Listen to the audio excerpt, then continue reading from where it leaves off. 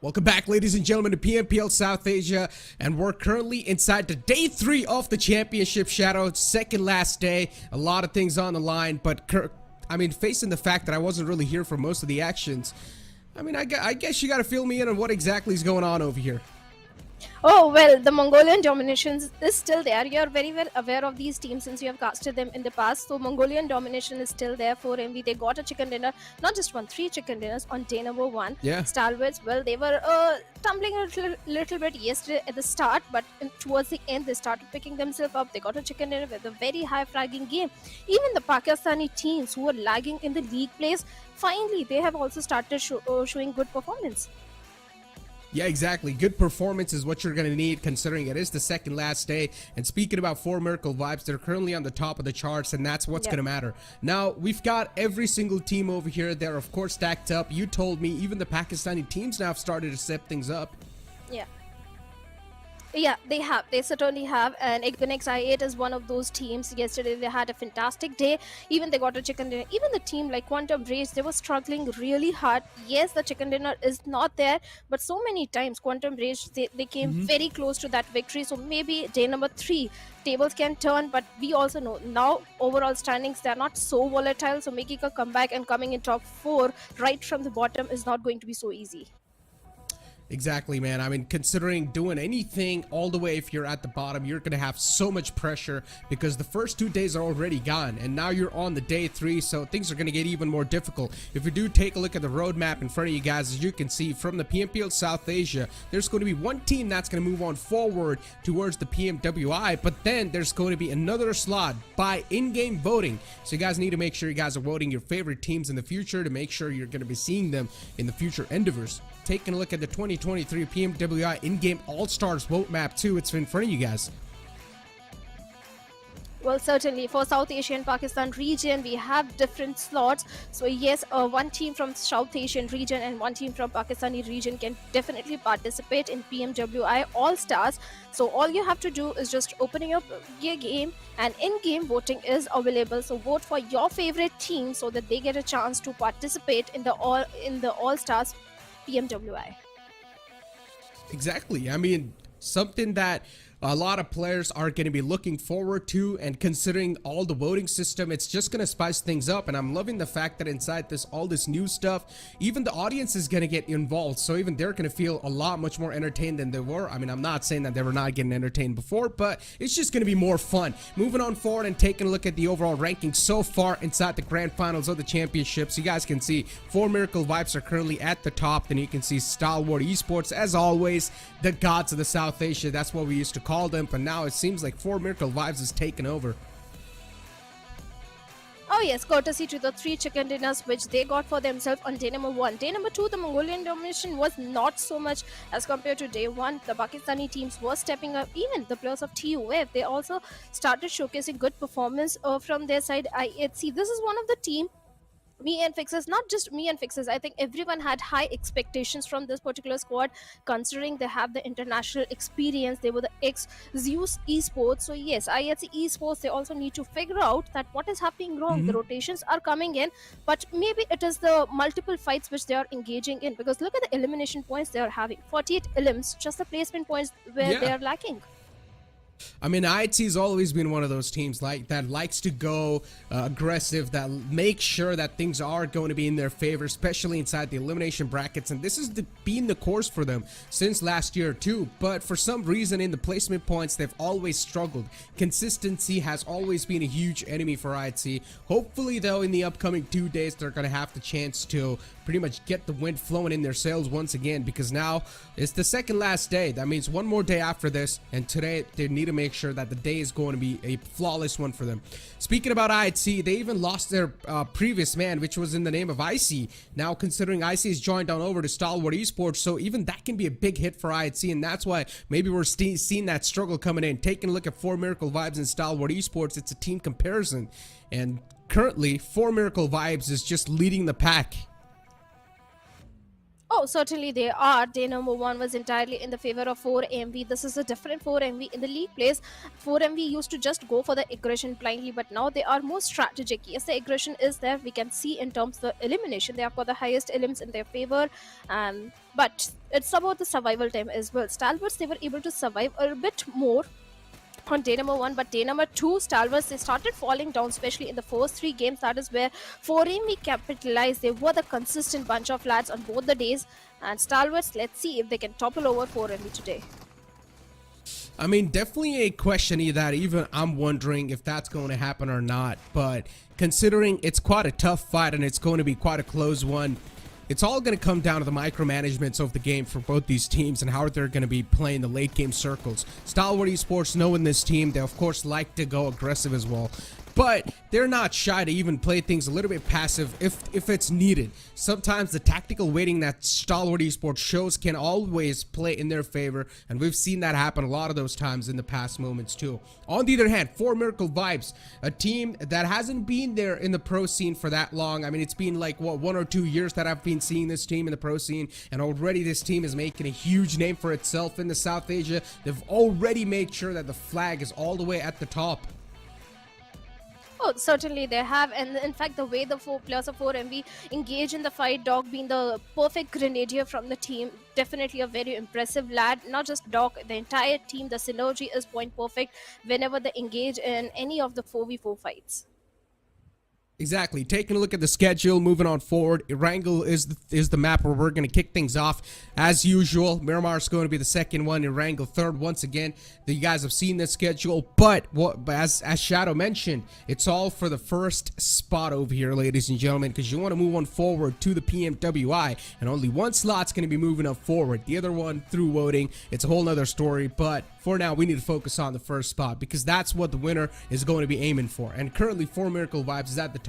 But we cannot just keep on talking about Stalwart Esports and 4Miracle Vibes, right? We need to also talk about the other contenders that have the possibility that can take on over that first spot too. T2K, MABETEX. MABETEX is one of those teams I still remember last year. This team was struggling so much, but now in the grand finals of the championship, this team is in the top 4, and that's a huge improvement. Oh, certainly. This time, MABETEX Esports, not just in the grand finals, in the league plays and PMPL SA as well, MABETEX showcased a very good performance, especially the way they used to rotate in the map of Miramar, because that is where MABETEX shine the most. Miramar is one of their strongest map, but in the grand finals, the way MABETEX, they have changed their drop location and still able to dominate, that is quite impressive. The synergy is there, the rotations are point perfect, even the IGL, the calls which are being made by the IGL, which compound to hold on to. Somehow MABETEX, they always find themselves in the safety of the circle. Exactly, and you know, one of the biggest upsets inside the South Asian region definitely has to be Skylights Gaming now making it to the grand finals. Yeah. A lot of fans are definitely going to be quite upset from Nepal, considering Skylights Gaming, they've got all the 4 legends in their team, being here in the pro scene for such a long time and not being able to compete inside the grand finals. I mean, what were your thoughts when you saw that? Actually, Skylights Gaming, they were really struggling. This time, Skylights and MABETEX Esports, they both had a similar drop location, especially in Miramar. They both used to come from the northern front, and that is where Skylights used to struggle. They couldn't transition themselves inside the circle. Towards the end also, they used to struggle in the 4v4 fights which they were taking. The split, the segregation that was coming from the players. Individual players were picked off from the side of Skylights Gaming, and that is where Skylights did fall off.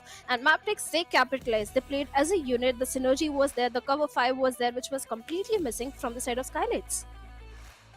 The cover fire, the synergy, the small mechanics that really do matter inside a fight. Sometimes Skylights Gaming do lack in that. I've seen this time and time in previous years too. Skylights Gaming is one of those teams that likes to go for a fight right off the bat. I still remember Savage Esports, especially on the map of Erangel, where they took over the entire Yasnaya region for themselves from Skylights Gaming, because Skylights Gaming would not even want to contest that.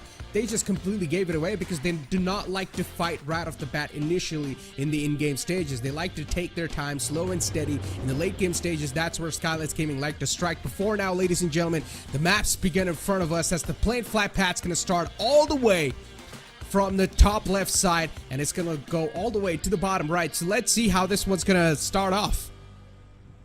Let's see how this one is going to start. Since it's day number 3, the pressure is definitely mounting, especially on the bottom teams, because so many things this time are at the stake. And we did see the similar playing path on day number 1, where 4MV they changed the drop location towards the side of Gatka. And let's see if 4MV again they are going to go towards the side of military boss, or will they head towards Gatka, because that was the only time where 4MV changed the drop location. On the other side, Stalwarts, they always love to go towards the side of Novo Ripnoi. T2K, they have been having their residency in the city of Sivorny. That is from where they like to dominate. But the question is where the Yeah. first circle is going to be. And Necro, if I have to ask you, what kind of a circle you want to see in this one? Circle. I would say military based circle for sure. This planned fly path is a pretty good one for that too. It's not directly all the way towards military based circle, so that means every single team will struggle if it's a down southern circle. So I would really love these teams to struggle their way through to that victory. Stalwart Esports is on their way to the south side. You can see a lot of teams are now, at least at the start of the game, they're quite cluttered up. Soon enough, they're going to find their sweet spots on the map for themselves. And yes, it is a southern circle, but not exactly on the military island. The potential 50-50s. It can either be a main island circle, or could be a southern island final circle, or maybe towards the bridge. This is going to be a difficult circle, definitely to play around with. And let's see what the ideal calls are going to be, where the circle is going to shift. But for now, there is no such drop collision happening, but we can see a cluster of teams towards the side of Ferry Pier and southern side of Pochinki. That is where we can see a first blood being drawn.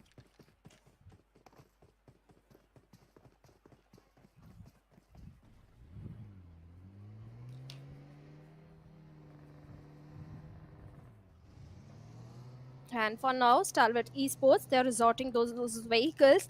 Finally, they have got a hold of the vehicles. So definitely Stalwarts will be moving towards the side of Novo Ripnoi. That is where they always likes to go. And that could be the reason they Yeah. always are pretty much loaded. They always have the good resources in their hands. And no one has ever tried to contest Stalwarts or 4MV in their top location.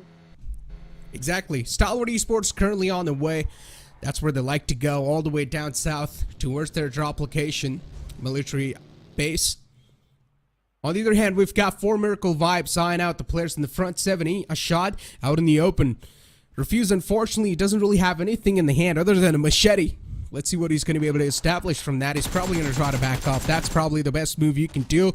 But for 70, it's not a good start. Already losing out on a player early off inside the game. As I said, Southern Circle is definitely going to catch a lot of teams off guard. And this is exactly what's happening. You can see the disbalance.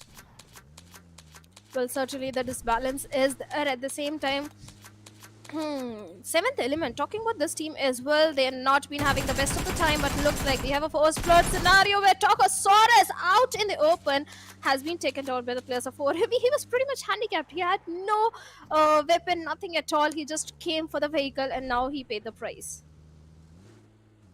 Prize being paid. As for MV, even they themselves are crossing on over to the southern side. They do realize now this is where things are going to start to hit the fan soon enough. And for them to get back in the swing of things, one player's quite low. It's Refused, but I don't think so it's going to be any problem. I don't see any team in their way, so they're going to have a smooth sailing all the way down south. But once again, the circle is just having that mysterious aura. We don't exactly know where the circle is going to be shifting towards. Huge question marks on my faces and even on the players' faces. But speaking for the teams right now, teams that are really on the struggling hand, man, they need to step things up, especially in the elimination bracket too. Even the teams that are currently in the mid pack, you talk about teams like Agon I8, you talk about NB Esports, whose run has been pretty good from the start of this PMPL. Now they're currently in the mid pack, and 2 days have already passed by. You cannot afford, the room for error is quite thin. Yeah, there is no room for error. At the same time, talking about Reggie's side, this is one of those teams that had the highest elimination points in the PMPL Pakistan. So definitely they were the aggressive bunch of lads, but suddenly in South Asia, they have not been able to find their feet inside the game. Yes, in the league plays, we thought it could be the jitters, it could be the nerves or the pressure mounting on the shoulders. But Reggie's side, other than Sanhok, they've not been able to showcase a good performance at all. So big pressure is definitely going to be there on the players of Reggie side. And Seventh Element looks like in a very wrong territory. T24 OP is there, but he takes down Sus of Leo Esports out there and makes his presence felt. Now a 1v3 scenario. Can he survive this one, Neeraj? Definitely, it's going to be quite a tough one considering your opponent has a DBS in the hand. Then it's next to impossible. Leo Esports, I mean, Liquid was taken down way too low. Even they lost out on one of the men, but not completely, just knocked out. So Leo, they've got things under control for now.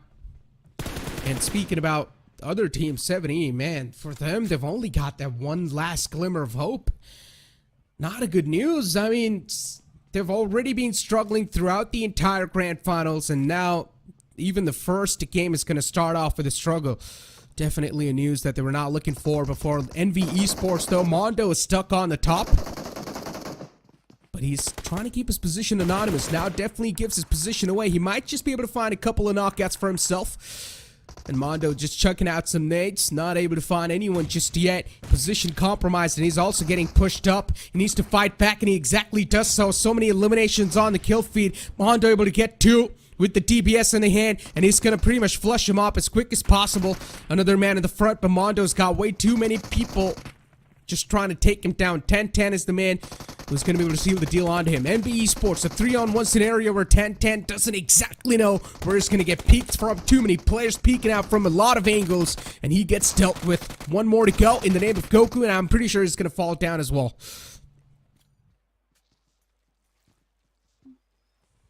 Quantum Rage, an early elimination. That has been a trouble for the players of Quantum Rage. NB Esports and Quantum Rage, they were both trying to transition inside the circle from the eastern front where they both collided into each other. And NB Esports, we know what sort of aggression this team brings on the other side. Quantum Rage, they were really struggling. They were not able to find their confidence. Yes, in few of the games yesterday, Quantum Rage did showcase good performance, but other than that, Quantum Rage, they have been completely missing out. And NB Esports, well, they've always been an impressive bunch of lads. This is one of the team that used to dominate in the league plays in few of the games, getting those double-digit finishes. They even came very close to becoming the champion of PMPL South Asia as well.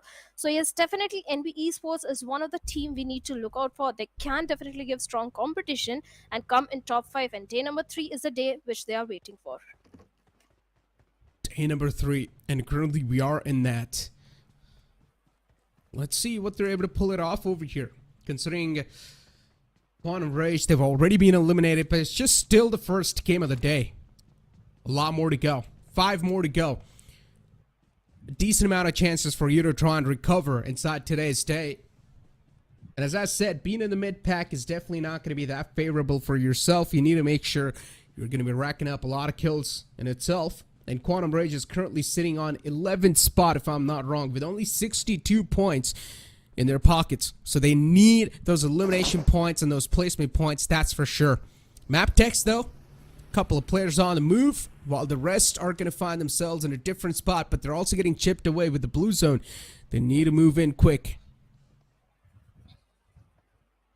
And they're opting for a southern rotation. That is going to be an ideal and safe path, considering so many rotations are coming from the northern front. And this time the circle is going to be a military based circle, and 4ME looks like they're already going for a bridge block, western bridge block, where Stalwarts, they're on the eastern bridge. So yes, surpassing the team of 4ME and Stalwart Esports to transition inside the circle is not going to be an easy task, especially the way the cluster is forming out towards the western bridge, where again XI8 are there, Magnus Esports are also there, and it looks like Magnus, they're already picking up a fight, and Zibian right in front of the players of Uzm, and Uz instantly takes Zibian down. Yeah, shotgun in the hands of the player in the front. And that's where you see Uzum just trying to play around, not exactly pushing inside the house in itself. But finally now the players are going to start to pull out the shotguns as Zen is on the top. He's still trying to fight for his life, but eventually even he will fall down. Now they've taken over this compound. Magnus, they crumble down. Another player's knocked out in the front, and the last player of Magnus, he's on a run. He just dipped in the water, bailed on his teammate, doesn't care about anything. Now he needs to play for the placement points or whatever he can get in his hands. But Aegon I8, a clean way to get the compound on the hand, and now Fullock is also getting shot at from Leo. The chip damage is definitely there. Aegon I8, they've got a decent amount of meds lined up too, but that doesn't mean you're going to start to burn out of Again, excited, they really need to find a way to move inside the circle, because with the presence of Leo Esports and 4MV on the other side of the bridge, it's not going to be an easy task. On the other side, 7th Element and IHC, they're also locking horns with each other when Ashad has been found out, and with that, 7th Element also bids bye-bye on the 15th spot. Talking about again, excited, Blade is still hunting and looking for the players of Magnus Esports, and for Magnus, Yeah. it's kind of a fish in a barrel situation. They're pretty much handicapped, can't do anything. They can just hope and pray that the players of Eganix I8 don't spot them, or maybe Leo Esports, they show on the doorsteps of Eganix I8 so that Magnus can move inside the circle. But at least Magnus, they were able to recover that fallen player. Back on his feet, Zibian. Things looking good, but still, they've got a big hurdle in front of them. And Uzum's just going to keep on tossing those nades in the water. Once again, another player falls down. Aegon Ayat, there's just, as I said, it's a huge hurdle for them to try and cross on over, and Aegon Ayat is not going to let that go away. They know these are free elimination points, and they want those in the hands. Nades are being tossed on either side of the rock, not still able to find that sweet spot for themselves. Once again, this man gets chipped way too low, and barely is able to survive for now. And that's going to be 4MV East all the way on top of the bridge, just taking those shots. Soon enough, even he will be spotted. Look at East. How is he even able to see this far away? Uzum is going to duck in the back once again in the cover. Sandesh, on the other hand, is going to take a little bit of dig against the players of HV.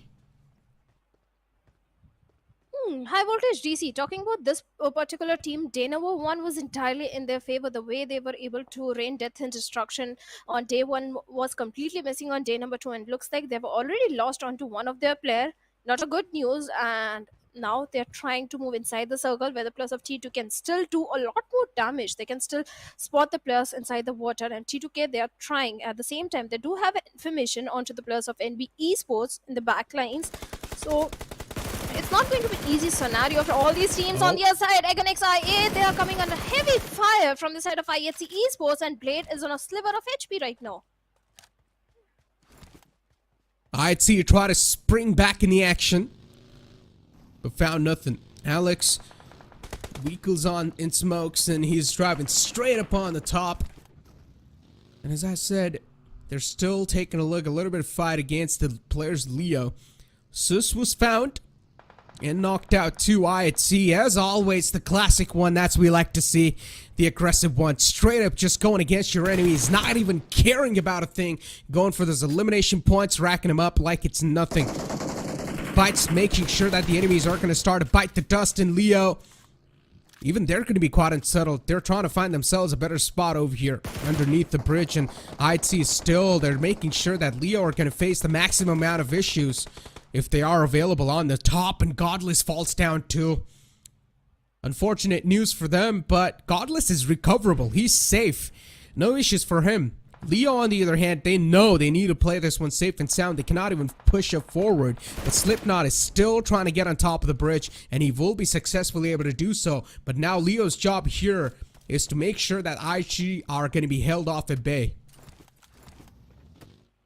But the bad news is the blue is also closing in, and 4MV, they're also waiting on the other side of the bridge. It's not a good news for either of these teams. The grenade are being lobbed from the side of Slipknot, but no connection whatsoever. But Godless, he's been revived. He's again back inside the game, and IHC, they have to try it as a rotation. They have to transition inside the circle, but that's a big challenge. The Leo Esports players are still over there, and Slipknot hiding, trying to find something, try to take down the players of IHC, and Zior in a close frontal battle with Slipknot. Can he find him?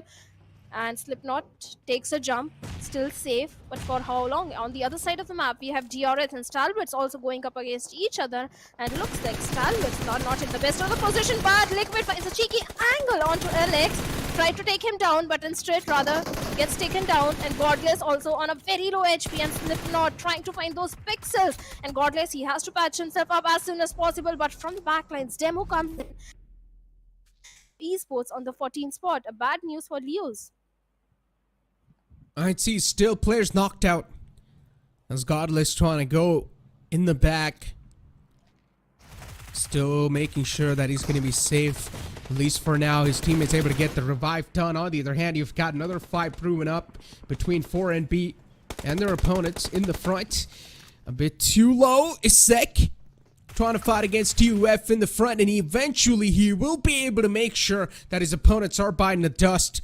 NB Esports, they come out on top. Nicely done, but two players are still knocked out. Fistboy on his way towards his teammates knows they need the backup. But still, NB Esports, at least for now, they've got the entire southern side of the zone in their hand, but they still need to make it inside the circle. The circle is now looking pretty awkward. For any other team to breach inside the circle, it's going to be hell of a hustle. I like what the players of 4MV and MABETEX are doing right now. 4MV, they are on the western periphery of the circle, where MABETEX are potentially looking to dominate from the southern end. But right now, Stalwarts, they have been spotted down by the players of 4MV. And this is what that has changed in the playstyle of 4MV. This time, yes, they do get the information. Rather than making a hasty rush, half-baked rush towards a team, they rather capitalize on the information and position themselves so that they can aim for the chicken dinner.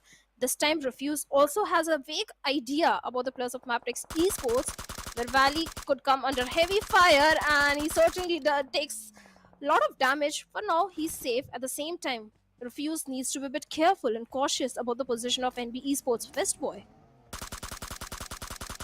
Trying to pepper some shots in the front. Fistboy still safe. Man just driving in his whip in the Lambo. Getting away from all the bullets and the danger. At least for now, though. Soon enough, they're going to run into a lot of trouble. All the hilltops, the high grounds contested, as you said. Yeah, the decision making from 4MV is incredible. They're trying to spread themselves as far away as possible, trying to get as much as map control in their hands. And currently, they're taking the entire left side of the zone in their hands so far. They've got a lot of map control secured, and look at this. NB Esports against MABETEX, but unfortunately, Fistboy gets ran over by Wally. Definitely a little bit of an embarrassing moment for them, but MABETEX, even they themselves, they've got a lot of bodies that are still knocked down, crawling for help. Wally in the back is way too low, looking to patch himself up. MG3 in the hands of Mondo. And he's going to make sure that he's putting the final nails in the coffin for the players of MABETEX. A good nade! Going to catch Baron. Perfectly done, Mondo! This man's accuracy is on the point today. And now looking to mow down the lawn in the front. Wally's still able to make it away safe for now. The buggy has took too many bullets on himself. And Wally knows it's probably next to impossible to recover his teammate Baron. He needs to play in the back end safe. Oh, Mondo, this guy is again back in the action. He was able to clutch so many times during the PMPL SA and in the league plays. He was so many times the MVP as well. And NB Esports, finally, they have been able to find their feet. And Mondo is still trying to find Bali, who has a good compound to his name and a good hard cover. But the bad news is the circle has taken a northern shift, and MABETEX and NB, they need to make those rotation. But somehow 4MB again in a good spot, Stalwarts in the epicenter. At the same time, T2K also, they're holding on to the ridge line, the short line. They do have a good position, but Valley, oh, Monjo with that weapon is still hunting for him, and Valley in a 1v3 scenario right now. Oh, he just dips away. Doesn't want to fight it. Just runs away. Is going to give away the compound. NB Esports securing another compound and a solid cover for themselves, but still, they need to make it inside the circle. A huge bad news, though. IHC, they try to get back in the swing of things, but unfortunately, while doing so, they were catching too much damage. They were also outside the zone in the blue, and the wall of death kept on chipping away onto them, while the teams in the front made sure that they're also taking down a couple of enemies. Now IHC, they've only got Demo alive. Not a good news. I even thought that they have a pretty good spot for themselves where they can rotate from, but even they've been eliminated from the game. And look at DRS trying to sneak away through the smokes, but unfortunately, you've still got a man like KVI, who's got Sky, who's got his eyes in the front against DRS, and yeah, the damage is way too much. They're getting chipped away, and Sky's just peppering it away with the Mini 14 while his teammates are spraying it through with the M416. Viper, although not too many bullets on the Scorel, still trying to find Delta over there. He's going to run out of the bullets over there and eliminate Crew. Well, They do have information onto the players of DRS, but right now they have the complete eastern periphery control. They do have good ridges to work around with, and let me tell you, Illuminate Crew was one of the team that in PMPL South Asia they got back-to-back 3 chicken dinners for themselves. They are definitely capable and refuse with a vehicle run over. Takes down Demo, the last man from the side of IHC, and now only 8 teams left with 22 players remaining, and suddenly 4MB again in the best of the spot with 7 elims of their own, and Valley Enemy Esports, they are not going to spare Valley at all. Finally finds him, the poor lad, and MABETEX Esports, they bid bye-bye on the 8th spot. Wally out, and NB Esports once again, they were just on the prowl for this man. They had the trail of Volley, knew exactly where he was, and he got hunted down once again. DRS, they themselves, they're fighting their own different war, man. Not able to get out of the danger zone so far. Even Killer YT, way too low for comfort. Gonna find himself a little edge, a little ridge, where he's gonna try to patch himself up. But you've got a team like Stalwart Esports just dying you out, just trying to take you down. Those bullets are gonna pierce through your armor and shred you apart. The bullets of pain definitely are quite tough. But now, Illuminate Crew, even they're right behind the players of Stalwart Esports. Soon enough, Stalwart, they're going to find themselves in a bit of awkward spot. Then Illuminate Crew are going to start to look over them. But T2K for now, they're just trying to scoop anything that's going to fall in their court. Illuminate Crew, this can be a good game if they manage to have a good control inside the circle, but the team that can be an ugly thorn for the players of Illuminate can be the players of T2K. But the split that is coming from the side of T2K not the best position right now, because they are susceptible to those third parties that can come either from Stalwarts or either from 4MV, because 4MV, they're on a hunting spree right now. Jane, the first glimpse is there, and Nova X is quick to retaliate, takes hefty HP out of him, but somehow he survived. Now T2K, they have to be the cautious ones, but Illuminate, they're still a few meters away from the circle. And still trying to pull something off here. I like the fact that now teams have found themselves, or at least situated themselves on the edges. Even NB Esports, they're quite spread out. They're having a little split for themselves. It's a 2-1 split where Mondo is all the way on the left, on the other side of the road. 4 Merkel Vibes trying to scout out the water lines, making sure no fishes are able to creep and crawl their way in. One spotted. Zipian still able to make it out alive from that situation where Aegon Ayat were the one against Magnus. Oh man, Zipian just fighting for his life in the water lines while the wall of death is chipping away onto him. Next to impossible to survive. And finally, Apex is going to seal the deal and take care of business, as we've still got another player from T2K in the waterline. Sandesh all by himself behind that boat, next to impossible to make it away. As I said, Mondo, there was a little split for NB Esports, and now Mondo being caught off guard all by himself, next to impossible to get the resurrection on the fallen player. And for MV, they're going to push up and get the confirmation, but doing so, refuse is quite low, so he needs to take things cautiously. Well, from the backlines, the remaining players of NB Esports are providing the necessary cover fire, but it's not going to be enough. Like you said, it's almost impossible to go for the race onto Mondo, and finally the finish point is there. But Stalwarts, they're also coming under heavy fire from the side of NB Esports, where second fist, where all they have is a little wooden shack to the cover. Not enough, but still something to work around with. At the same time, they don't have too many first aids as well. Their medkits, the resources are not enough in the hands of Stalwart Esports, so they have to be the cautious one. On the other side, we do have a knock onto one player from Stalwarts, where 4MV looks like they are looking for the players of Illuminate Crew. The double-edged sword, the smoke is there, giving the information of the players of Illuminate Crew right away to east. But he's not going to overcome it, but a perfect grenade from Sky takes down Jane. Things are now starting to heat up a little bit too much. As Illuminate Crew, they're going to find a clear line of sight on the players of 4MV. And first knock is already found. Viper. He's low himself, but he's got a solid cover in front of him. But still, the main objective is going to be not to trip over your own shoelaces. You need to make sure that your surroundings are clear. And by that, I mean Sandesh is still on the right side. And this man is a venomous snake. He can strike whenever he gets a chance to. I8, now they're subtracted over here. They've got a little split for themselves. It's a 3-1. And all the 3 players on the right side, they're a little bit tagged up. Should patch himself up. NB Esports, they lose out on another player, and they're in quite an awkward spot. They need to make it on the other side of the road.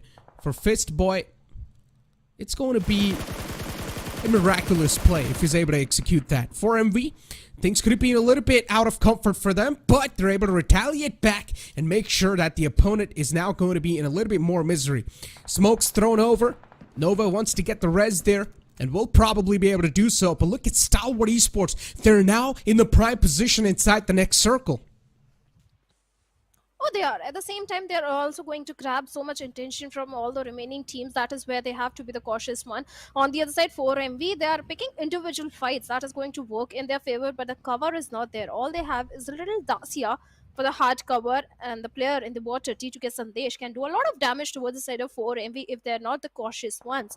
At the same time, Fist Boy trying to pull off a miraculous play, but that won't be allowed as Lirzet puts an end to him. And with that, NB Esports also bids bye-bye after having a very high frag game and tops from the angles. First down Sky, and Sky was trying to move inside the safety, but unfortunately, he has been taken down.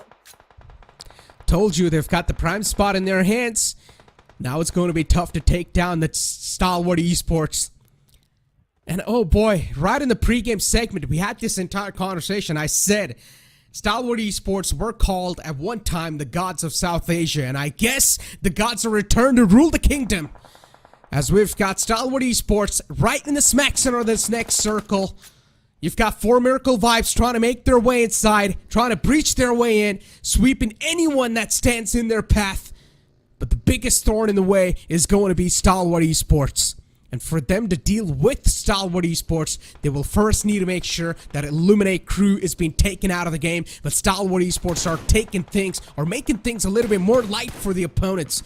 You've got another man from Stalwart just trying to drive around, gather any sort of information.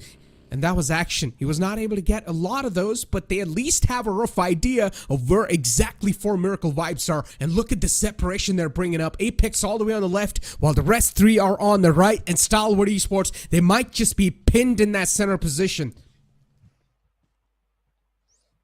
The Goliaths versus Goliaths from the Mongolian region. Who is going to get the chicken dinner for themselves? The frags are definitely in the favor of 4MV. 13 frags. They were raining death and destruction in this particular Erangel. On the other side, like you said, Stalwarts, they do have a good compound, good building, hardcover to their name. But yes, 4MV, they are trying to surround a flank angle that has been created by Apex.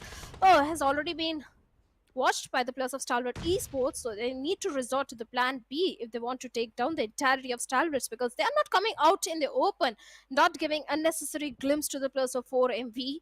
And the zone, the circle is also favoring. The grenades are being flung over, but no connection whatsoever. The nade tosses are there, but the mark isn't. 4 Miracle Vibes, they have the man advantage inside this situation. And the overall advantage, too, is in the hands of 4 Miracle Vibes. But it's all going to come down to this next circle shift. And where the circle is going to be shifting on over.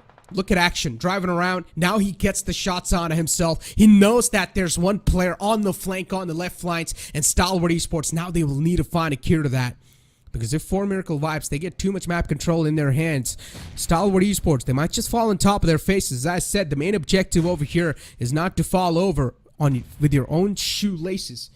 Do not trip over. At Stalwart Esports, they're making sure that the surroundings are being watched.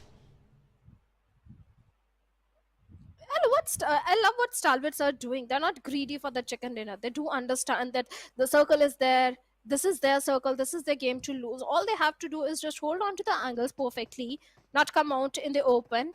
Because as the circle is going to close in, the first player or the first team to get the blue zone damage are going to be the players of 4MV. But action is going to drive around with that vehicle. That can be a very risky play.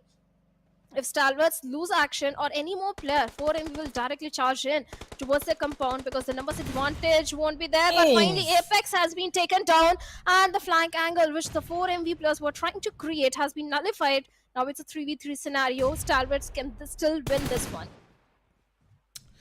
As I said, the spread not working out, and Stalwart Esports action played that perfectly, drove around inside a vehicle, got Apex's position compromised, and then Stalwart Esports dealt with that issue so nicely. But I gotta say one thing, the teams have definitely went through a huge state of metamorphosis, and they're looking fantastic as ever before. As for Miracle Vibes, action way too low for comfort, but is still able to stay alive for now. Falls back, goes for the heals on himself, and will be able to patch himself up. As now the circle is starting to be a huge key issue for both these teams. Stalwart Esports, at least they've got a solid compounds for themselves. Smokes tossed on over all across the field as reviews will be able to get a knockdown in the opponents. The MG3 is going to make sure that it's going to hurt their opponent as much as possible. Just shreds through the meat, as now Nirzet knows that he's also getting pushed on over by the players of 4MV, but this nade is perfect. It finds stock. Nicely done. Nirzet takes down another man. This man is a one-man army and will also take down the last man. Perfectly done. Stalwart Esports, they take it in the hand. Great way to kick things off on the day 3. Well, perfectly. The patience paid off. It's a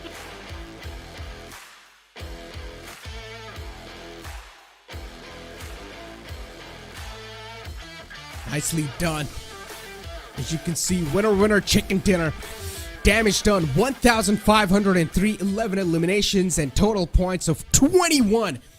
And they're still in the second spot in the overall rankings, ladies and gentlemen. But even though their opponents lost, but they still got the second spot. But ladies and gentlemen, it's time for us to push to a short break. Don't go anywhere. We'll be right back.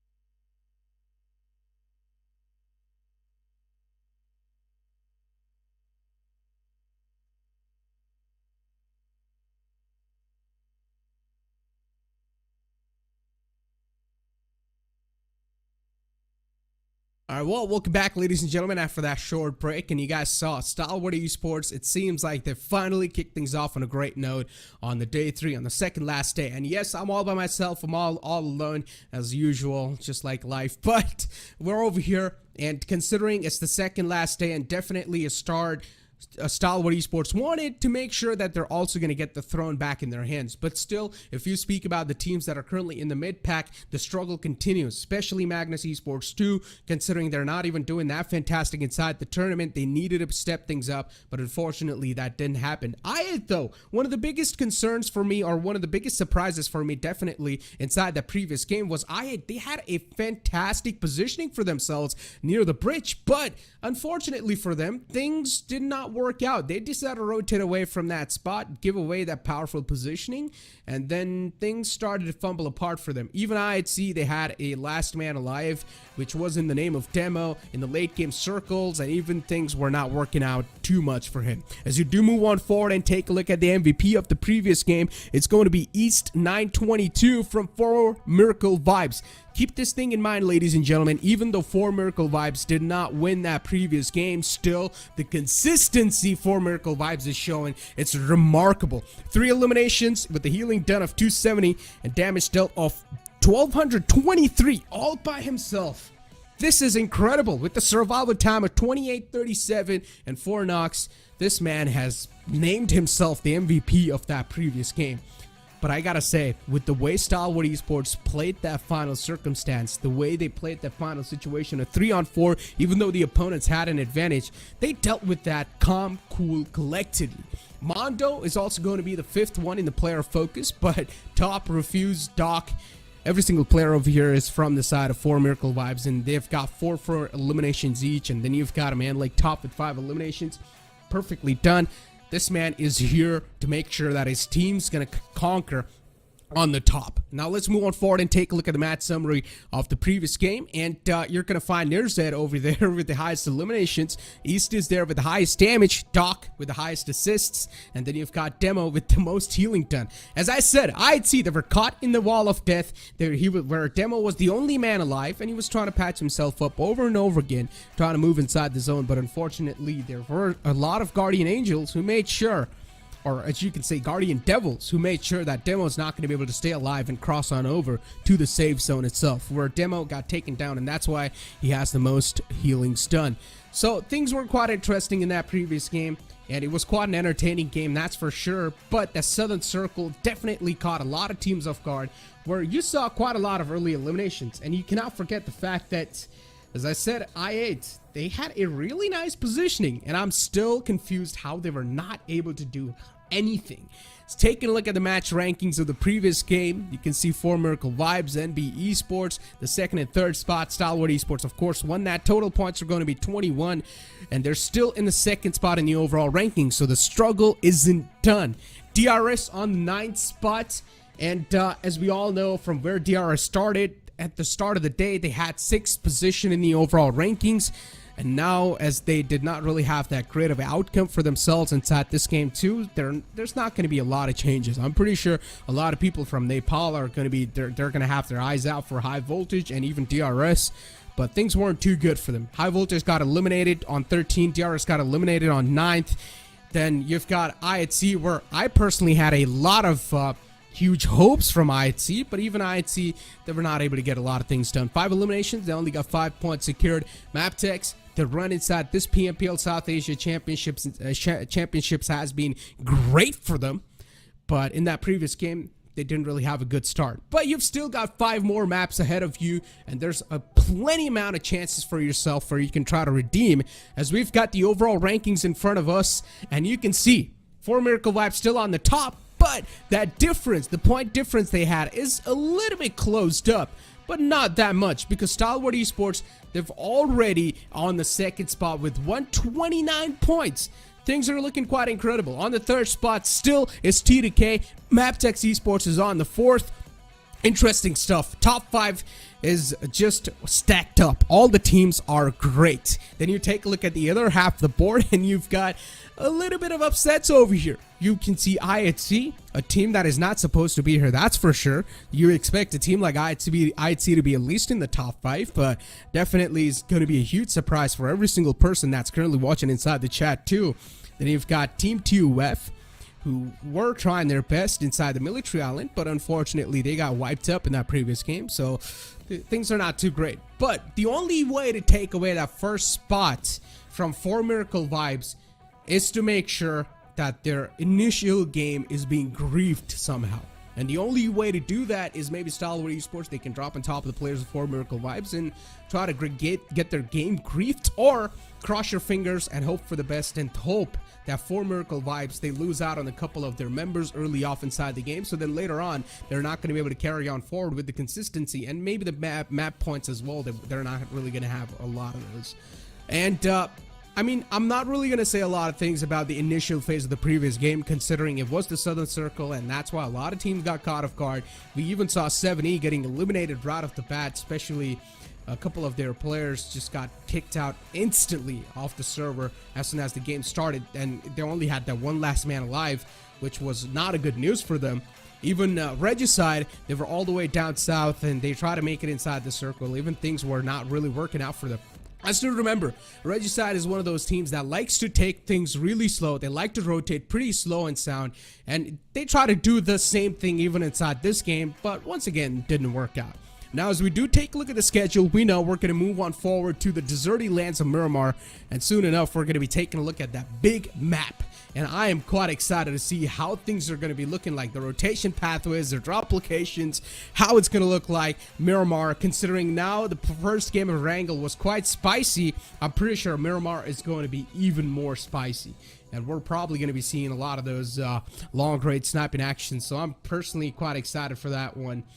And speaking about 4 Miracle Vibes in Stalwart Esports, last year, I remember, we called 4 Miracle Vibes the kryptonite of Stalwart Esports. And now these two teams are right next to each other, neck and neck. And even now, 4 Miracle Vibes, they're proven out to be a kryptonite, not exactly in the fights though, but so far in the overall rankings. Because 4 Miracle Vibes have taken over the throne. At Stalwart Esports being the second spot, they're on the chase for that. 4 Miracle Vibes, they lost that previous fight, but what matters to them is that consistency. All they need to do is stay consistent and slowly and steadily nail down that first spot that they've gotten for themselves and just stay on top and pretty much have that slot for yourself in the PMWI, which is going to be quite an interesting story in itself. But so far, man, things have been spicing up way too much. I'm pretty sure a lot of people are going to be excited considering it is the second half day of the grand finals and everyone just wants to sit there and find out who's going to be the winner too. And slowly and steadily, even the vision is starting to get clearer. You guys are having a little bit of idea of who might just be there on the top.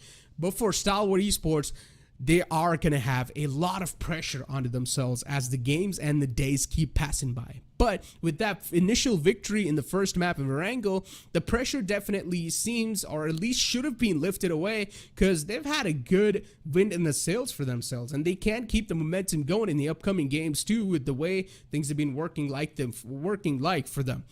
But Stalwart Esports cannot look over the fact or cannot ignore the fact that even T2K, they were in the finals they were in the final couple of teams in the previous game too. T2K is also right underneath Stalwart Esports, and there's not a lot of points difference between them and TDK, and TDK can definitely make it on the second spot too. One little misstep, as I said, the room for error is way too low. If you take one wrong step, it's going to cost you your spot, and you cannot afford to, especially inside this year's meta, because it's quite tough to gain those points unless you're able to rack up a lot of elimination points. Then it can definitely be a huge cherry on top of the cake. NB Esports too, they tried their best to fight back in the previous game, but You've got teams that were just surrounding you, while NB Esports tried to make it all the way from down south towards the circle. They were getting picked off slowly and steadily. Well, I gotta say one thing, and that is for sure that we are seeing a lot of improvements with the utility utilization, the nades that are being tossed on over on the opponents. They're pinpoint. The precision seems on the point. But ladies and gentlemen, it seems like soon enough we're going to move on forward to the second game of the day. Well, certainly, and so sorry for the technical issue, and I'm finally back. Thank you so much, Necro, for doing it alone. But finally, like you said, Miramar is there, the deserty forest, where the players of MABETEX tend to shine the most. Even 4MV, considering they tend to go towards the side of Chumasera. If we have a southern circle, I don't know about the circle, but we definitely have a southern flight path, and 4MV, they're going to be a bunch of happy lads because the drop location is right there. But I don't want to be in the shoes of teams like IHC, who likes going towards the side of El Pozo, or MABETEX, who earlier used to go towards the side of Torre Emuda. But recently, MABETEX, they have been going towards the southern side of Los Leones as well. So they do have a dynamic drop location. Let's see what's going to happen, which path they are going to opt for. But Regicide, this team, they have been struggling a lot recently. I gotta say, the competition compared to last year and this year, there's a drastic change. Teams seem like they're on a different level. They're improved so much, and considering even I am trying to get back in the swing of things in this championship, I was absent for the most of the days, and now that I'm over here, just seeing them out and over perform this well, I am definitely flabbergasted. I am so surprised, and I'm pretty sure even in the future, you guys are going to be up for a massive show. Taking a look at the circle 2, sort of tilted a little bit top left towards the El Pozo power grid area.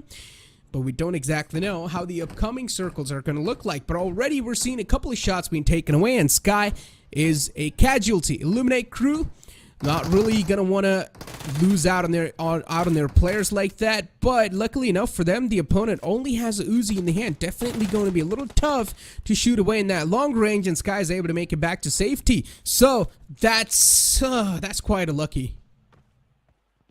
Lucky Sky, definitely 100% lucky. His teammate is also nearby, Viper. He can go for the race onto Sky. And Illuminate Crew, they can't afford to make any sort of mistake right now. They are trying to stage a comeback on day number 3. The previous game, yes, no chicken dinner, but a good game came into the favor of Illuminate Crew. And this time, oh, MABETEX Esports, they are also behind them. MABETEX, recently they have started coming to the city of Los Leones, but it's the first time that we have seen MABETEX go up against the players of Illuminate Crew directly for a head-on fight. But for now, both these teams, it's kind of a safe situation. Both the teams are trying to grab those resources, crucial resources for the close combat fight. But the circle, talking about the circle, NB Esports can benefit heavily, Necro, from the circle. 100%. Circle, I mean, it's definitely something. And considering the planned flat path was all the way down south, once again, the teams there are at least going to be a couple of teams that will probably need to step outside their comfort zone and find a new rotation pathway for themselves, or maybe a temporary drop spot. And we did see those teams trying to get those vehicles in the hand, trying to get back to the spot where they want to go towards. But sometimes you're not that lucky one, and you do get caught off guard in the fights in between, and you might just catch a couple of bullets onto yourself. But we haven't seen that so far. Every single player inside the lobby is healthy. So that's a good news for the teams, I guess, but we're not going to see an early action. Maybe we can, because the circle is kind of a tricky. All those teams who are towards the side of Los Leones, they have to go for early rotation. Speaking of T2K, they're also in the periphery of the circle, and Magnus Zabian, he's walking on thin ice because T2Ks, they are also in the close proximity. But for now, T2K, they have moved away, so Zabian is safe for now. And Magnus Esports, talking about this team, in the PMPL Pakistan previous seasons, Magnus was one of the strongest team. But this season, Magnus, they have been completely missing. The aggression that Magnus Esports used to bring in, that is completely missing. And Miramar used to be their strongest map, but now every map is broken for this particular team. I really hope they are able to find their feet and they do recover from whatever issue the team is having right now. But like T2K, they have an idea about the players of Magnus, and Zibian is a very wrong territory, as Jane with the UMP 45 is already closing in the distance. Can he take down Zibian? I think Zibian will make it to the safety. Yep, he's good. It's going to be tough to catch on over to the opponent like that. Zibian's going to make it back to safety. His team's going to have a youth side relief. Still, though, I mean, TDK is trying to pepper some shots on over, hoping that maybe a couple of lucky bullets connection can be found. But Zibian is still alive in the back of that ridge, trying to play for his life. His teammates are now starting to come closer to him, and they will provide a little bit of cavalry. But taking a look at the live rankings in front of us, and definitely Stalwart Esports and 4MV, the distance is not that close. Still 4 Miracle vibes, even though they were taken out in the last moment, they still got the second spot. So that means they're having that consistency flow still going on. The momentum is even in their hands for now. But TDK, they lose out on the player who tried to push on up way too close and personal. And Magnus, they've got themselves a free elimination point as Jane's going to be taking out the game. And Rick 2 is catching a couple of bullets. But then, mostly those bullets are just to scare the players of TDK away. So Magnus, they've played this perfectly well. Jane, though, he got a little too ahead of himself, tried to push on over to the opponent, and didn't work out. Magnus Esports, player's quite lucky to be alive, MGS. He's just trying to fall back and play for his life now. Oh, certainly. Even Seog is in a very tricky spot. The split that is coming from the side of Magnus Esports is working in their favor. It's not so much that they can't go for a raise if a knock comes in. On the other side, T2K, they are in the low ground. The compounds are there. Sandesh along with Seog. So, DS, Magnus and T2K, they are trying to lock horns with each other. At the same time, on the southern periphery, we have the players of 7th Element and 2F who are trying to move inside the circle. Shots were being fired, but no damage has been done whatsoever. And 7th Element, they have not been able to perform good in even a single game. So they need good games in their pockets if they want to earn more money, if they want to increase their prize money and propel themselves a bit higher in the ranking. Because every single position is going to increase your bank balance, and that is something seventh element needs to focus on. But TUF, this team showcased good performance yesterday towards the end few games, Yep. but right now they're right in the crosses of Oh, Chocosaurus. Looks like the vehicle has taken a certain damage, but not enough to take down the players. TDK, they really try to take the fight early on against Magnus. They wanted to take him down. TDK thought the Magnus are going to be free points, or at least easy points. It's going to be an easy fight. But then Magnus, they started to humble TDK, and now TDK, they've already lost out on the player this early off inside the game. And TDK is in the top 3 of the overall rankings, and these are the grand finals. You're not going to have a lot of chances. So yeah, definitely a big hurdle for TDK to get on over. But it's going to be a tough one. Even Aegon I8 now is looking for a fair share for themselves in that fight, as they have gotten one player down from Magnus. Zibian, another player taken down. Magnus, they're losing out on the numbers now. They've only got the last 2 players alive, and in front of us, we've got a fight proven up between Regicide and TUF. It's a battle of the grenades. Nades being flung over from both the directions, and Avenger on a sliver of HP. One grenade, perfect grenade from the side of H2SO4 can take down Avenger over there, but he has patched himself up. The smokes are there. TUF, they do have the position advantage. On the other side, Thor gets taken down by a perfect flank angle, which was created by Noki, and instant confirmation has been made. This is the moment where Avenger can push a little further, but Noki comes in, takes down M7. Suddenly the tables have turned, and Regicide, they're leading the charge, and H2SO4 also gets taken down. Now only Jokerster remains in the back lines. The trades are being made. Avenger is down, but the revival can't be made because it's a close frontal battle. But Jokerster comes in with a DBS right in the face of Noki, deals with him. Now Regicide left with only 2 players. A 1v2 scenario for the players of TUF. Jokerster still hiding. DBS in the hands, in the close quarter, it's going to be a deadly one, so you need to make sure you're having your personal distance against the opponent. Joker, way too low, but the nade's going to land perfectly on one of the players in the opponent. Regicide, Russian's way too low, but still, it's not going to matter. The cover fire's there from the back as Vaz is going to put the final nail in the coffin. TUF eliminated from the game, perfectly done from Regicide.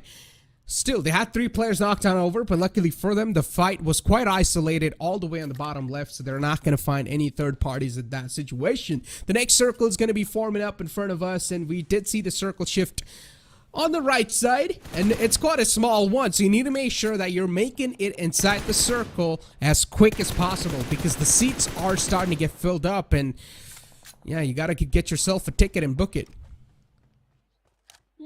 The real estate prices have definitely increased towards the side of St. Martin and Picardo, where the players of Stalwart are there. We have Highvoltage DC. We haven't seen much of Highvoltage DC today and yesterday as well. So Highvoltage DC, they also are looking for a good game, and this can be a good game for them because yes, the circle is heavily favoring their drop location. But East finds a knock onto the players of MABETEX Esports. MABETEX again having a bad start. Kese has been dealt with. Instant confirmation is there. Even the players of Leo Esports, they do have a certain height advantage, uphill control inside the circle towards the side of Power Grid. But they also need to check their back because from backlines, the players of IHC can come in. Even the players of NB Esports are also trying to migrate inside the circle. They might try and contest the players of Leo Esports. Regicide once again taking the slow and steady approach. I see on the map they're once again caught in the blue zone, and I personally am not a huge fan of these late game rotations. I mean, they have gotten a lot of points for themselves, but they should have tried to move in instantly, man. But they've already wasted a lot of time, and now for them to make it inside the circle this late, as I said, it's going to be a hell of a hustle. MABETEX, they've got a good area for themselves inside Picado. They can just sit around with I8 as their enemies, which is looking over them. And they have gotten a good control of the city for themselves. They are getting a lot of information secured. MABETEX, on the other hand, they don't even have the man number to play around with. So every single move has to be quite cautious one. And MABETEX is one of those teams that is in the mid-pack. A lot of those teams that we had heavy expectations from, they're not able to deliver in the first 2 games of the day 3. But we can't say much. They have not been able to deliver. 100% agreed. Even the numbers advantage is right now not in the favor of MABETEX Esports. I don't know what is happening wrong. MABETEX, they used to have such a good, strong control in the map of Miramar. This drop location change, this rivalry against the players of Eliminate Crew, is it benefiting the players of MABETEX? I doubt, because see, right now only two players, Eliminate Crew, they do have the numbers advantage. All MABETEX can hope for a third party or find some opening onto the players of Illuminate Crew, but the way Illuminates are spread, the way they are covering all the major buildings, and Baron gives a glimpse to the player Woofies, but somehow he is definitely a one lucky lad. Woofy should have taken his time. Now Baron's alerted. That could have been a free knockout for Illuminate Crew. They messed up on that. Patience lacking, and Woofy just gives it away. On the other hand, we're seeing another fight happening over here for NB Esports. They've lost out on one of their own. Oh, big names are taking massive hits. They need to find a sweet spot for themselves, tune it for their own good. As for Miracle Vibes, East is in the back lines. Look at the spread 4MV are having. They're quite spread apart from each other, but this is the way they like to play. Take as much as the area control you can. So that means you are going to be quite a confident bunch of players when you're going to traverse across that area. You've got Stalwart Esports 2 against Quantum Rage. This is quite an unfair situation for Quantum Rage, considering Stalwart Esports are the table toppers, or at least in the top two. And then you've got a team like Quantum Rage is struggling. And Stalwart Esports, they're just going to keep on peppering it away. They're not going to let Quantum Rage get away that easily. There's a spots out the vehicle getting away, but he realizes it's going to be quite a tough one to find himself that piece of cake. So he's just going to let him slide away. Yeah, the ridges are there that can provide necessary cover to the players of Quantum Rage, and making your presence felt for Stalwarts at this point is not going to be the ideal situation. Rather, just wait for Quantum Rage to be in such a range, or to be out in the open where they can fire the shots and take down at least one player from the moving vehicle. But on the other side, Highvoltage, they have opened things up against Illuminate Crew, where one player has been taken down. The confirmation has not been made, but DRS, being the king of the hills, do have a certain height advantage onto the players of again I8. At the same time, we have Quantum Rage also in the close proximity. So yes, there is a major cluster that is forming towards the eastern side. Everyone is trying to be the king of the hills. So only certain teams can rule those hills. But for now, the next circle shift at the same time, Necro is going to be so very crucial. If it goes towards the western side, the players of Leo Esports can benefit heavily. But if it goes little north, Stalwarts, they are still on the periphery. They are going to again find themselves on the best prime spot. Yeah. I mean, look at DRS. They're currently in a pinch. They've got Aegon I82 right next to him, and then they've also got Quantum Rage right next to him. And DRS is right in between. Not a huge fan of this position, but for now, T2K against NB Esports. Finally, this fight, but this battle is going to break down as Sanhok and Sandesh, they fall apart. Rig, the only man to go, but the MG3 is way too strong. The fire rate of this weapon is going to shred the opponents apart as T2K, they get themselves under control. They get this situation under control. Fistboy, the last glimmer of hope alive for NB Esports, and Rig was able to shut down both those players in the front. What a savior.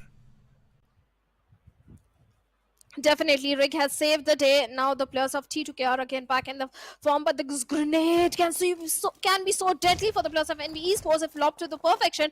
But unfortunately, the projectile is making, the rescue mission is going on, and this is a moment when T2K, they have to strike if they want to win this outnumbered fight. But the retaliation grenades are also being flung over by Mondo as Fistboy is going for the raise onto Sek. This is a battle of two grenades. And T2K, they could have been eliminated. This time Mondo was so very close. The nade blew up right on top of their heads. It's tough to lob a nade perfectly in that little area. So Sandesh is going to be safe for a while. He's found himself that little, just a perfect edge that he's playing in. Taking a look at the kill feed too, you do see Illuminate Crew as well getting themselves, or at least getting their hands on a couple of more elimination points. And then you've got 72 getting challenged by another team in the front lines. Too many fights happening at the same time, and this is going to happen as the circle is going to shrink even lower. You've got teams that are trying to personify the perfection, while you've got some teams that are trying to hold their nerves with the guns. But still, at the end, the victorious is the signature M416 as NB Esports. Both these teams, they're just playing it slow and safe. They know they're quite the vulnerable ones. And a lot of sound cues given away, that means there's a high chance that a third party might just be attracted.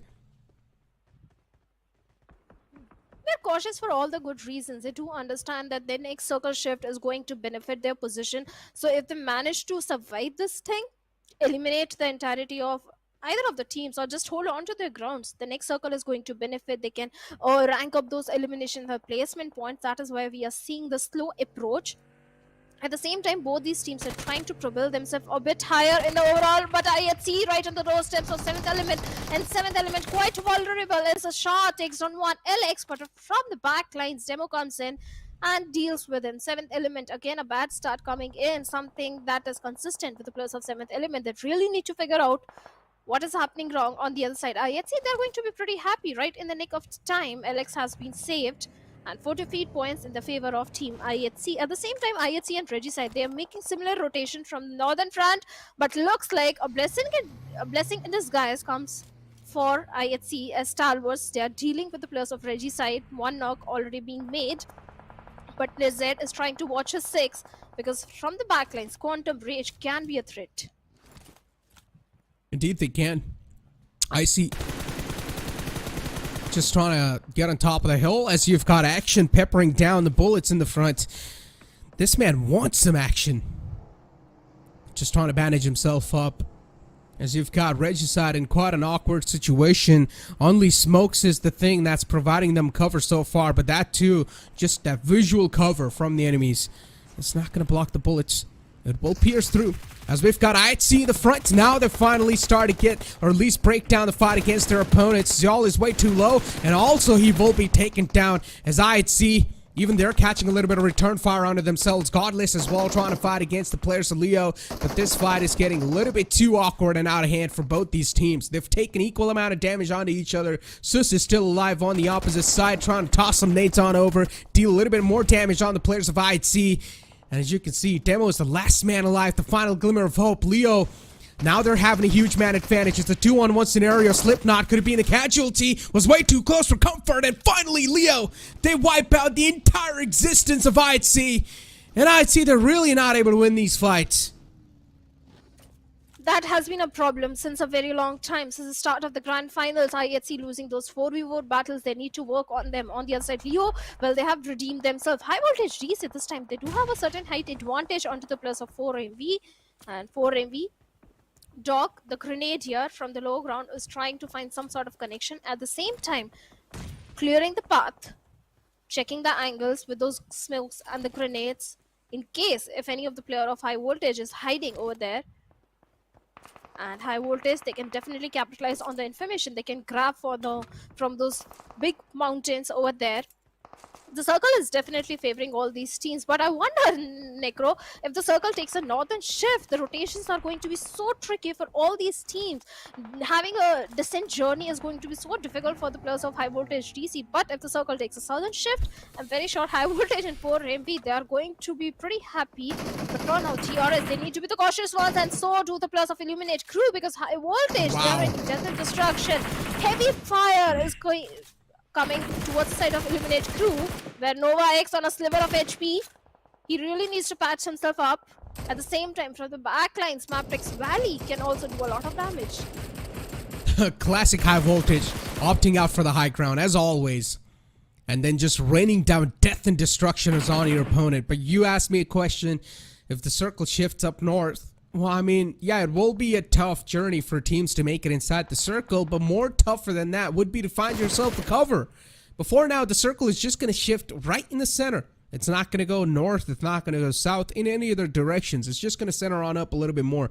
Highvoltage on the top, having the high ground for themselves. They are being a huge thorn in the way for a lot of teams here. They're making sure a lot of teams aren't going to be held off at bay. TDK and even their opponents, this fight has been going on for such a long time, and we still haven't found the results from that fight. NB Esports, they're barely alive on the skin of their teeth. You've got MABETEX too, who are still up and alive inside the game. But as I said, for every single team that's currently inside this vicinity, a big problem for them is Highvoltage, and they will need to deal with this problem ASAP. Oh, they have to deal, but right now, Eliminate Crew, they have to survive somehow as Praveen from the upper angle takes down Sky, but in good retaliation from Woofies with the mini tabs takes down Praveen. Now Highvoltage DC, the confirmation won't be there for sure. Assassin can easily go for the rescue mission onto the fallen comrade, but now Eliminate Crew will get a chance. They'll get the breathing space to transition themselves inside the circle, but they escape from Highvoltage, walk right in the path of T2K, but they managed to eliminate the entirety of T2K. Now only 11 teams left. Stalwarts also coming under heavy fire, but NBS launched Mondo with a perfect grenade takes on not just one, 2 players of Illuminate Crew. The entirety has been wiped out. Interesting. T2K being dealt with. But as I said, a bigger threat for them over here is another team that's exactly on top of them. And to deal with that, it's going to be a tough one. MABETEX though, Wally's the last man alive. Burning torch still. And even he's getting pushed on up by the players Leo, and look at Liquid pushed up so close. Up close and personal he wanted to, but Liquid gets dealt with. He caught a little bit of bullets on himself. DRS knows that Volley's right inside the compound. DRS will probably try to sneak in and aid as they do. The players dealt with. MABETEX being taken out off this game. A lot of big teams are taking massive hits, but DRS is still alive. And a lot of Nepali hopes as well with that. Well, certainly they are still alive, and they do have a good position. They do have the epicenter of the circle under their control. This can be a good game for the players of DRS. The grenades are definitely being flung over, but no connection whatsoever. Speak about the connections in Assassin on top. Still just trying to scout out the areas. And Assassin just tapping away in the front on the other side. Not still able to find any sort of connections just yet. Highvoltage still on top of the high ground. They've got the Highvoltage. And 3 players alive. Look at Jiggle, just waiting for anyone to step in his crosser, at least in the line of sight, so you can mow him down with the spray. With the signature M416. Assassin, unfortunately, though, he's almost about to burn out of those armors. Even the helmet and the vest. And once those are broken, Assassin will be quite vulnerable to a lot of damage. So even Highvoltage, they need to be a cautious bunch of lads. The circle once again is going to shift on over right in the center.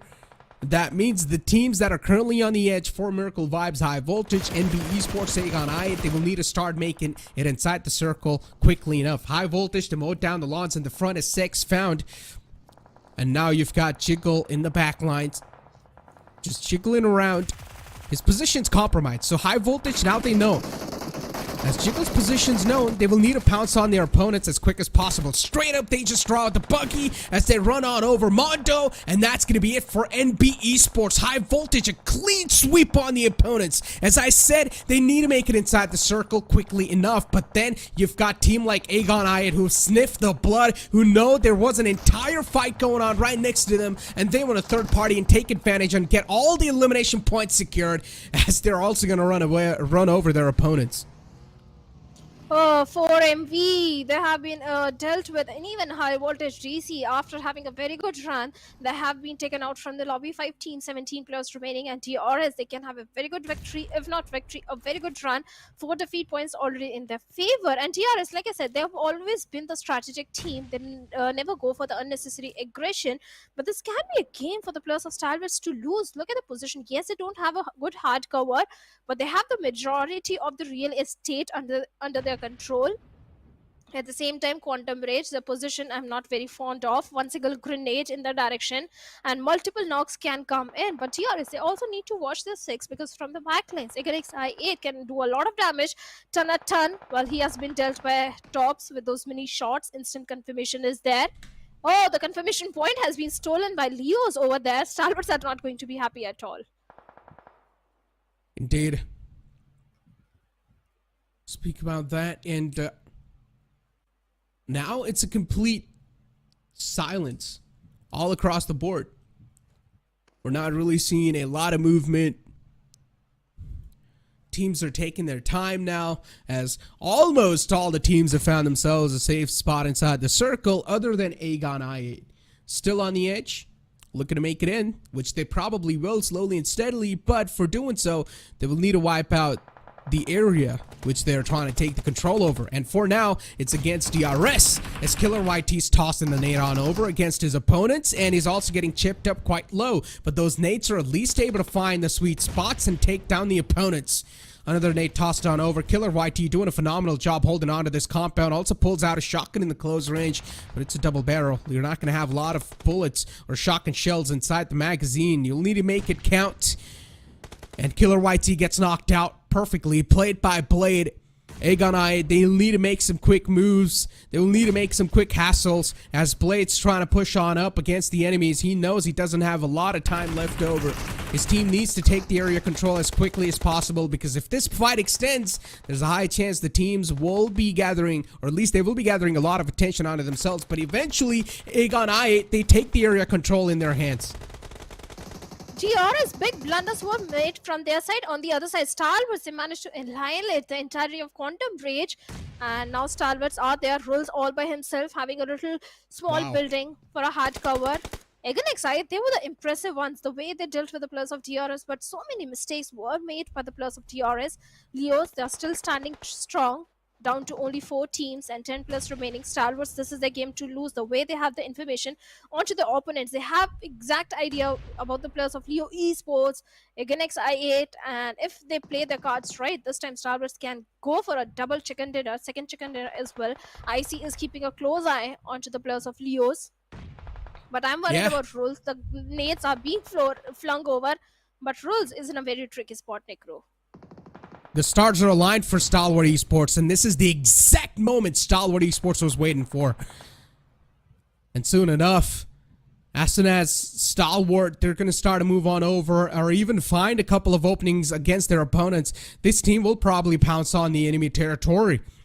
So now the opponent teams that will be on the receiving end, just make sure that you're not on the receiving end and just try to play it a little bit safe and sound. Action! This could have been way too close, but at least it's still alive for now. Leo Esports, their position's known. They know that there's a couple of players in the front lines in the name of Leo, and you need to watch out from those, as Seuss is still trying to find those sweet spot. Eventually does. Nirzit found, but he ignores the left lines, and this is where IC is able to retaliate back. A good trade from the side of Stalwart Esports. Even the wall of death is now going to start to close on over, and Slipknot is the last man alive from Leo. Stalwart Esports, as I said, the stars are aligned. Even their opponents, 4 Miracle Vibes, which are in the first spot in the overall rankings, they've been taken out quite early off inside the game. That means this is a chance for Stalwart Esports to close on up the gap in the overall rankings if they do win this game out. But Aegon I, they're proven out to be a huge thorn in the way for Stalwart and their victory. But eventually, as they take down Uzum, now they've only got one more enemy to go in the name of Blade, and even he falls down to the wall of death. Stalwart Esports, 2 back-to-back chicken dinners. And what a way to get close to that first spot in the overall rankings. They are still on the second spot, but slowly they are closing in the distance. 63 damage they were dishing out, and total of 20 points. Necro, yes, slowly Stalwart Esports, they are aiming for that top spot. 4 MB, they really need to buckle up, but Stalwarts, can they go for a hack trick? Well, the question that even I'm wondering, and the viewers as well. But ladies and gentlemen, we'll be right back after this short break.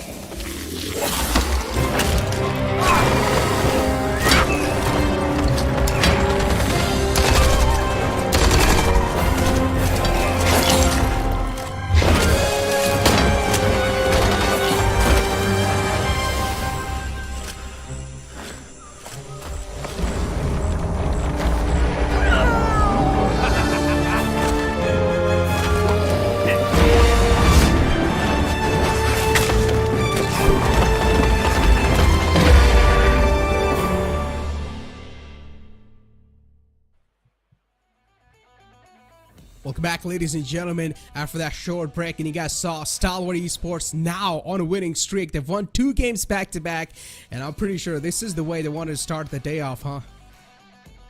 Oh yes, back-to-back 2 chicken dinners. They are aiming for that top spot in the overall ranking, and that is definitely going to help the Plus of Stalwarts right now. Even the Plus of IA, they had a fantastic run in both the games. The previous game as well, they did have good numbers, good total points in their favor. This time also, they came very close to getting that chicken dinner. If they had more real estate or more numbers in their favor, maybe they could have given a tough competition to Stalwarts.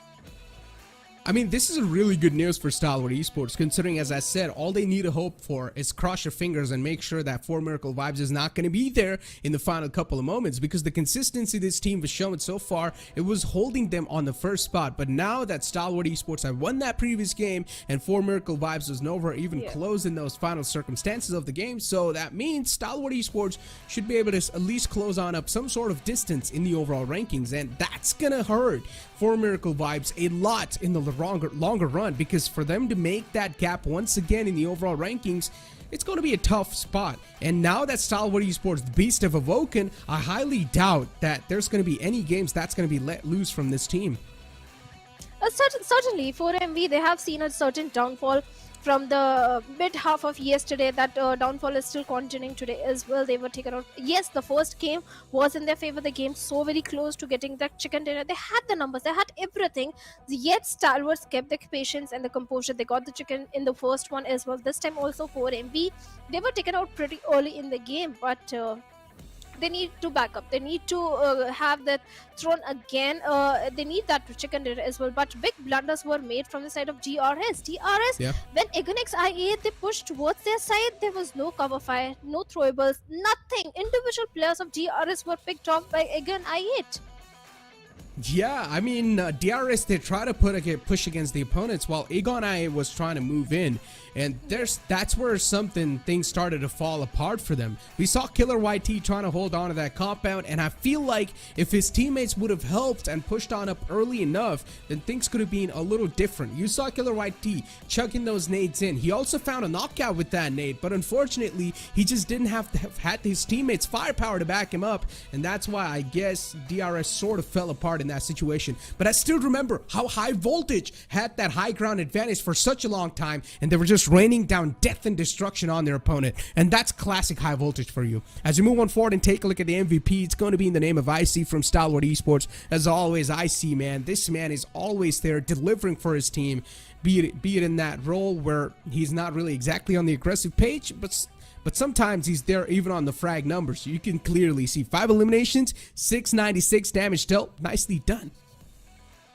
Oh yes, IC was so fantastic, especially the way he was able to bring down the numbers of Again I8, the way he was guarding the flank angle that could have come from the side of Leo Esports. He was the one who dealt with the entirety of Leo's. Along with him, we have Assassin from the side of Highvoltage, who did showcase a very good performance, 4 elims, 801 damage that he was dishing out. Even Highvoltage, this could have been a very good gameplay, but the moment the circle shift came in and Highvoltage DC, they started struggling. That is where they lost their numbers, but Blade was so impressive from Egan I8. Exactly. Blade was always there in those fights, trying to keep his team alive. But hey, man, sometimes the circumstances and the field just doesn't play with you. As we move on forward and take a look at the match summary, you've got IC with the highest elimination points, Nirzed with the highest damage dealt, and then you've got Action with the highest assist. The first 3 are just taken away by Stalwart, but then you've got Regicide, Avenger just stealing it away with the highest healing done. As I said, Regicide, they're one of those teams that likes to rotate late all the time, and they did it this time as well, and even once again, it didn't really work out in their favor. So Regicide, the biggest downfall for them has to be that late rotation inside the circles. They need to cut out that time. They need to make sure that even they are the quick ones to make it in. Oh yes, that has been a problem, because in terms of the firepower, Regicide, they have proved themselves in the PMPL Pakistan, where they got the highest elims. So Regicide, they really need to work on those rotations. At the same time, they need to feel confident. That confidence is missing from the side of DRS. That is why they were trying to shy away from those fights, holding on to their grounds. If DRS start engaging in fights at the perfect time, in good fights. So DRS can also stage a comeback because only 10 games remaining. All the bottom teams, they have started feeling the pressure, and even the mid teams, they have started feeling the heat if they want to see themselves in the top 5. They really need to buckle up because not too many games left. And 7th element, the misery continues this time as well. They were taken out pretty early. Even the players of Magnus Esports, they're not able to showcase good performances this time again. Yeah, I mean, look at these fights with the DBS. Shotguns in the close range just stinging your opponents. It's quite tough to deal with those, man, in the close range. That one single burst off that shotgun onto your face, and you're just completely done. These are some of the final moments that you guys saw in front of you as we're high voltage. We're sort of dominating from the top of that hill, but then later on, as the circle didn't really favor them, they needed to move out of their sweet spot. And then you had the final 2 teams alive, Aegon I8 and Stalwart Esports, and Blade knew pretty much it's next to impossible to pull anything off over here, so I might as well just sit on the other side of the wall of death and just wait for death to kill me. And that's what exactly happened. You move on forward towards the overall rankings, and you still see 4 Miracle Vibes on the first spot with 152 points, but look at Stalwart Esports, 149. 3 points difference. That's a huge lead being covered up by Stalwart. Massive one. Now 4 Miracle Vibes in the upcoming game. They know they're going to have that performance pressure. Even again, I8 and Highvoltage DC, they have taken a jump of 3 positions and 2 positions respectively, and they are right now sitting comfortably in the top 5. Yes, catching up to 4ME and Stalwarts is going to be a bit tricky for T2K, Highvoltage, and again I8, but on the other side, I8 see the 4v4 fights, because the way they lost against the players of Leo Esports this time, that was a big shocker. But Leos, they were the aggressive bunch this time. They have taken a jump of 3 positions, and now they're sitting on the 10th spot with 66 points. Exactly. Look at this. Even Leo, yeah, as you said, they've taken a bit of a jump for themselves with 66 points, and ITC is still on top of them. For ITC, man, I'm not gonna lie, it's a huge upset for me, considering we all used to look up to a team like ITC. We have been taking a look at this team for a lot of years now, and now that you're seeing a little bit of downfall, I won't exactly say a downfall, but that ITC is not able to perform to the fullest extent, it definitely saddens you a bit. But ladies and gentlemen, the upcoming map is going to be a reset. It's going to be Erangel once again, so that means teams will be back on their home ground, on their home soil, to find out who's going to come through victorious once again. But there's a high chance Stalwart Esports might just steal the trophy once again and get that 3 back-to-back chicken dinners. One team has done it in the past. I guess Stalwart Esports would want to name that record on themselves, and Stalwart Esports are known to be the record breakers. Oh, they can certainly do so, because the previous time that was not a hat trick. Yes, 3 chicken dinners were there by 4ME on day number 1, and Stalwarts are trying to stage the similar thing on day number 3 and reclaim the throne on the overall ranking. But that's not going to be so easy, because 4ME this time, any moment any team come close to the players of 4ME, they stage a comeback, they showcase a very high fragging game. And the previous Erangel, they came so close to getting a chicken dinner. This time 4ME, I think they are going to give a strong competition to Stalwarts. Oh, I want to see a strong competition. I want to see a close game. Now, I know there's going to be a lot of supporters from 4MV, from Stalwart. They want their individual team to win. But at the end of the day, you guys are really watching this stream for entertainment. And the best source of entertainment is a close and a tough competition. And I'm pretty sure you guys will feel the adrenaline as well as the players do too when they're playing inside the game. So I personally want to see a close competition. I want to see even T2K chime inside the action and close the lead that Stalwart Esports and 4MV have got for themselves. And I want to see a lot much more closer the top 3 situations. But then, as I said, you also talk about the mid packs, and you can't rule them out just yet. They've also got a decent amount of games lacking in their hands, which they can try to recover. As I said, just recover. There's a high chance they're probably not going to be able to do so. The recovery might just fail in between, but you can always try. Never give up is something I learned when I was a kid, right? Speaking of entertainment, what can bring entertainment? T2K Esports, Stalwarts, and 4MV, all 3 teams in the city of Pochinki. That is going to give some entertainment. Yes, that's not going to happen at all. Not even in my dreams that's going to happen, because all the 3 teams do realize what is at the stake. So still, we can hope for such a thing. Oh yeah, I mean, why not? You might as well start targeting some teams. Now, teams that are completely on the bottom, I'm saying by like 16, 15th spot, you can start targeting, I guess, if you do want to. And that would definitely spice things up because they know they've got nothing to lose over here. You don't even have a lot of games to recover yourself all the way to the top. So you might as well try to spoil some games and just add on a little bit more spice over here. But ladies and gentlemen, I've got someone else joining me right now on the casting desk, and it's going to be Fixes. Fixes, welcome back, buddy. It's been a while since we've casted together. Oh, it's been a long while, my brother.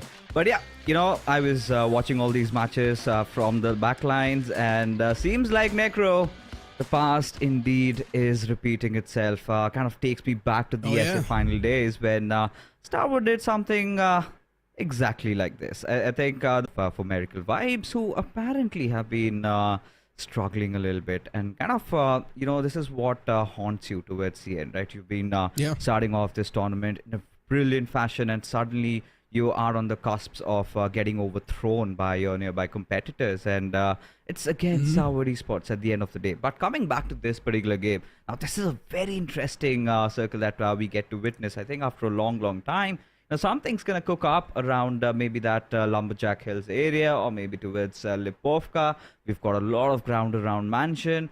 Yasnaya looks a little far-fetched, but this is one of those games where I would want to see teams like maybe NB Esports capitalizing from early on and getting some good points for themselves. That's true. NB Esports is one of those teams that is trying to pounce on the opportunities, so there's a high chance they probably will do so.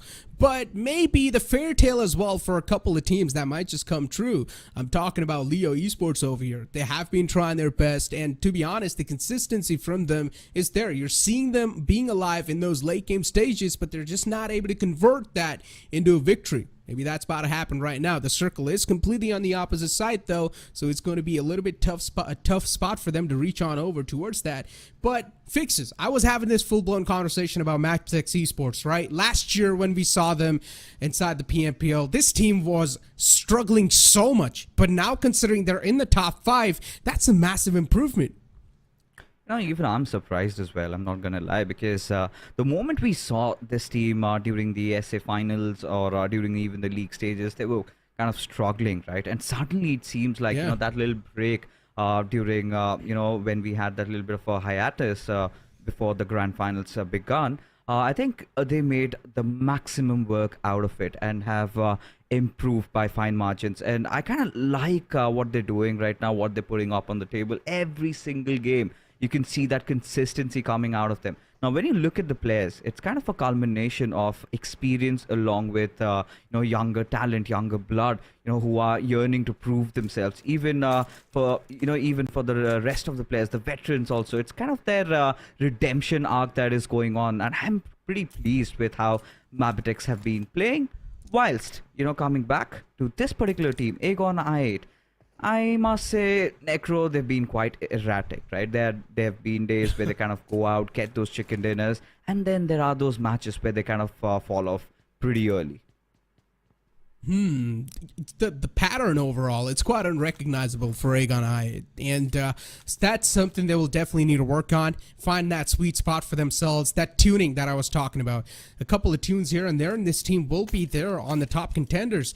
At least today's day, Aegon I hasn't been doing that bad. They have been able to wrap up a couple of points for themselves, and still they've found themselves in a decent spot. Being in top 5, I would say not bad. Definitely a way to start off the day, but you need to make sure that you're wrapping up those points. And well, this is the moment where you can try to do that. 7th Element pushing up against Aegon I as they start to fall down instantly. The volleys are now going to start to hit the floor as 7th Element. They found themselves in quite a shaky spot. Aegon I closing on up inside this compound, and well, T24 is in quite an awkward position. Gets pushed on up by a lot of players, and Aegon I really hungry for blood, looking to pounce on the opponents.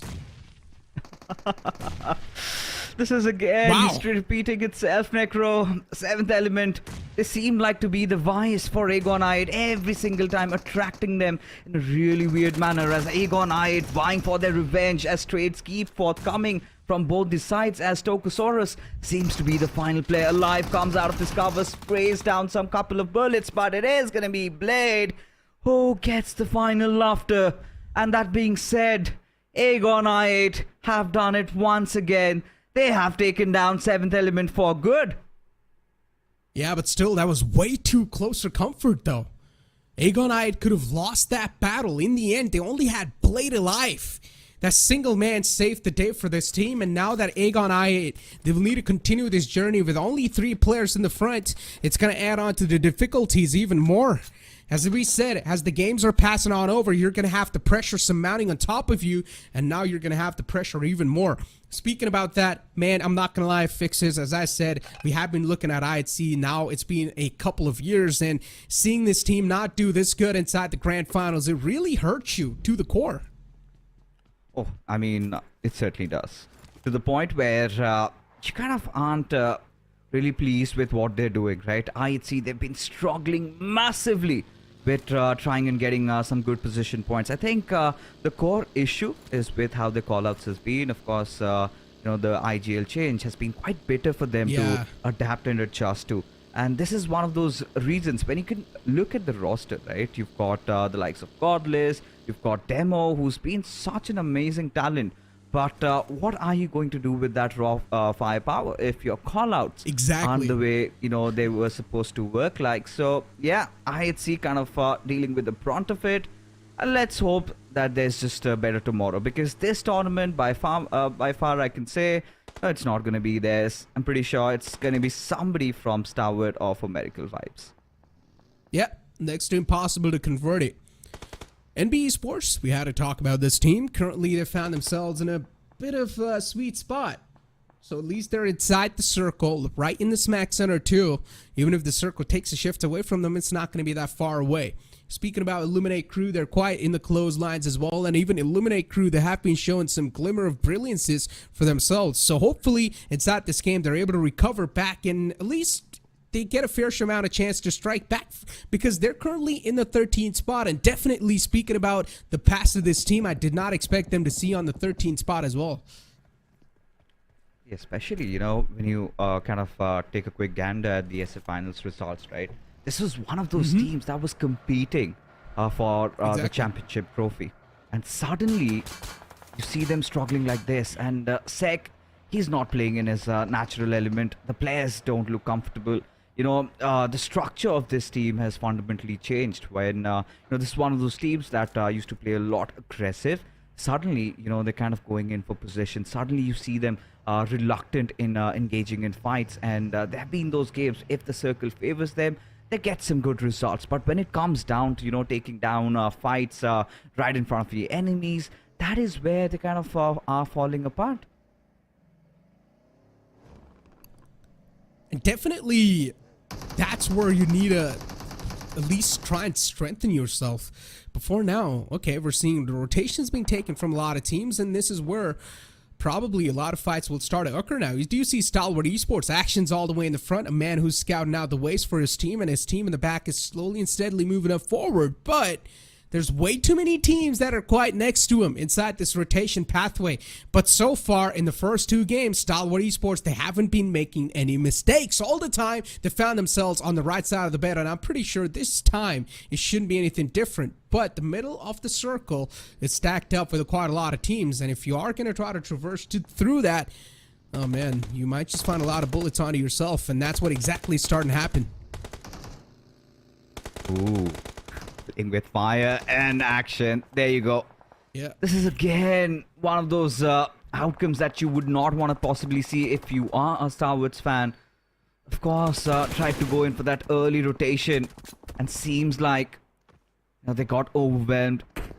Losing out on action is like dropping out of your primary assaulter, and that's gonna hurt Stalwarts a lot.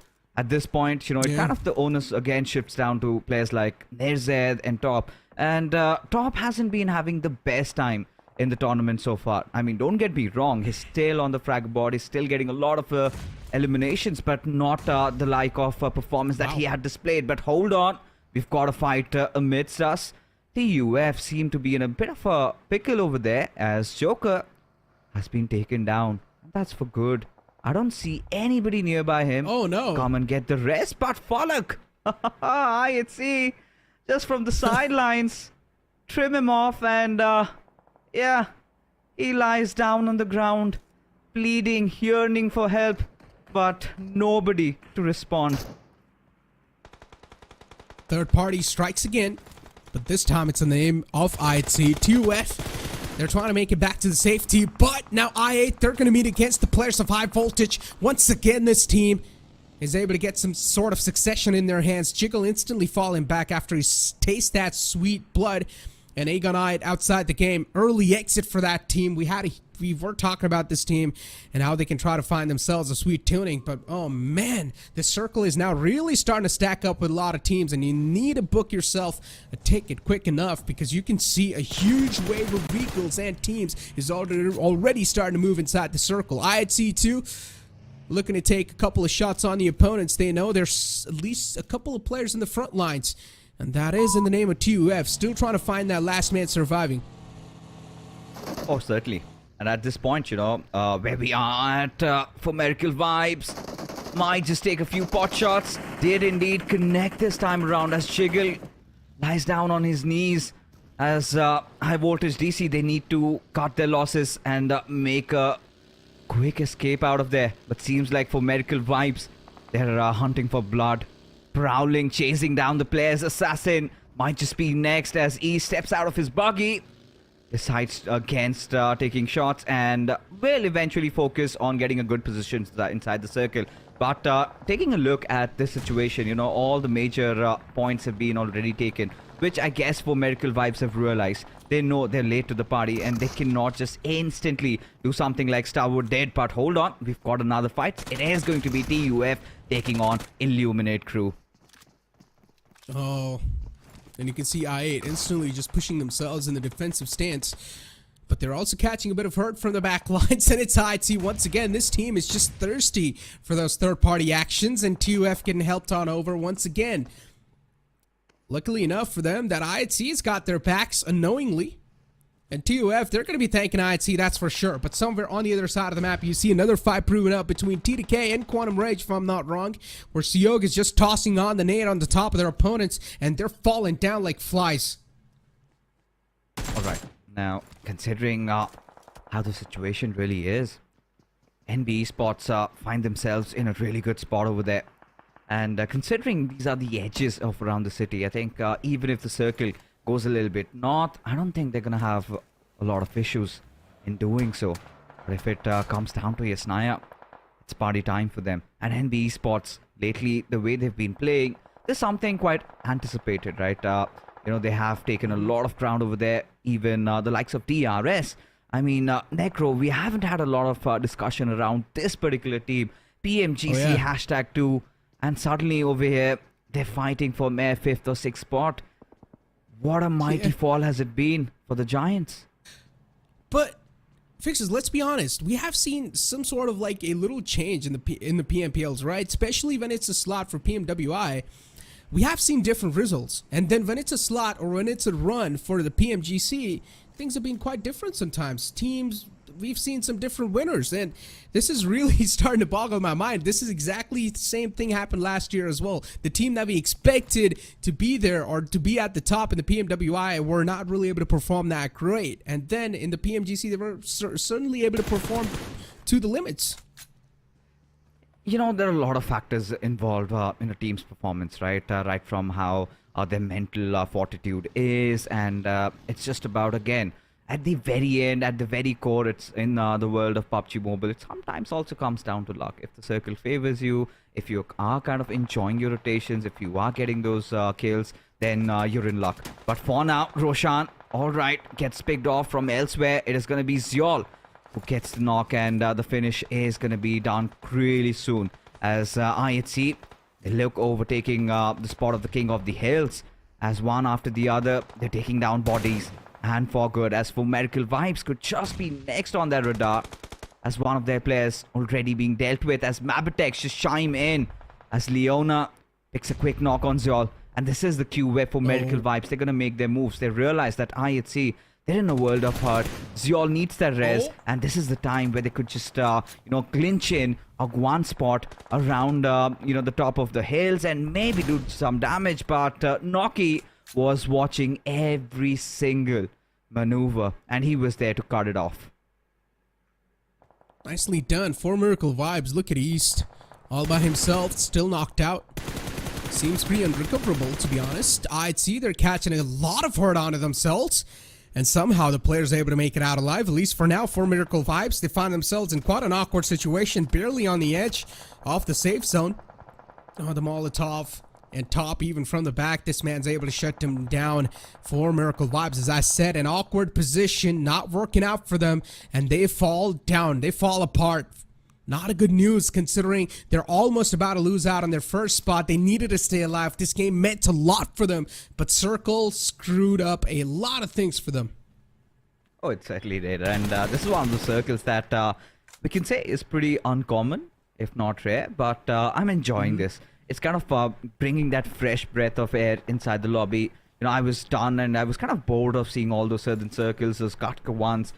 Yes, Niam one might just stir things up a bit, which it already has. You know, the big favorites are being taken down early. IHC still down with their onslaught. Highvoltage DC could be next up on their hit list, as Prabeen has shown himself, as Godless just cooks up grenade and will throw it his direction. Connects, as now Highvoltage DC, they are going astray, completely looking distraught as Assassin comes chiming in to aid Prabeen. But that does not work out, as Godless, he has instantly cooked up another one. Will lob it as at his direction, and there you go. What? You're getting the knock as Malik just rolling under the flames. And that marks the end for Highvoltage DC. I do not know what was going on in their heads, but surely they aren't right. Yeah, they were like, flip it, we don't care anymore. And Malik is just like, all right, I'm going to add the cherry on top of that push. And man just straight up yeets himself inside the Molotov. Oh, man, interesting push, but definitely quite definitely an entertaining one, that's for sure. But we've got Leo all by himself, a player from that team. Needs to make sure his position's not compromised, that's for sure, considering he is the lonely man inside the team. If position's given away, teams will probably try to get their hands on that free elimination point right there. His teammates are quite spread out though, and we've seen in these type of spreads, if the man who's spread out, if he's taken down, things will start to crumble down for yourself. So the man who's spread out, he needs to keep his position anonymous, and that's what he's doing so far. MABETEX on top of the hill. They've got a nice high ground for themselves, but they also need to make sure that they're converting it into some sort of success. For sure. I mean, at this point, he really does have a prime position, but MABETEX, like you said, is just around the cliffs and on the precipice, taking down a lot of players over there. IHC could be next. As one after the other, the bodies are starting to fall as DRS get the better out of TUF or whatever remained of them. As I kind of like the split going on. Wally, he's got a different angle, and I think MABETEX are showing interest in dealing with IHC right now and then. As Sipian, did he just self-nade himself? Unfortunate stuff for him. MABETEX though, still just trying to rain down death and destruction in the opponents in the front. They know these are going to be some free points if they're able to successfully get their line of sights on the opponents, and that's what they're trying to do. They're also trying to push on up against the enemies. As I'd see, they're getting peppered and chipped away with quite a lot of HP. Volley in the close quarters, trying to deal a lot of damage in the opponents. Also tosses on a nade, and the nade's not going to be able to find the exact mark, but Volley, instead, he catches a lot of damage onto himself, realizes even the wall of death is now starting to close on up, so Volley needs to reposition himself quickly enough. MABETEX, they still do have the high ground advantage. This is something that has given them a lot of vital information. Oh, indeed it has. You know, at this moment, see what can they make out of it. Leona, another interesting prospect, as DRS, one after the other, they're just wiping the floor, taking down teams for good, and seems like they want to get a chicken dinner for themselves. At this point, just playing around the southern edges, MABETEX still find themselves in a pretty good spot. Sparran, locked and loaded, he's got his eyes set, slithering slowly, closing in on that distance on Alex. Has he heard him? That's the big question, as Leona has that aerial advantage, and anybody making any sort of intervention, he is going to be there to cut it off. And IHC, they have to rethink their moves, but seems like they want to change their plans up a bit, because as you can see on the top right corner, circle has shifted. Now suddenly Leo find themselves in a really good spot. Circle's no one's friend, but at least for now it's proven out to be Leo's.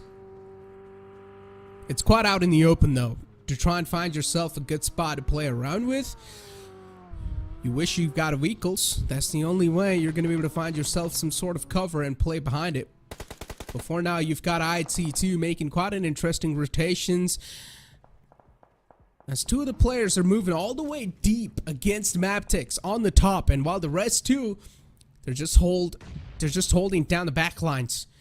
Interesting stuff from IHC. I really want to see how this one's going to pan out for them, considering they're having such a massive shift, or at least such a massive spread in between them. Two players all the way on the left, at least trying to take a fight against the players of MABETEX, and the rest too just watching out the back lines.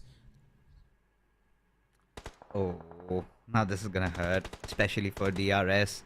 After what they have been trying to accomplish, a lot of finishes, quite out of ordinary for DRS. They've been enjoying their sweet position around the edges of Yasnaya. And as we know, these circles kind of tend to get out of the city, and these teams are having a tough time dealing with that. As Nirzet lies on the floor, I don't think there's going to be any backup, as Baron spots out Alex just under him, and does dish out some good amount of damage, but I'm pretty sure he's going to patch himself up, as Tops, he's also fallen down. Stalwart slowly but surely starting to lose out on numbers, as IHC, they're adamant, they're determined, they want to take this fight against Leo Esports, and would want to take this objective for themselves, pick that good spot, and they enjoy some cover, as a grenade has been lobbed over at Liquid's direction, as IHC just making sure they got the backline secured, as Liquid, he's making his move. He does not want to be a part of this. Liquid trying to go and spot it, trying to play under the radar, but is not going to be unspotted by the players of MABETEX. Gets taken down instantly as Little Glimmer spotted out. Quantum Rage in the backlines, and that's proven out to be a huge point of discomfort for IHC. And they're being quite paranoid over it too. They will need to be. That one single man can always be a huge spoiler in the sport. Need to watch out for those snakes. And Goku is one of those, at least for now. IHC, considering they have all the players alive for them, this is definitely a huge moment. If they're able to convert it into a victory, the fans are definitely going to be quite surprised and happy at the same time. But then you've got a team like MABETEX, who is above everyone currently inside the game with the high ground, who've got so much information that they can rely on. It's going to be tough to deal with that team. Goku spotted out, so at least that's a good news for IHC. They're not going to be backstabbed anymore. Oh no. Aww. As soon as I say that. They seems to have been cursed over here, but this is something that IHC can still afford, right? Just losing out on one of their players, as Demo gets the better out of the final play of Leo Esports, and they are done for good, as Demo needs to patch himself up, as Godless comes into the aid of his fallen teammate over there. But right now, the circle seems to be favoring the lads of IHC. And, after scoffing at them for so long, seems like this chicken dinner could potentially be theirs. As you can see, Stalwart, the body language has sort of changed, right? They're no more wanting to kind of go in for a lot of kills, a lot of fights, but rather they're focusing on good, decent positioning. And considering the fact that they've gotten the top 3 spot and have a few kills to their name, seems like they've taken over the first spot. Seems like that for medical vibes might be dethroned, as Nerzed goes falling down, as Godless sort of manifests his past demon. And IHC, this is now their game to lose. Oh, I was about to say you can never count out Stalwart Esports, but then that happens. And they just get counted outside the game. Still a decent ending for that team. 3rd spot, consistency carried on forward. The momentum is still swinging for Stalwart Esports. As you said, there's a high chance they've probably taken on over the opponents. and they're probably going to be holding down a throne right now in the first spot in the overall rankings. We'll be able to find that out once we take a look at that soon enough in the future. Before now, this is going to be a huge fight between MABETEX and IHC, as they've got 4 players alive in each side. MABETEX, you've got players like Baron, Volley. We've seen these players in the past. They have been one of the most experienced one as well. And then you've got IHC too, who has been struggling inside the grand final so far. IHC, they're going to be sweating it out to win this fight, that's for sure. They need something. They need at least one good game in their hands. And so far, it seems like that's about to be here. Keisei falls down once again. MABETEX Esports, for IHC, a huge opening's being found. For sure. I mean, at this point, look at MABETEX. They're kind of scattered apart, but the worst part is that they're on the lower grounds, and that sort of enables the players of IHC to just go ham at their direction. As you can see, those grins are being flung over. Leona, he is a dead man walking. Oh, no. For sure. Still somehow finds that little room to keep himself alive, as Kessie, inside that murky smoke, the moment it sort of dissipates, he's going to be exposed to a lot of artillery barrage coming in. But for now, IHC still trying to find the players, find that slight angle, maybe thread the needle over there. As Godless kind of going a little sharp on the edges over there, trying to find Leona maybe, as MABETEX still hell-bent on trying to secure that one knock. There's still a 4v4 as Baron gets spotted from the far of lands, as Godless opens it up, followed by Zyor getting another finish over there. But Alex, he's been traded off. Oh, this is a tough one to recover from for MABETEX. There's a wall of death in the back, but at least the traits, they're exactly on the point. It's a 2-on-2 scenario now, where IHC, they've got the 2 of their own, Zal and Demo, and 2 to deal with in the front. Pulls out the Groza, trying to do something over here. At least that one single frag can change the entire course of this fight. And this is what Demo's here to find out. Leona way too close for comfort, trying to get up close and personal. Demo repositions himself, but gets spotted doing so. And Zal trying to get the trade, but MABETEX, they play that perfectly. Trade game plan out in their favor. And MABETEX, they get a chicken dinner in their hand. As I said, I wanted to be the top 5, a little bit more closer, and that's what they're here to pull out. Oh, certainly a chicken dinner that we kind of did not expect, as, you know, the players of IHC just took over that MABETEX, kind of holding off really well towards the end. It was a perfect culmination of a nice defense and then followed by a good offense, as a result of which MABETEX have gotten them to the 3rd spot. But for now, we are going to be continuing this discussion, but after this short little break.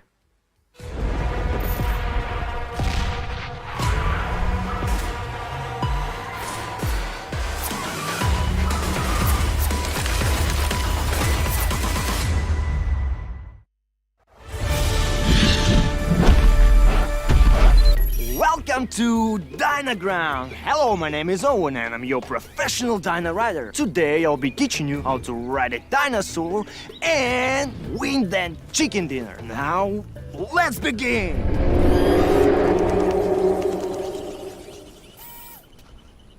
Relax, don't be scared. That's the sound of the mighty T-Rex.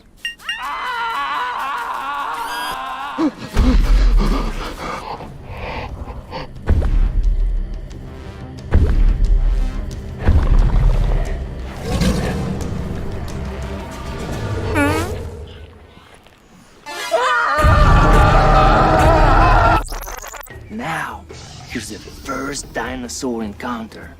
I want you to meet my girl Vicky, my sweet little raptor. Look how cute she is. Isn't she lovely? Vicky or raptors, they're the most vicious and fastest beasts in the world.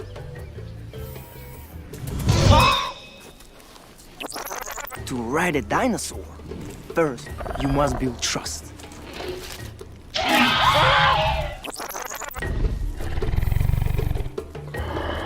They are carnivores. They eat meat. You have to feed them off. They will think that you are their friend, not food. Once they trust you, they will be a great companion.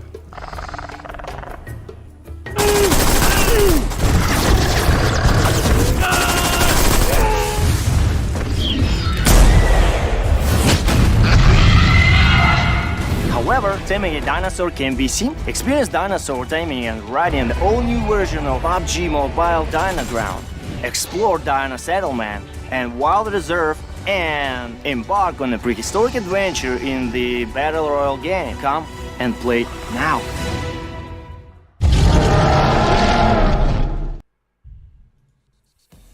Welcome back, ladies and gentlemen, after that short break. And, well, even though you guys saw the winners in front of you, MABETEX, you still gotta say that Stalwart, they had the consistency flowing in their favor, and probably they have taken over the throne as well. But you can't deny the fact that the last fight was sort of in the favor of IHC, and they were not successfully able to convert that. Yeah, I mean, it just came down to the end, but what sort of were unable to hit the final nail in the coffin, right? A few mistakes, however, being made over there, where they kind of decided to take over those left inside areas, right? Instead of just kind of trying to play around the depths, kind of felt like they were a little impatient. Should have held on a little bit longer, should have focused more on those, early initial pickoffs, because every single time they went in for a knock, they had one of their players traded out. Till the point, I think MABETEX, they were sort of on the defensive side. They had their guards raised, and towards the end, we could see, despite having that Trotzanzol, he kind of messed that one up, and MABETEX, made such good work of that, and as a result, have secured the chicken dinner. But it was just not about MABETEX and IHC's fight towards the end, right? MABETEX was one of those teams right from I think the second or the third zone. They had held on to such a good spot, sort of kind of denying all these teams trying to enter in. They had that little bit of a mid battle with IHC even before, but it had finally come down to that final showdown. But the MVP, Necro, it's gonna be Zyol. 6 eliminations, 763 points of damage. This man never goes out of form. Nicely done by Zyol. IHC, that's the classic team for you. Aggression is the name of the game for them. That's what happened in the final moments too. And well, there you go. 6 elimination, perfectly done for Zyol. And you gotta say, right, IHC, they had everything. You mentioned this. They had the zone. They also had the high ground advantage for them. Pretty much they had all the stars aligned. But then in the end, as you also mentioned this, the impatient nature that the players of IHC have, and that's why things just didn't pan out in their favor. Moving on forward and taking a look at the player focus, you've got Demo 2 there with the eliminations of 3 on the board for himself, and top as well from Stalwart Esports, who was able to perform. Unfortunately for Stalwart Esports, they lost out on a couple of players right off the bat in the initial stages, and that's why they were just not able to convert that into a win. As I said, as soon as I saw them rotating inside the circle, the rotation in itself looked quite sketchy, and we pointed that out too. Yeah, I think they were kind of a little bit concerned regarding not getting eliminated pretty early on. Surely Stalwart made some hasty moves that did not work out in their favor, right? Initially, we just saw Stalwart, Action losing out on his life while trying to get inside the circle. That is not usual Stalwart, right? What Stalwart does is kind of thrives around the edges, and they wait for that perfect circle shift. But still, nothing much to scoff at, because gathering 9 points from this game, whilst their nearby enemies have gotten just 1, that is for Medical Vibes. Seems like we've got a new leaderboard topper. Exactly. I mean, let's see, man. Overall rankings, considering now for Miracle Vibes know that their throne is being taken away by Stalwart Esports, this is definitely going to be a massive shocker for them. But still, speaking about the difference, or the points difference they're going to have in the overall rankings, it's not going to be that massive. Look at this. It's not that big. It's easily doable for Miracle Vibes. They've lost out on that spot, but this is where the real struggle begins for both the teams. For Stalwart Esports to maintain that first spot and keep on gaining the points lead, while for Miracles to make sure that Stalwart Esports is not running away with the lead. And then you've got MABETEX Esports, who is now back inside the competition in the contention for the top 3 spot, which seems a tough one, but definitely doable if they keep on performing the way they did in the previous game. Yeah, I mean, at this point, 105 points, almost around 50 points separating between the top 2, and this is one of those tournaments where it's like winner takes all, right? As Stalwart Esports for Medical Vibes do have such a commanding spot. Now, that huge difference for MABETEX to fill up, they have to move mountains over here. As we kind of head into the second half of the overall standing, looking at a few unwanted suspects, I think Magnus Esports has to be one of many, because Magnus Esports, this is one of those teams, I think maybe after Aegon, I8 or Quirdy, Magnus Esports in the past had played really well. And this has been a huge fall for them. And even for 7th Element, I think they've got some sort of a personal rivalry going on between Aegon I8, because they've constantly been forcing those fights. Sometimes, initially we saw them catching Aegon I8 off guard, but later on, once they got conditioned, I think Aegon I8 have been doing pretty well. But this game also did not pan out the way they had anticipated, because of course they did manage to get a few eliminations. But whilst they were rotating, that is where IHC made good work of them.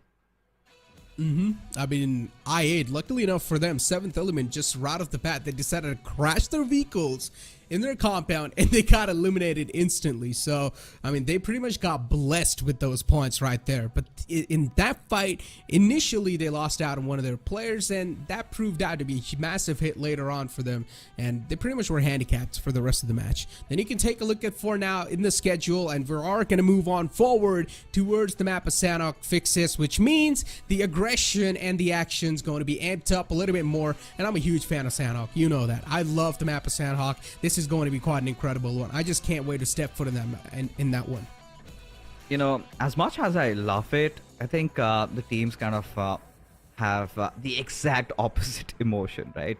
It's so dreadful at times, and lately with Sanhok, we've been having some really weird circles, right? It sort of begun with this the grand finals, where we had those western circles constantly hitting us.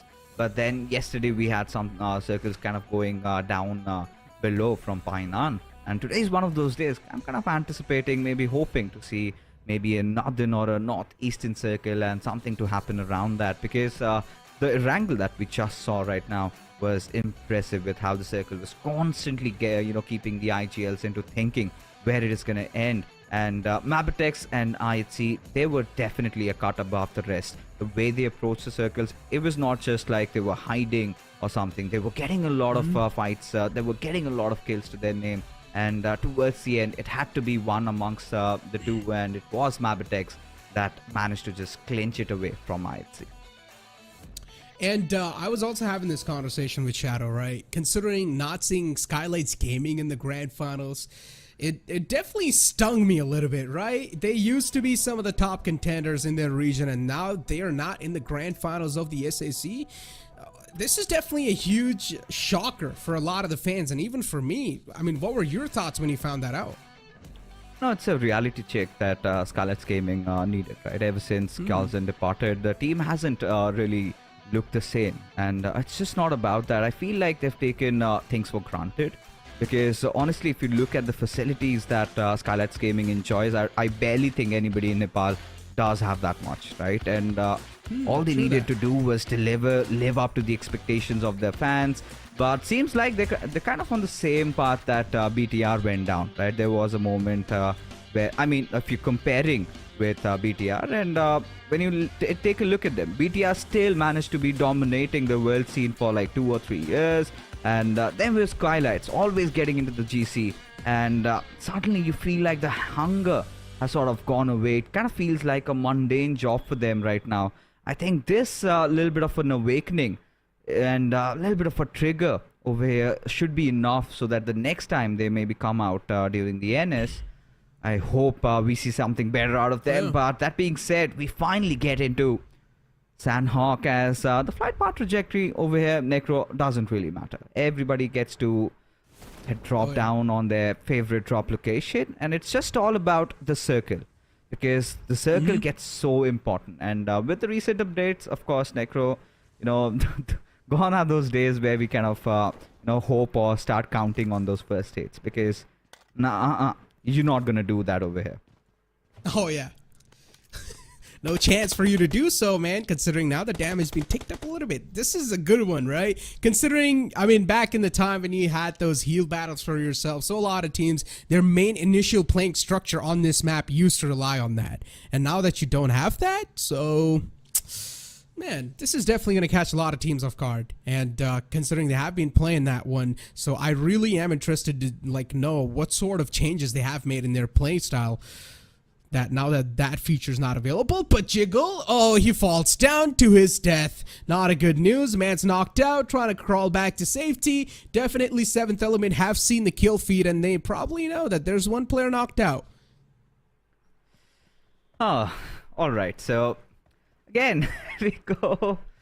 Fights happening left, right, and center. And 7th Element, they've been the chaotic elements inside this lobby, right? Every single time they come into play, they're causing mayhem somewhere or the other. Instantly start poking the other teams, and here and there. This time they've got the bigger Nepali sharks, right? Highvoltage DC, one of those teams that was enjoying a really good position, now do not seem to be in the same case. But for now, 7th Element, they need to understand that this moment is going to be pretty crucial for them, especially when they need to kind of get their loot done and start rotating, because this is looking like one of those centralish circles, maybe just towards the eastern side of boot camp, and certainly a boon for Stalwart Esports, especially when they have kind of taken over for Miracle Vibes. Now this is where they can further look at bolstering up that lead and creating a fine difference between them and the latter. Illuminate crew, though, in front of us.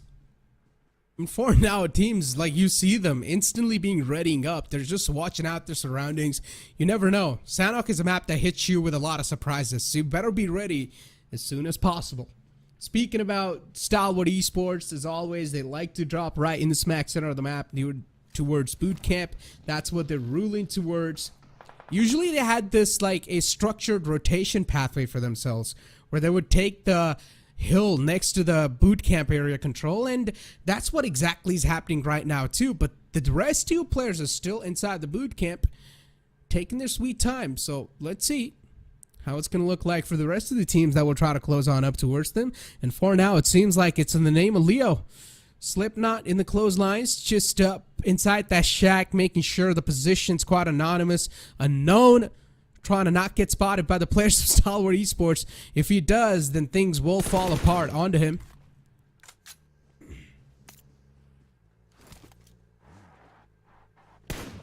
Looking at current transgression that Illuminate crew are making, certainly close in on the distance against Magnus, as the vehicle sound is just echoing through the jungles over here. As now Viper decides to lob a few grenades right at Zipian's or fastest way. It seems like Zipian might just be on the receiving end of it. A Nepali and a Pakistani showdown. We all love that, as Master slowly but surely kind of creeping in, getting in closer to the players of I8. Viper is unaware. He's coiled up. But is he ready to strike as Zen gets picked off by Sky25, which sort of embarks the beginning of this fight, as Master just trying to close in onto its Woofus, but Woofus gets the better out of him. And there you can see the DBS in action as Magnus, they are kind of losing out on numbers. Zen, the final member, surviving, and somehow he clutches it out along with Finny. What on earth just happened? What? I did not even expect that result.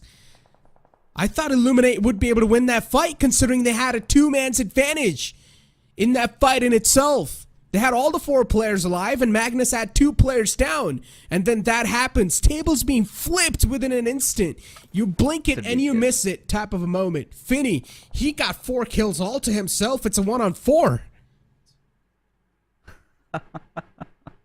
Another display of DBS, absolutely just breaking the game.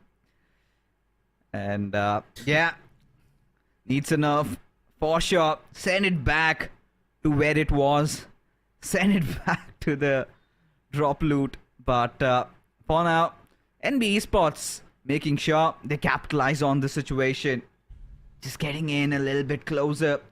Have gotten a pick on Magnus, and maybe would want to get Fewer limbs to their name. Still a lot of distance to be covered though. But NB Esports certainly starting to close in. I mean, oh man. I8. I'm just surprised. Still not able to wrap my head around that fight. What exactly happened? You just said, yeah, DBS, the raw power of that gun is incredible. And look at Mondo just crossing out in the open. This man is a madman. Does not care about the world. He does not care how many bullets are going to be in his direction. Still just bobbing and weaving, using that tree as a cover. And he's already crossed on over to the other side. And now is looking to take a fight against the entire team. Mondo, you madman. Should at least try to stick with your teammates. And still is trying to reposition himself, find himself a better angle on the opponents, while the rest of his teammates are now going to start to cross on over on the other side of the road too. Interesting stuff that Magnus Esports will now need to deal with. And NB Esports, this game plan is quite a crooked one. I kind of like Magnus's positioning in this, considering they've got 2 players stationed on the higher grounds. I think they're going to spot out every single move that NB Esports are going to be making. And now this time, Mondo does have some support. And what NB Esports are trying to do over here is try and isolate Finny and just try and push over at his direction. A few smokes could just get the job done, could hinder Faster and his teammate to try and give that cover fire, but did not, just decided to run rampant. But eventually had to pay the price. This is where Finny comes out of his hiding, maybe lobs a few grens and applies that extra little bit of pressure, and could be a dunk, but no, it missed merely by centimeters. Oh, could have been a good one. Really close though.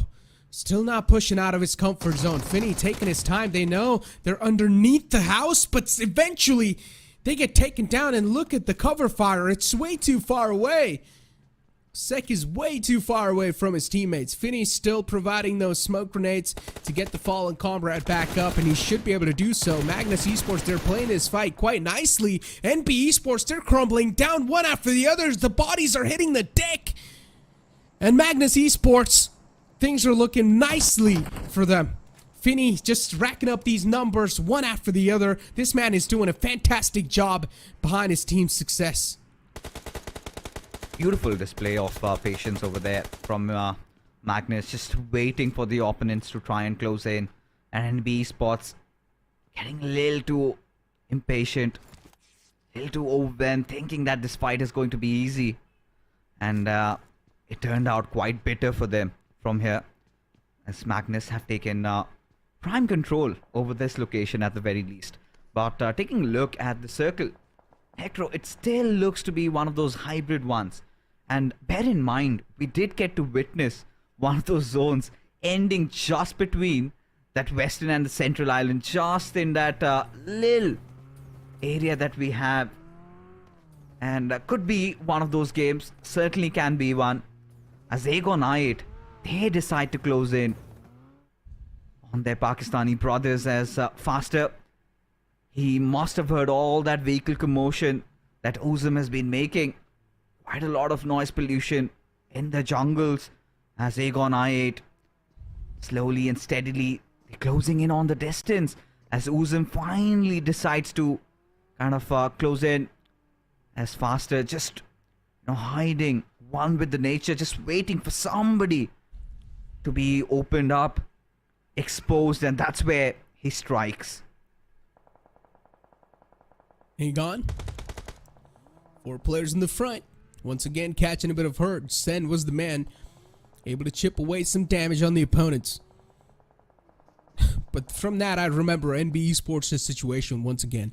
The last player, which is in the name of Sek, all by himself. And NB Esports, the series of pain continued for them. Magnus, though, they were also able to at least shook away I8 for now, but I8 still, they've got their hands on that mountain, on the hilltop. The circle centers on up a bit. Still, boot camp is in contention of that circle, and Stalwart Esports, they've got a high ground inside that circle too. So once again, a massive chance for Stalwart Esports to have a good positioning and also convert it into a victory. we're not really seeing a lot of fights proven up for now. And as soon as I say that, the kill feed is starting to hit up. It's just the calm before the storm, isn't it? I mean, at this point for Stalwart, what are the win conditions going to be? They will have to deal with Leo Esports sooner or later. They will have to take over those hills, and if they can manage to do so, then that is going to pay off in dividends. Slowly going to taste that, you know, that victorious chicken dinner. But for now, faster, spotting out Sandesh. They'll just open up on him. As now T2K quite wary of his position as he breaks free with the DBS. Still manages to get one, but is instantly traded off as Magnus will have to commit in this one. But at least it's a 2-on-2 now. The man advantage has been taken away from T2K. 2-on-2 scenario. At least one more player needs to be taken down to find any sort of result. Even Finney's taken down way too low, but this man is so deadly with this gun. DBS in the hands of Finney, it's a deadly combination. A Grim Reaper indeed, just ripping through his opponents. And Jane in the front, just creeping and crawling his way. On the other side of the map, you see another fight proven up between 7th Element and their opponents. Before now, this fight between Magnus Esports and T2K continues as Zen gets third-partied from the back lines. Once again, the playing field's equalized. A one-on-one situation, and Jane runs away for his life. Does not want to face Finney at all. He has no business. In fact, focuses on getting Soyog back up. Just kind of strengthening the numbers as Finney does have that slight indication. Maybe a thought going on bottom of his mind as one after the other. The T2K players, they're getting back up. Soyog still has a DBS. It is a fight between the shotguns, so but Finney prevails supreme as he keeps on punishing players after players, taking down bodies for fun. What? As he wipes out yet another squad. 8 eliminations already to this man. Oh my goodness. Crazy stuff. Okay, I understand the gun is just overpowered, but then you've got a man like Finney who combines it with perfect movement, and then it's just unbeatable. MABETEX Esports for now against IHC, a good spray down, able to mow down Saul, and also will probably get the confirmation onto the fallen player. Maybe not just yet, still able to stay alive. Wally not able to find that sweet spot under the fallen player, but it's completely fine. MABETEX Esports, at least they're able to shook away IHC from that spot. They've also got that elimination confirmed. That means they've got a little bit of area that they can play around with. A safe zone that they can call. Leo and Stalwart Esports, this two teams have been right next to each other since the start of the game, and even now they're right next to each other. But as you said, soon enough this silence is going to break into chaos. Oh, it certainly will. Some point or the other, Stalwart seem to have taken over the hills. Really good news for the Mongolians, but they really need to have to watch out for maybe for Medical Vibes, who might be in a little bit of a situation over there. As Leo Esports seem to have spotted them first. Few pot shots taken in their direction as DRS come marching in on the doors as Refuse, barely surviving with a sliver of HP, needs to run back. As for Medical Vibes, are aware of a team right behind them. And this is not good news for Medical Vibes. You know, they're just spiraling down as Killer still wanting to hurt right at the injury for Medical Vibes. Apex in a really bad spot, Necro. Yeah. Oh, these nades really do make me quite anxious. And finally, it just blasts right on his face as Apex gets blown apart. Some more smoke grenades to try and cross on over. Apex should be able to do so successfully before DRS. They need to find some more picks, and as soon as I say that, they do. 4 Miracle Vibes getting picked apart one after the other. These nades are really starting to dig their graves. Another man falls down. Reviews the last man alive to do something. Pushing up with the DBS against the opponent as Rules got his hands on the UMP so far. Trapped inside the building. There's another fight happening on somewhere on the map. And this is just way too chaotic. This is what happens in the final moments of Sanhok. Finally, another nade will seal the deal as DRS, they claim victory over 4 Miracle Vibes. You can sense the fear starting to creep in on for Miracle Vibes. This is not them. Surely they aren't playing their natural game over here. Struggling so much, and Stalwart, they're going to be enjoying every bit of this moment, every bit of this game, as this could be something that for Miracle Vibes pulled off in the first day. The third one might come in for Stalwart. They've got every piece exactly where it has to be, and all they have to do right now is just hold on, ensure that nobody is getting up the hills, and try and get as many finishes as possible.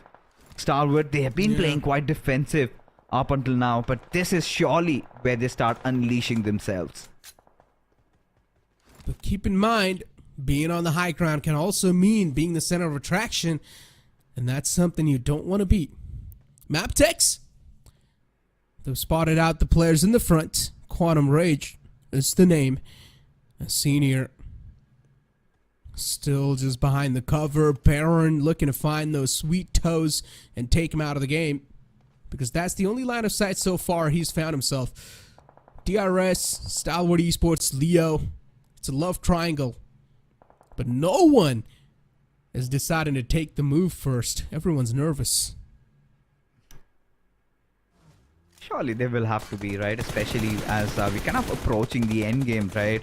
Just a couple of matches remaining today and 6 tomorrow, as now this is where the kill feed starts dancing as IQ gets the better out of one of those players of Highvoltage DC from being biting the dust, as Uzum has fallen courtesy to Assassin.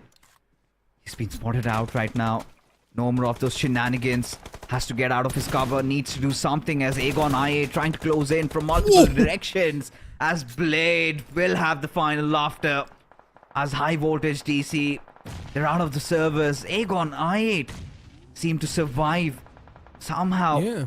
Thanks to Stalwart Esports and their little intervention. But now, Quantum Rage seem to be bringing on the heat on the players of MABETEX. Stalwart Esports still just against the players of MABETEX in the front, and they're quite low, making sure that he's also taking out the tires of the vehicle, so they're not going to have any fast way out of that situation. Icy being a cruel man. At least for now, Stalwart Esports still being in the center of the zone, having the perfect spot for themselves. The stars are aligned.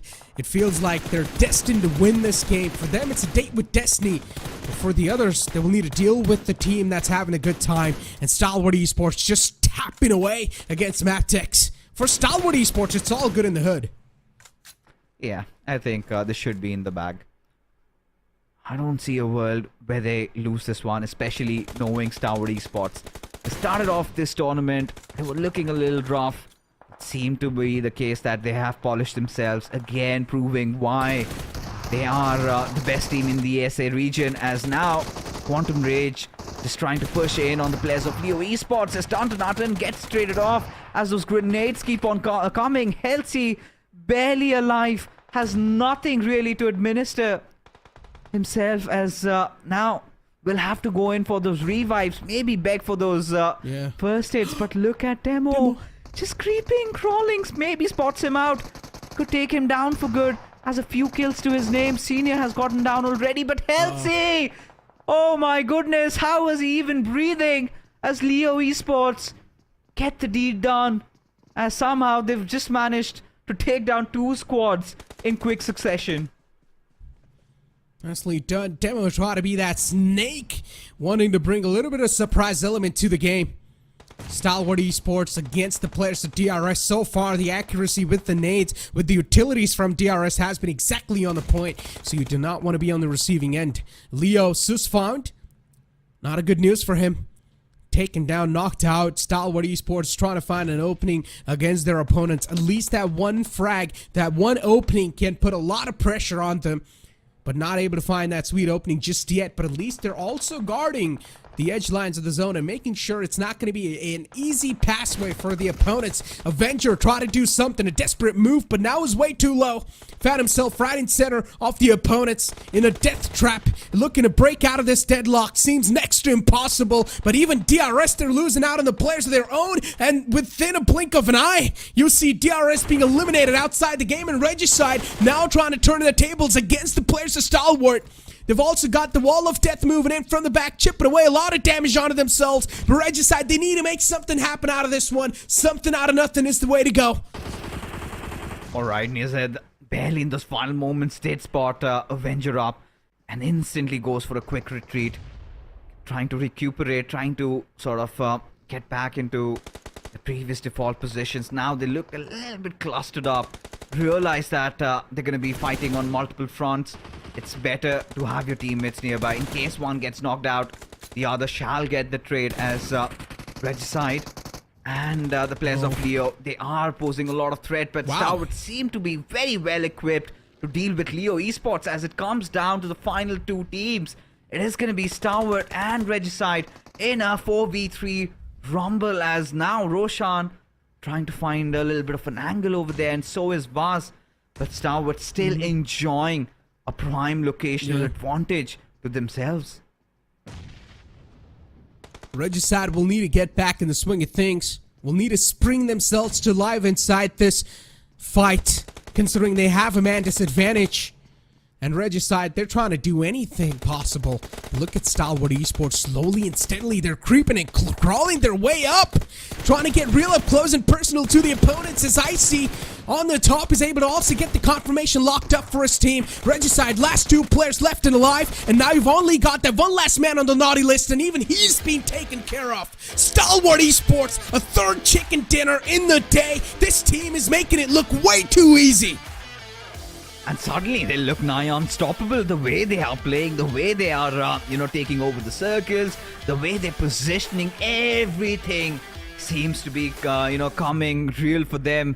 Their stars are aligned. 14 eliminations, chicken dinner, and they will be looking strong at the first spot. But that being said, ladies and gentlemen, we are going to be heading for a short little break, because coming right after, we have a lot to talk about this matchup.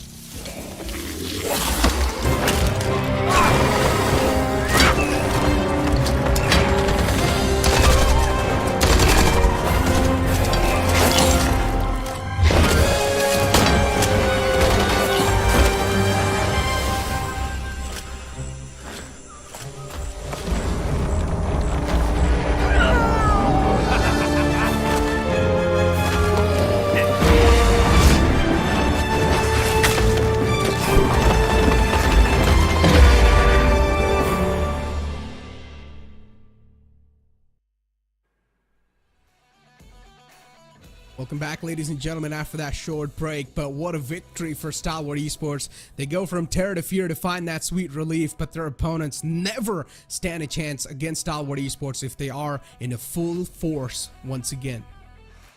Yeah, I think this is the perfect run of form that was needed from Stalwart by their fans, and they seem to have delivered.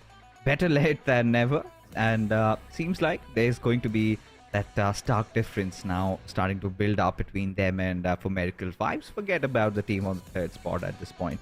But what a game it was, right? Especially how the circle favored them. And the best part, I felt the moment they took over those hills, they took over that guard tower, that game was theirs. And all they had to do over there was defend with all their might. I loved how they kind of, regrouped together towards the end. They knew that they're going to be trying to take fights on multiple fronts, so it's better to take one fight at a time. But when you are looking at Magnus Esports, it is going to be finisher, Finny, whatever you call him. he's woken up 8 eliminations, and I'm pretty sure at least 6 or 7 of them have come courtesy to that DBS. Exactly, dude.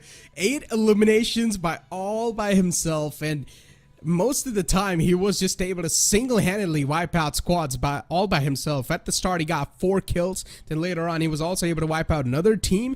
It's just some incredible stuff. Let's move on forward and take a look at the player focus, and you're gonna have Icy with 6, Action with 4, Nirzad with 4 of his own. For Stalwart Esports, they did not do anything out of the box. They played their own basic game. That's their playing structure. That's what they like to do on the map of Sanhok. Once they do drop on boot camp, the next move they do is take the boot camp hill control, and that's what they exactly did. Nothing out of the box, some basic gameplay they played, and luckily enough for them, the circle is also favoring them over and over again. But the way they adapted to that as well was quite nice.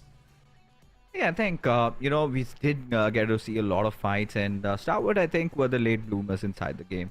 Almost around the 4th or 5th circle, they hadn't gotten a single finish, and suddenly they got online, and, it was just bodies falling down. Being the king of the hills, they kind of utilized it into their advantage. But talking about a few other fights, we will get to that. But right now, what we have in front of us is the match rankings, where Leo Esports, they're kind of on the climb, right? Still managed to get that second spot over here, as Magnus will enjoy the third, because look at the eliminations. Despite having not even a single position point, they look really good. Agonite still in the middle of things. We haven't seen them really exploding, have we? But if you talk about big disappointments, surely for Miracle Vibes has to be one. Oh yeah, even T2K, considering they're in the top 5 too. For Miracle Vibes, T2K, even MABETEX, these type of games are really important. Considering it's the second last day and now you're not going to have a lot of room for error. Oh boy, these upcoming 2 games, you better make sure that these are going to be the flawless game of your lives. But these are some of the moments where Magnus Esports really came through shining. They sort of dismantled T2K over here. I mean, not they. Finny himself just dismantled 2 teams in the front with only that one single weapon in the hand in the name of DBS. And even T2K, you can't really blame a lot to them, right? They needed to push on up against Finny and try and do something, and while they try to do so, Finny used to peek out and get those kills easily in the hands. I'm still about to digest how Miracle Vibes kind of went down so easily like that.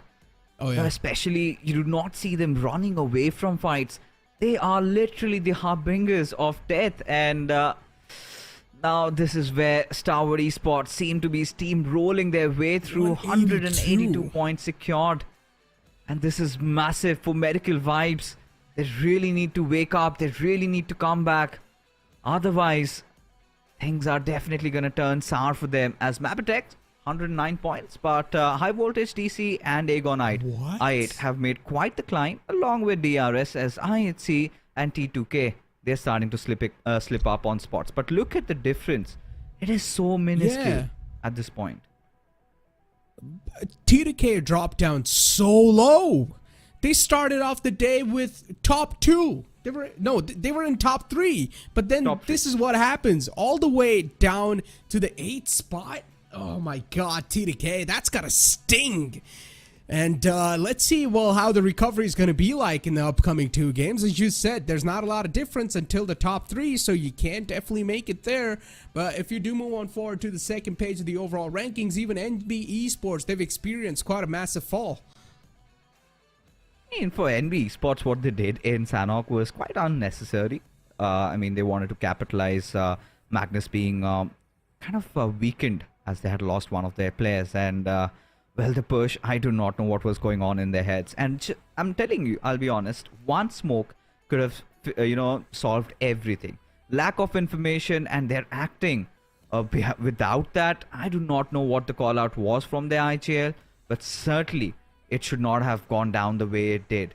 But when you take a look at the other teams over here in the overall rankings, kind of really surprised that, NB, they kind of are struggling, but along with that, Magnus, yes, some good points. But yes, for all you fans out there, this is a chance where you can get your favorite team participating in the PMWI, as we have one slot from the South Asian region and one from Pakistan. All you need to do is get the voting done, and the team with the most votes, they will play in the 2023 PMWI All-Star stage.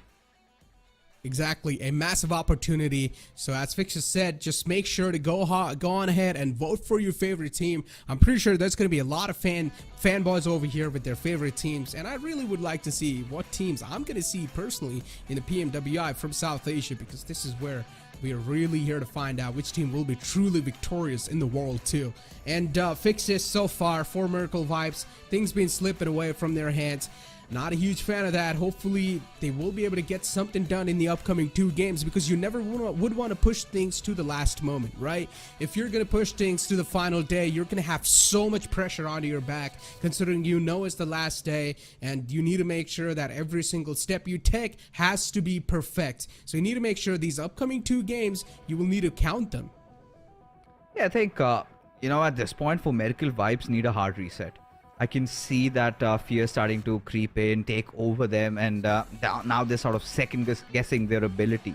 They need to understand they are the Grim Reapers, right? They are the 4 deadly horsemen, just galloping through the valleys of the maps and just wiping down every single team and annihilating. They are a force of nature, and seems like somebody needs to remind them that. Once they get back into their old groove, I'm pretty sure, they're going to take a lot of teams for a spin. But the question is, will it happen tonight? Because, like you said, Necro, not a lot of matches remain, right? And now we're kind of down to the single-digit numbers, right? 2 more remaining today, 6 more tomorrow. And, with Stalwart having the 30-plus points advantage, and they looking so strong, so solid, I mean, for Miracle Vibes, it is going to be such an arduous task to try and accomplish. And this has always been the case with them, right? Even in the SF finals, it was quite similar occurrence that happened. Stalwart, they were kind of on the back foot, and suddenly in those final 2 days, they come out and do the impossible. And for now, they kind of have been doing it every single time. They give you those hiccups, they give you those heartbreaks in the start, but they somehow make up for it, taking the championship home. It's like they give you a false sense of security that, okay, I'm ruling the charts, I'm doing pretty fantastic, there's no way anyone's going to be able to steal that throne away. And once you get way too comfortable on the top, that's where they start coming for you in the final moments, and then you are just completely surprised. You're panicking at that moment, and that's what is currently happening with 4 Miracle Vibes. They've realized they've lost the throne. They know that now they need to get the throne in the back, and as you said, you can clearly see a little bit of state of discomfort from their gameplay. So hopefully they're able to reset over that. And ladies and gentlemen, the reason why we're talking about only Stalwart Esports and 4 Miracle Vibes is because at this point in time, the top 2 are way too far away from the rest. And this competition is pretty much for the first spot. So these 2 teams are way too close for each other. And any of these teams, if you're able to pretty much just make a comeback for 4 Miracle Vibes, there's a chance they can move on forward to PMWI. So the main spotlight has to be on these 2 teams. Eventually, as the matches are starting to fall short, we kind of seeing the Mongolians starting to take over Necro, because at the start of the day it felt like the teams like T2K, they were still in the mix of things. Highvoltage DC, they were doing pretty good, but MABETEX getting 1 chicken dinner, Stalwart already getting 2, and the third one also coming in. I guess so far it's been a Mongolian evening and Mongolian domination. Surely somebody needs to respond back. And is it going to be the Nepalis? Is it going to be for Miracle Vibes kind of trying to inch in the gap? Because at this point, they cannot afford to fall. Because like you said, I kind of feel like, yeah, they might have gotten a little too complacent. But now that Stalwart Esports, what they have done is play the best PUBG mobiles of their PUBG mobile of their lives. And again, they've been doing the same, right?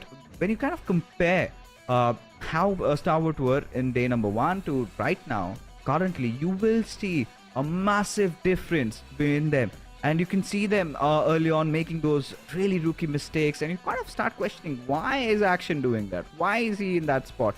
What happened to Top? Where is he? And Nirzet, the ever-reliant player, and he started falling off, but suddenly they are, they kind of fixed every single errors that they were having, those small mistakes that caused huge ripples. But now Stalwart, they look ever so solid. I do not see them falling down from here. Yeah, it feels like in the initial days, they're just trying to measure the playing field around them, and once it's done, they start to spring themselves back in life. But Fixes, what has happened with 4 Miracle Wives is they have sort of tripped over their own shoelaces, and let's see if they're able to buckle up well enough or not. For sure. As that was all from Necro side. Thank you so much, buddy, for joining us. It was an amazing time with you. But right now, we have got a sweet Shadow coming back in. So Shadow, tell me about For Miracle Vibes Fall, because I certainly seem to be not able to digest what's going on right now. Early elimination from the side of 4MV, something definitely unheard of, but they really need to find their old confidence back, otherwise they will start struggling. And with only few games left, specifically with only 8 games left, 4MV can't afford to lose their confidence at this point. In this Miramar, they have to stage a comeback because the point difference between Stalwarts and 4MV is already too high.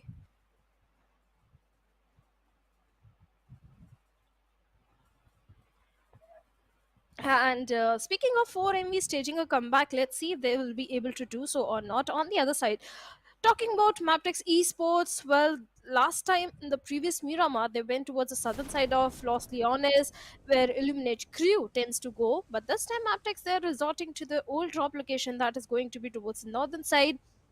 Even Quantum Rage, talking about this team, Quantum Rage have been showcasing a tremendous improvement as compared to day number 1 and MABETEX Esports. Had they gone in again towards the southern side of Los Leones, they would have been rewarded by the very fourth circle. But I'm not so worried about MABETEX. They know how to play around these circles. They know how to approach these kind of circles, what sort of rotation path to opt for. So in MABETEX, they are going to be pretty comfortable. But talking about 4MV, this can be a very good game for the plus of 4MV, considering the circle, considering the drop location from Chumasera. If they head over towards the southern side of Los Leones, if not southern side, at least they are not in the congestion. So many rotations are going to come in from the northern front, and 4MV, they don't have to deal with so many teams at this point. They are definitely in a good spot. And speaking of good spot, even the players of Highvoltage DC, they are in a good position. On the other side, Stalwarts, well, they might have to engage in too many fights. And well, when you engage in too many fights, there is a chance, there is a possibility that maybe you can lose some of your players. So that is something Stalwart Esports really need to think about, really need to ponder. And speaking of Magnus Esports, even they're not having the best of the time. Now, tomorrow is going to be absolute bloodshed, especially Stalwart. They for sure have a bounty on their heads, and For Miracle Vibes will have to come up with some sort of strategies to take them down, and they will have to do that quickly. If it comes down to the fact of them trying to cut their rotation, they will have to make some, really drastic. They will have to take some drastic measures. But taking a look at this particular circle, Shadow, it's gone down a little bit towards south, Los Leones. We kind of expect, La Bendita, even where is somewhere around Picado and around those Picado hills also. And look at how the teams are already starting to swarm in, trying to migrate down south quickly. And Aegon I8, they kind of enjoy themselves ever since they've kind of given away Los Leones. We've seen them kind of drop down on towards Impala. They kind of try to play around the edges. I think Aegon I8's Miramar games have improved. I think yesterday they managed to get one chicken dinner out of it.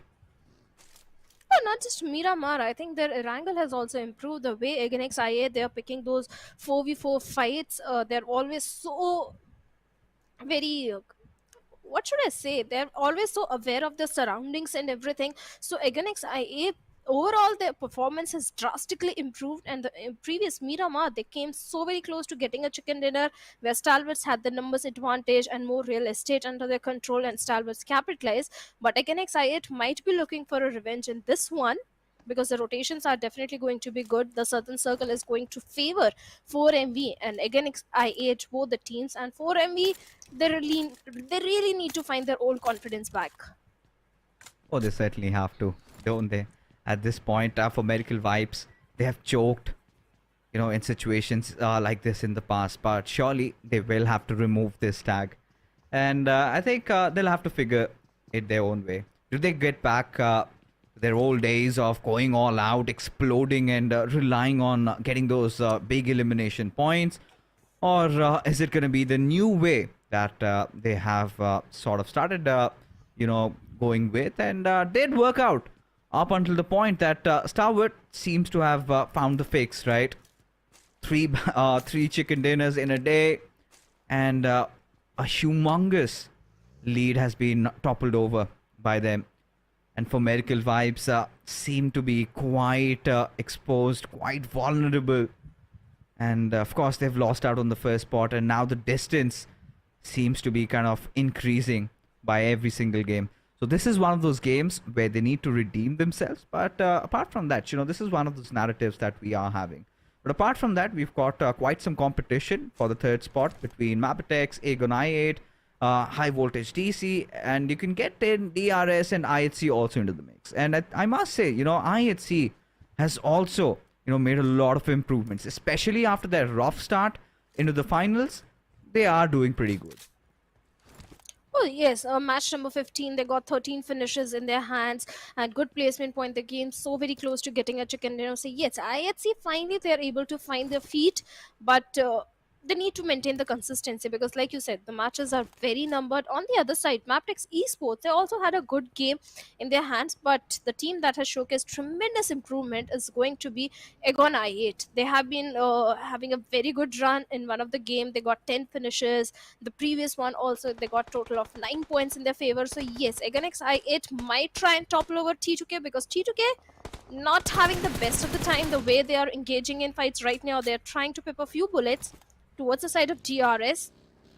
Speaking of DRS also, in the previous Miramar, DRS, they also came very close to getting a chicken dinner, but the synergy was completely missing. When again i8 pushed onto their compound, the players didn't provide any sort of cover fire. They were just holding onto the grounds and waiting for the players of Aegon i8 to push and annihilate the entire team one after another.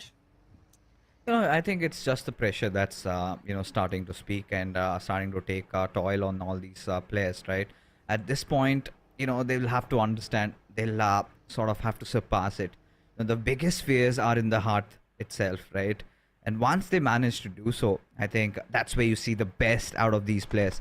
But for now, a little bit of a kerfuffle between i8 and T2K. Illuminate Crew Viper already starting to lob a grenade, cook it up, and thwarted at Jane's direction, just trying to force him out.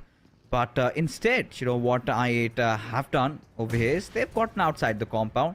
They realize that T2K, they look to be a little pushy over there.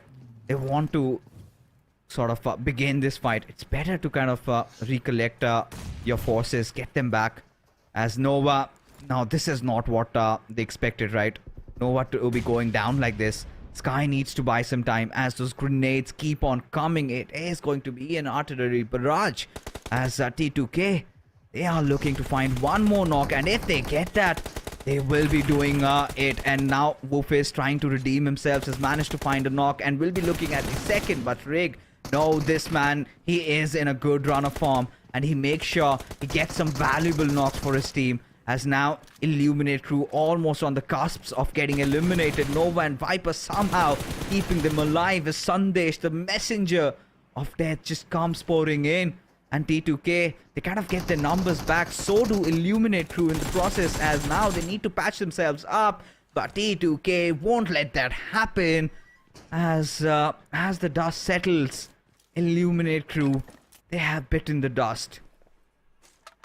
Oh yes, definitely. Illuminate Crew, they have been eliminated, but T2K, the way Rig and Sandesh went for the clank angle, they had all the information onto the players of Illuminate Crew, where one player was already down by the grenade. So yes, T2K, they perfectly capitalized on this fight without losing any player. But on the other side, we have the players of Highvoltage DC, and they're trying to pip a few bullets on, I believe it was Leo Esports. But now Highvoltage DC, they have to prioritize the circle because the circle has taken a sudden shift, and it is highly favoring the players of Against i8, even the players of 4ME and TUF. They are in a decent spot, but Stalwarts and all the other teams who are coming from the northern side, they have a very big journey ahead of them. Oh, this is one of those circles that I kind of sinfully enjoy, right? And just when we were thinking that this can go a little towards north, maybe towards La Bendita or towards the Picado Hills, it goes all the way down south. And maybe this is just exactly the luck that for Miracle Vibes needed. Because Stalwart, they're gonna have such a tough time trying to get inside the zone. And if for Miracle Vibes can put a halt, put a stop at them right then and there, I think, and then maybe get a chicken dinner, they might just get right back into the top spot. But, that is again our forecast, that what we are thinking, as DRS seem to be getting a little aggressive. Now, Demo, he's on a frontal battle against Rules. The IGL gets the better out of the Assaulter and he goes falling down, but the trade-offs are coming in and suddenly DRS just wiped the floor, and that's all she wrote for IHC, as they have been buried 6 feet under shadow. Something I didn't anticipate at all. The way they were holding on to the angles, DRS capitalized, having the perfect side peek onto the players of IHC, especially Godless, and no throwables were invested. But IHC, they were not prepared for this fight, the way the players of DRS chimed in. But with that, DRS, maybe they'll be looking forward to have the complete Eastern control under their favor. At the same time, Magnus, they have been forced to opt for a different rotation path this time. They heard all those gunshots and they realized directly heading inside the circle is going to be a bit risky. So DRS, they still have a good hold onto the eastern periphery of the circle. And MABETEX, again, beautiful rotations coming in from the northern side.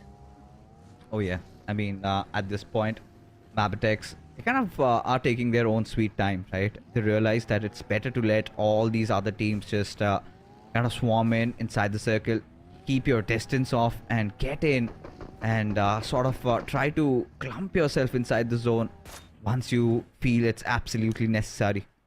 As Stalwart and Highvoltage DC seem to be a little bit of a standoff over here, as Assassin just trying to tap those shots in the dark, hoping one might connect, just tapping inside the smoke, but seems like he has no idea of where the players of Stalwart as DRS kind of keep going on with their onslaught.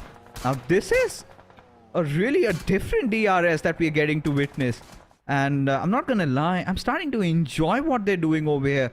Quite aggressive. Delta closing in on the distance against Faster, as he looks to be defending over here, as those grenades are being flung, and there you go, the trade coming in as Faster trying to hold down the fort. Deante not at the best of HPs, needs to patch himself up as Rules prepares and cooks up a grenade to lob at Faster's direction. As Killer, he is also going to be joining the pack, but that won't be needed, as the players of Magnus are getting dealt with one after the other. But still, the threat looming right over their head, as one of the players is still alive. He was trying to do something gun over there, but no, has been denied, as DRS get the second squad wipe in real quick succession. 100% agreed. This is a different DRS, and this is something their fans wanted to see, the aggression which they are bringing. They have managed to wipe up 2 squads without facing any casualty, but right now Highvoltage DC, they need to be the cautious ones, because at one side we have NV Esports, other side we have the players of Stalwart Esports, and the way Malik and Assassin are walking, they can walk in the clutches of Stalwart, so they have to be very careful with their rotations. On the other side, 7th Element, they also not able to have the best of the time in the grand finals. Right now, the team that is in the crosshairs are the players of DRS, and at this point, 7th Element, they don't want to poke the bear, because DRS, yes, they are vulnerable, not too many players left, only 2 men standing from their side, but still the momentum is going on for them. So 7th Element, they need to be cautious. They have to be. And 7th Element, they have been the boys of chaos. They really love to do that. Really like spoiling other people's streams, and seems like DRS could be next on their list. As Killer, he's pretty much done for. Deante, he's got to make his escape, and 7th Element happy with what they've gotten. DRS absolutely weakened down. As for Miracle Vibes, are they aware of Malik's presence over here? This could go on to bite him. And in the deserts, we have those rattlesnakes, and Malik certainly seems to be one of them, as Apex has no clue of the danger looming. right over his head. Might have had a little bit of an idea of where Malik could have been. Malik still having that grenade, decides to hold it for now. As stops, he's getting picked off by H2SO4 and Stalwart. They are looking a little exposed over here. Already down to 2 players. They need to get those important revives. Or maybe they're out of options. And this is the game where for Medical Vibes really have to get themselves in. As Highvoltage DC, Malik and Apex, any single moment they might lock horns against each other. And that is certainly going to be feisty. The amount of teams present on the western side, it's not looking an ideal position for the players of Highvoltage, especially the way the segregation is coming from all the 4 players. At the same time, 4MV, they do have information onto Stalwarts.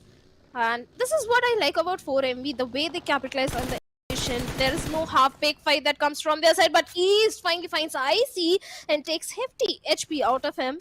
But for now, IC is safe. He needs to patch himself up. At the same time, East is also getting shots from somewhere else.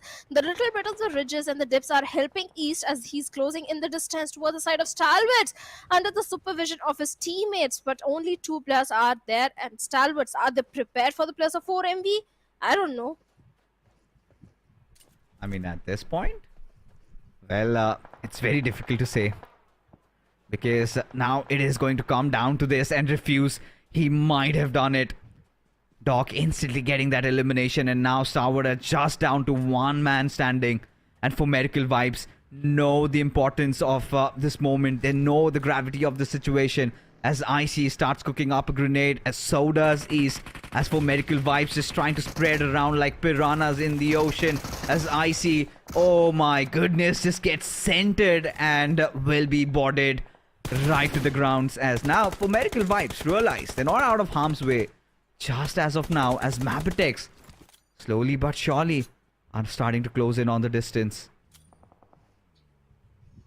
4MV, they have to do something, because this is going to bring an opening for the players of 4MV to reclaim the throne in the overall standings, with Stalwarts getting elimination. But MABETEX Leona, he went too near to the players of T2K, get punished. At the same time, Kese has also been dealt with. On the other side, 7th Element dealt with the last player of DRS, and DRS bids bye-bye on the 12th spot. Look at the rotation that is coming from the side of Sandesh with that vehicle trying to lure the players of MABETEX out, but Kese and Leona begging for help, begging for a revival. That is not going to come, because the 2v2 split which MABETEX were having, well, it backfired. It went against them, and T2K, they are going to capitalize. Instant confirmation point has been made. At the same time, T2K, they have also been very impressive. Not today, but yesterday. Yeah, I think T2K were really enjoying themselves, especially the young lad Rig. He's one of those veterans though, has been in the squad for quite some time. Has been delivering on multiple fronts, right? Whenever you need him. The first 2 days were so impressive for T2K, but seems like they look to be gassing out a Sandesh. Barely surviving. The sliver of HP still manages to find a knock on MABETEX, but it is gonna cause no harm. But maybe for Medical Vibes might just be able to capitalize on this situation, as Baron just being ever so cautious right now. One after the other, the bullets are being tapped on, and Sandesh seems to have lost his mark. Sandesh still peppering down bullets towards the side of MABETEX Esports and pincing the players. Baron has managed to give the crucial rescue mission onto his teammate, but from the backlines, even the players of 4MV are also chiming in. TUF and NB Esports are also fighting on the southern western periphery of the circle, where TUF is trying to gatekeep the entirety of NB Esports. But looking at the position of Egan IA, they have the epicenter, not exactly the epicenter, but somewhere in the center position of the circle. This can be a good game for them. They already have a good momentum building up, but Highvoltage DC finds East out in the open. Assassin instantly takes him down, but no, it was Malik, his own teammate. And Assassin might be looking for the confirmation point as well. 4MV, they have to defend this compound if they want to topple over Stalwarts. Alright, for Medical Vibes, just taking a few steps out of position, and look at how they've been punished now, just being surrounded not by one but multiple teams, and they will have to hold on. You know, them eliminating Stalwart will not matter if they do not survive and get enough points in this one. And for surely, High Voltage have no intentions of letting that happen, as we've got another fight between us. It is going to be Regicides taking on a different squad. I think it is going to be Quantum Rage that stand right in front of them, as Regicide will wipe them out of the server. But for now, for Medical Vibes, just are on the edges of the zone. They somehow need to figure a way to escape from this situation, especially if, with Highvoltage DC breathing under the neck. It is going to be so tough, Shadow. It is going to be tough and tough for Malik to go for the rotation as Doc comes in with that M416 and instantly takes him down. The confirmation has been made. The numbers are not in the favor of Highvoltage DC right now. Refuse with a grenade, takes 50 HP out of Jiggle over there with the UMP 45 trying to take him down. Yes, the smoke is there. Refuse instantly reposition himself. At the same time, Jiggle on a sliver of HP. He can be down. He can be taken down, and Refuse finally takes him down with a grenade. Highvoltage not looking good at all. They were looking strong, but Assassin also bids bye-bye, and 4MV. They managed to defend their compound. Just lost one player. East. Apex will get an easy revival, and 4MV. 8 defeat points already in their favor.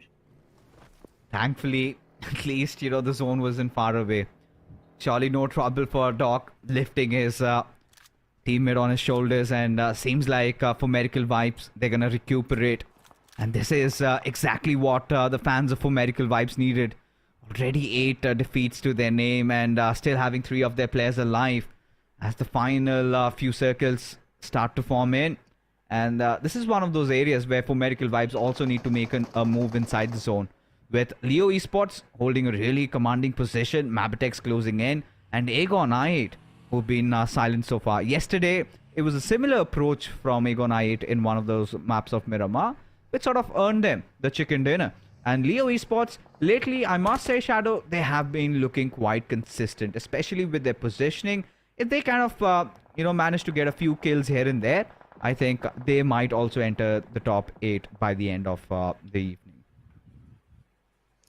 Oh, agreed, 100%. Even in the previous Miramar, Leo Esports, they came, I think, on the 3rd spot with good position and a decent amount of finishes in their favor. So, yeah, Leo Esports are finally looking confident on day number 3. They just need to carry forward the same momentum and confidence as NB Esports. They are trying to take the position of Reggie's side and looking for a southern dominant control. Roshan out in the open gives a little bit of the glimpse to Akaze, but no damage done whatsoever. The grenades are being flung over.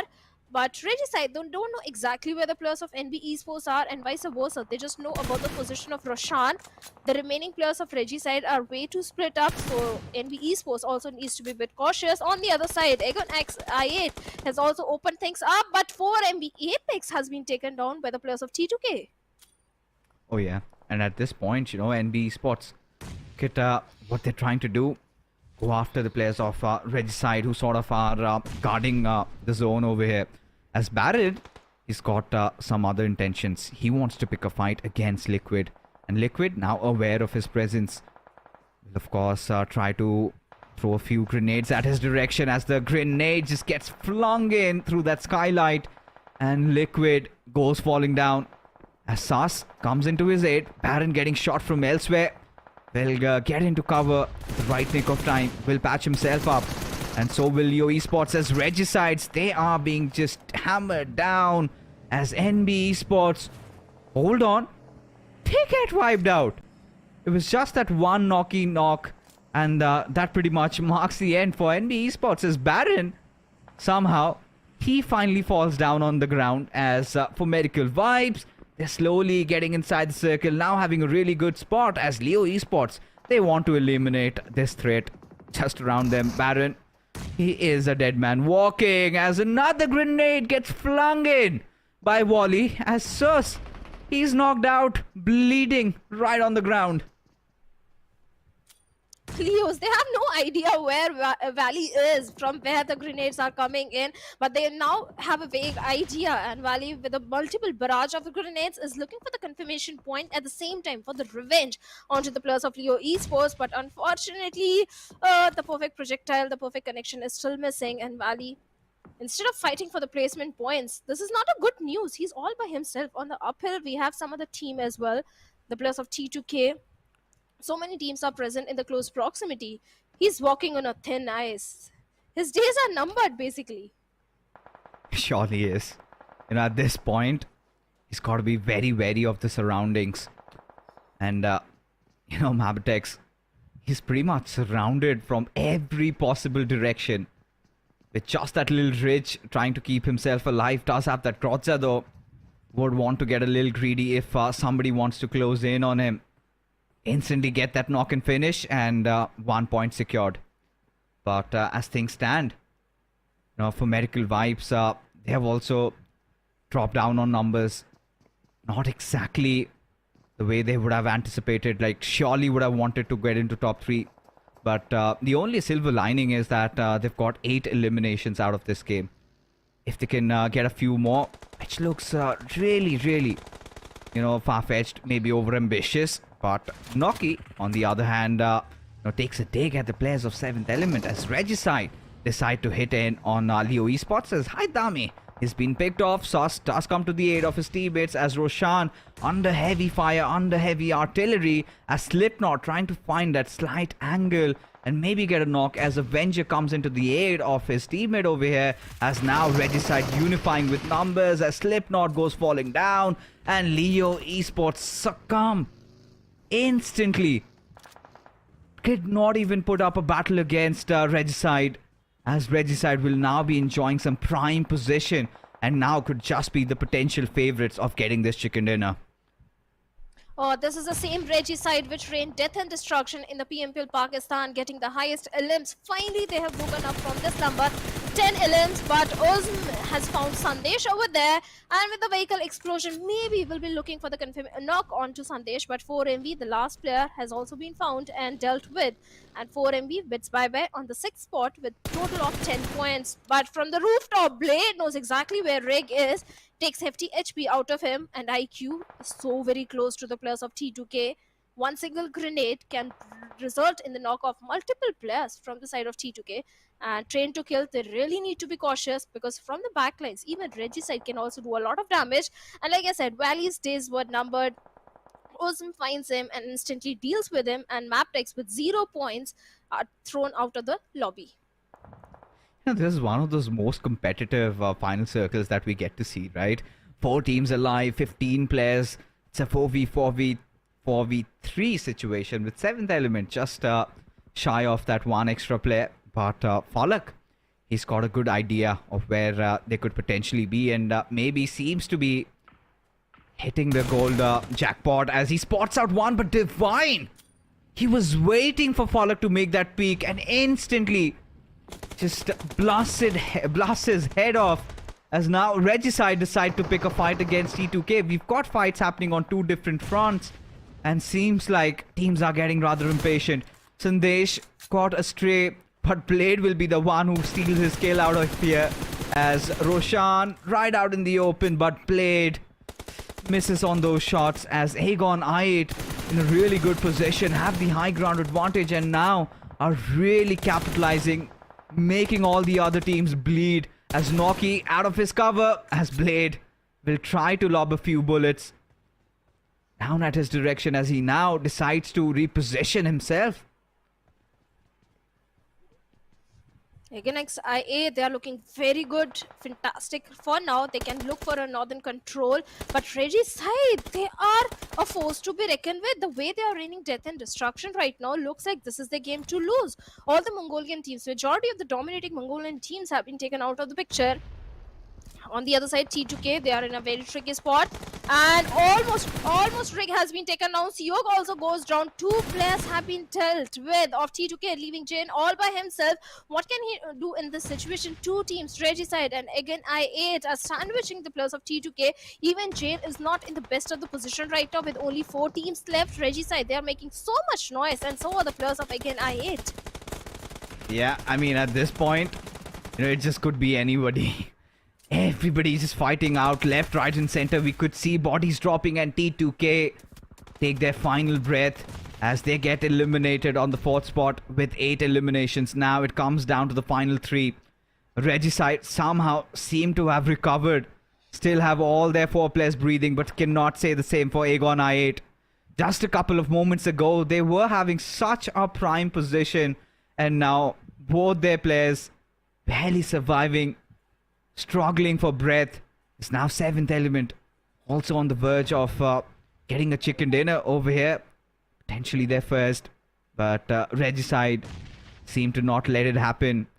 Nice spread around, just waiting for this final circle to kind of shrink in. And somebody is going to step out of the cover. Somebody is going to get a little impatient. And the other one will surely capitalize on this. Well, Noki is capitalizing. Falak made the mistake of his life coming out in the open, and instantly, in a blink of eye, again I8, they have been dealt with, eliminated on 3rd spot. Now only 2 teams left, 7th element, and with a vehicle drive by, Vaz finds a knock onto Dabby, but Ashad instantly finds the trade. But Regicide, they had the numbers, and they get the winner which they were looking for. Oh, certainly. And at this point, Regicide, they were kind of exercising extreme caution, being quite patient. Did not overstep, and this was a biggie for them. 16 eliminations and a huge sigh of relief, especially how they were struggling right at the bottom of the ocean. But surely this could be where their climb begins. Pretty much better late than never, as now winner chicken dinner for Regicide. But we are going to keep carrying on with this discussion, but after this short little break.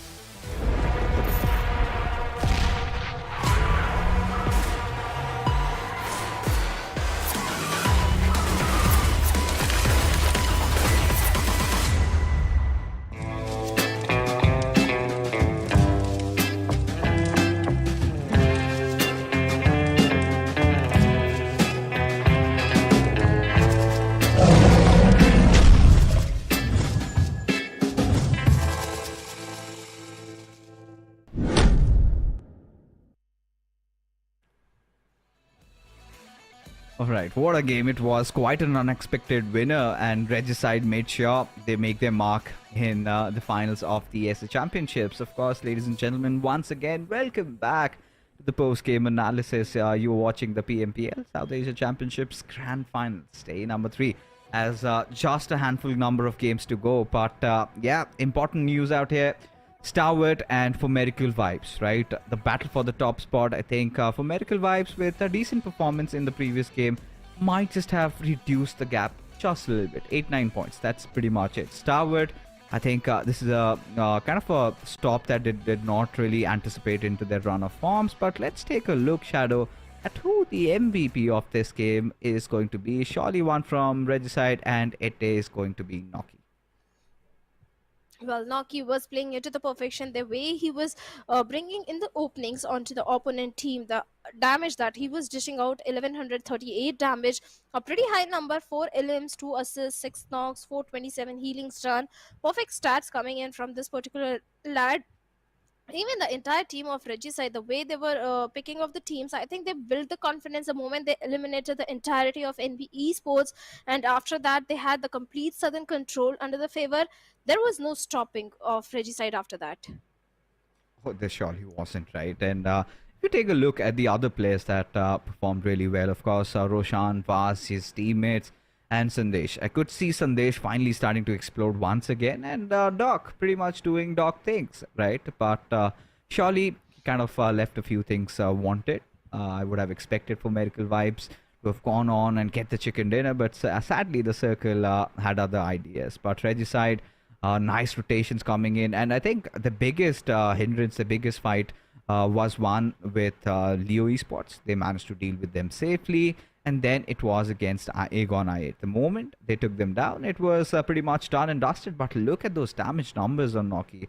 138 points. And this goes on to speak of volumes of how explosive Regicide had been in those final phases of the game. Oh yes, they were definitely raining death and destruction at the same time.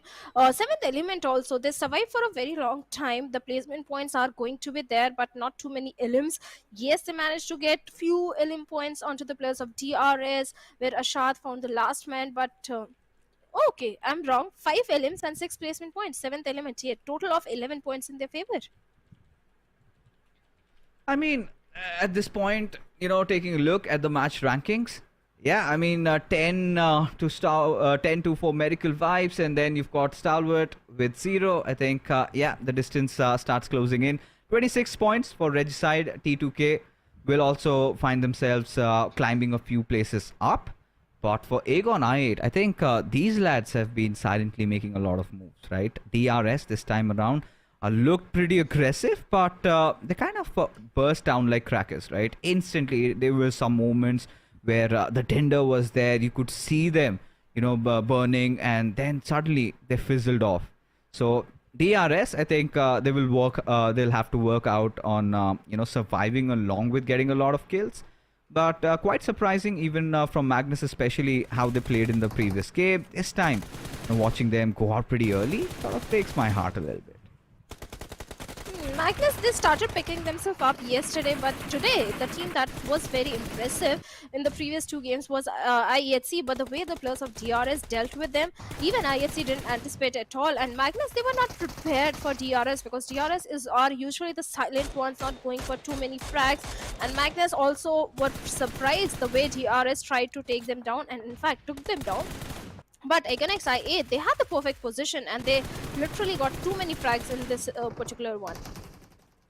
Oh yeah, I mean, Magnus, well, not this time around, but Regicide, they kind of were all over the place, right? Every single one of them hitting where it hurts. But for now, this is the report card, the reality check.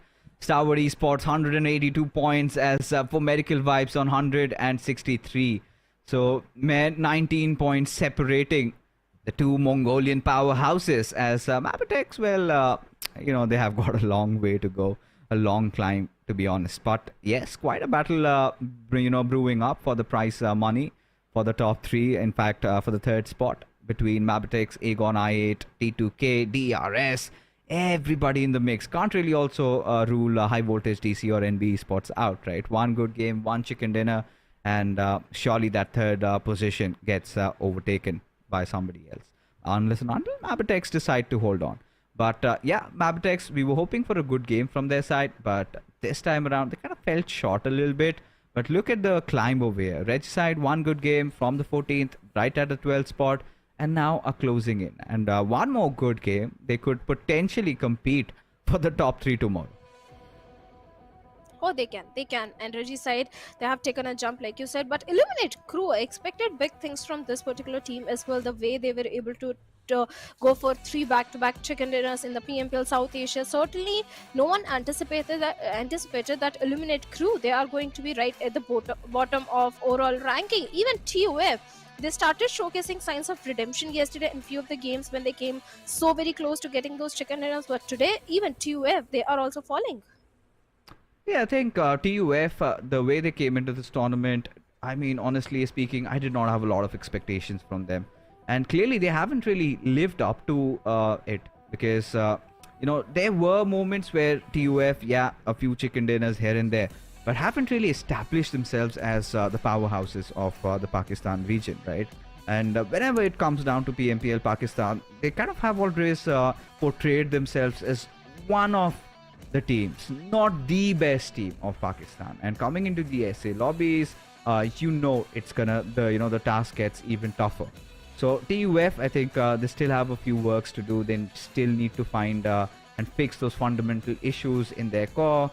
And once they do that, maybe tomorrow is going to be bright. But certainly TUF, I think one of the oldest squads of Pakistan that we have seen. And I think they kind of make their way up till here. But this is by far their sky. Agreed. TUF, they really need to work on few things. But Regicide, well, they were forced to be reckoned with in the previous Miramar, 26 points. And I was kind of waiting for this kind of a performance from the side of Regicide, because after PMPL Pakistan in the SA, Regicide were completely missing. But finally, they have been able to find their feet. But Stalwarts with 3 chicken dinners, they are looking very strong. Oh, they certainly are. I mean, surely this is a Stalwart day, and the Mongolian domination sort of continues. We did see MABETEX also clinching one, but this time around, Regicide made sure they had one of the Pakistani flags up there. So a good moment for them also. I think a nice revival, at least for Regicide, considering where they were. But now it kind of boils down to this one game in the evening, right? And this is one game that sort of sets in motion for what we're going to expect tomorrow. And this is where things get really crucial. This is one of those games which is kind of a must win for teams like Stalwart and for Miracle Vibes. The big question is how much of a difference will remain between these two teams, because so far as the games are progressing, as things are going on, it feels like it just could be somebody randomly, maybe from the 10th to 16th spot getting a chicken dinner. But the big question is how much will For Miracle Vibes get and how much will Stalwart? And I'm pretty sure the circle has a big role to play in that. 100%. If it's a southern circle, then the players of 4MV can benefit heavily. But I haven't seen 4MV getting a chicken dinner in the southern circles, so they are definitely not hoping for an extremely southern circle. Maybe they are, we never know, because Stalwarts, on the other hand, if the circle is favoring them, maybe they can also get a chicken dinner for themselves. But on the other side, I want some other team to give a strong competition to the players of 4MV and Stalwart Esports, like T2K or MABETEX. Maybe not today, maybe tomorrow, when the point difference is pretty clear that you can't claim the throne, you can't come on the top spot towards the last few games. Maybe we can see a bullseye target behind 4MV or Stalwarts. The final game of the evening, and we're on, baby. It's going to be a lot of fun, and I'm pretty sure the viewers would want to make their predictions over here. It could just be anybody, especially as things are starting to get heated up, because when it began the first day, I was starting to wonder if any team can really compete against the wrath of For Miracle Vibes. But seems like the other Mongolians, the Mongolians that have ruled the entirety of South Asia, they have responded to my query and have taken over. But this is one of those games where For Miracle Vibes maybe would come back in, and I would want this to happen, because that is going to absolutely ramble a lot of things for tomorrow. As now the flight path trajectory all the way from Yasnaya goes on to its hospital. A little bit of a northernish flight path will certainly not be favoring either of them, For Miracle Vibes or Stalwart. Let's see what are they up to. Once I saw 4MV change their drop location, that was I think on day number 2 on the northern flight path. The circle was also a bit towards the northern side. They went towards Gatka, but I don't think 4MV, they are again going to resort to such a thing. They'll head towards the side of military base, Stalwarts towards Novorpnoy, T2K towards Sivorny. Talking about other team that can showcase a good performance are the players of IHC, because in the league plays, if not league plays, PMPL South Asia time, IHC used to rule in the map of Erangel. They used to showcase a very dominating performance along with the squad of T2K, and I want to see that same IHC again, because finally they have been able to find their momentum, find their feet in the game. So maybe this can be a good game for the players of IHC and a chicken dinner game. For IHC, I think they've kind of done a decent job in trying to bounce back in, but still, they have to walk a lot of miles to get to where they were once upon a time. And it is the past, it was glorious, but little bit of a buggy bash going on between 7th Element and Leo Esports, but they decide to go on their own separate ways. And I was starting to wonder, why isn't 7th Element knocking on the doors of Aegon I8? But Stalwart Esports seems to have found their respective vehicles. They'll be heading down quickly, just whizzing through the grasses down towards Novorpnoy. But this is one of those circle shadows. It's quite default, right? We've seen this circle quite a lot of times, and kind of has that tendency to end around the Potato Hills areas. I mean, I'm going to be surprised if it's going to be a flatland circle, but for Stalwart and even for the likes of For Miracle Vibes, especially for Miracle Vibes, because I've got the map feed on my second monitor, and I can say one thing for sure: they are quite surrounded. They've got a lot of unfriendly neighbors. Surely do not have the luxury like Stalwart just did, finding all 4 vehicles, getting down to Novorpnoy, which kind of means that they'll get the loot done quicker than For Miracle Vibes can. Where for Miracle Vibes, it's just not about finding vehicles, it's also about surviving and safely getting down towards military base. Now, with the first circle starting to close in mere 30 seconds, I do not know if it's the wisest of idea to really come down. So might as well, even loot around the southern Gatka regions, or maybe even head towards Quarry and try to find another way out inside to figure out how to get a chicken dinner in this one. Oh, we have seen 4MV do exactly that in one of the game, but I'm not worried about 4MV. I'm more worried about IQ of again I8 because he's so very close to the players of 4MV, so far away from his teammates. If a knock comes in, there is no chance that the revival can come in. So IQ is walking on a thin ice. On the other side, talking about the players of DRS, well, they have always been coming to the city of Milta and in this kind of circle. If it tends to go towards Potato Hill, DRS can definitely opt for a very good rotation. The only team that can prove to be ugly thorn in their path of rotation could be the players of NB Esports, because Illuminate crew, they always tend to go for a very early rotation. So DRS, they need to be cautious about NB Esports, especially with the performance which those showcased in the previous one. I think DRS are looking more confident this time.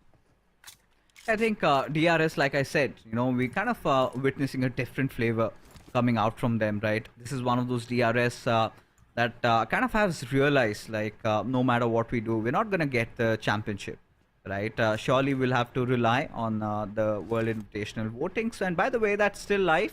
You can vote for your favorite South Asian team, and the one that wins gets to the PUBG Mobile World Invitational All-Star stage. So surely all the DRS fans, at least from Nepal, they've got quite a fandom building up for themselves. But this is what I was talking about. For medical vibes, the worst horrors, their nightmares have come true. One of their player already getting picked off. Is still knocked yet, but I'm pretty sure Leo would want to add insult to their injury, would want to push in on their direction as Liquid goes charging in. And now for medical vibes, everything seems to be falling off as Refuse also gets picked off, and this is a nightmare for them. This is disaster for MV. They wanted to earn points or earn a chicken dinner in this one, and such a start losing 2+ at the very early stage of the game is definitely going to come and bite them in the back towards the final few circles if they survive till then. So yeah, 4ME, not a start they were hoping for. They wanted to end things on a very good note, at least cover a few point difference between Stalwarts and themselves. But on the other side, Stalwarts, they are looking pretty comfortable. But Sky, look at him. He's in a very wrong territory, but the reinforcement are there right on the doorsteps of NB Esports as Mondo gets taken down by Sky over there. And NB Esports, they are very vulnerable as Fistboy is trying to find something out of Woofies, takes him down.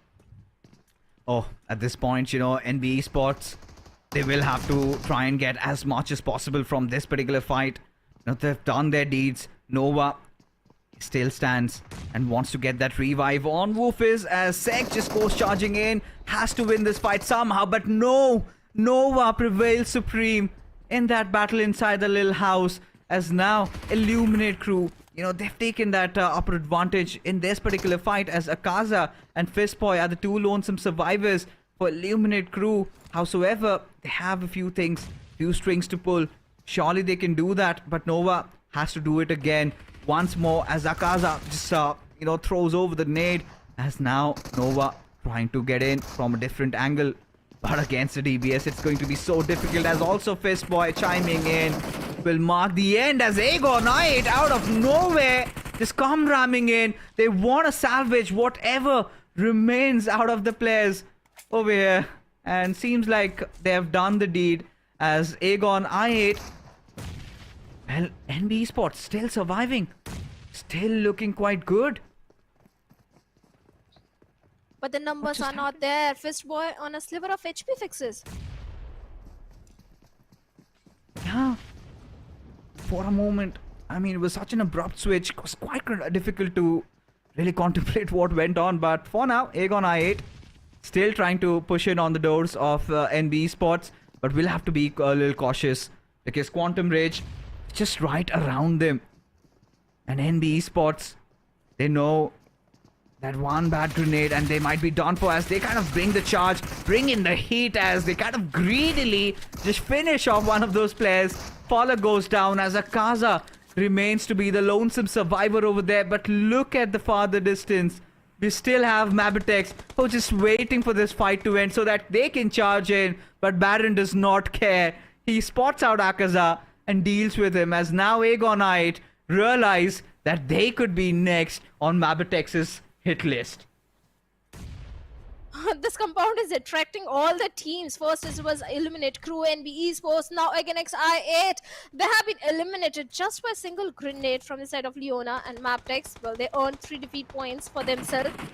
On the other side, MABETEX, they also need to be a bit cautious because we have few teams in the close proximity like Quantum Rage are there. At the same time, even the players of DRS are also making the rotation, and this is one of the good compound in these kind of circles. That is why we are seeing so many teams trying to contest this one. And MABETEX, well, they decide to reposition themselves and search for a better position inside the circle. You know, but the big storylines over here, folks, is the fact that for medical vibes are just reduced to one player surviving, and Apex, he's got to do the deed. But for now, IHC, a little bit of a resistance being forced in the form of Regicide, the winners of the previous chicken dinner. But considering IHC, they have been quite firm, at least around their surroundings. But little were they aware of T2K also. And maybe they will have to deal with the brunt of things. As Alex and Godless both lying down on their knees, it comes down to Zyol and Demo. But T2K have no intentions of letting them live. As you can see, Drake trying to form a different angle. Jane is also present over there. Demo just lands out. But will successfully manage to save him though. But what is that escape route going to be like? Because I look at the buggies, I'm pretty sure the tires are going to get flattened out.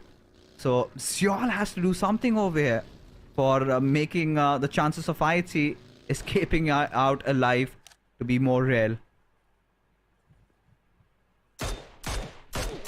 T2K Jane, perfect mini shots comes in, finds Demo over there, out in the open. Yes, the scopes are there, but Alex needs to leave his fallen comrade bleed to death because there is no way that he can go for the rescue mission with Rick being so consistent and relentless with those mini tap shots. At the same time, T2K, they have to realize that at this point they have to prioritize the circle. The remaining two players are already somewhere on the periphery of the northern side of the circle. And IHC, well, they've also started on the rotation. On the other side, Magnus, they are looking fantastic in terms of the position which they are having right now. Yeah, I think, you know, at this point, we're kind of seeing a lot of fights just break out in quick succession, one after the other. It's so difficult to sort of keep track of things. Now, taking a look at that mini-map, we could see that cluster kind of forming around the shorelines, right?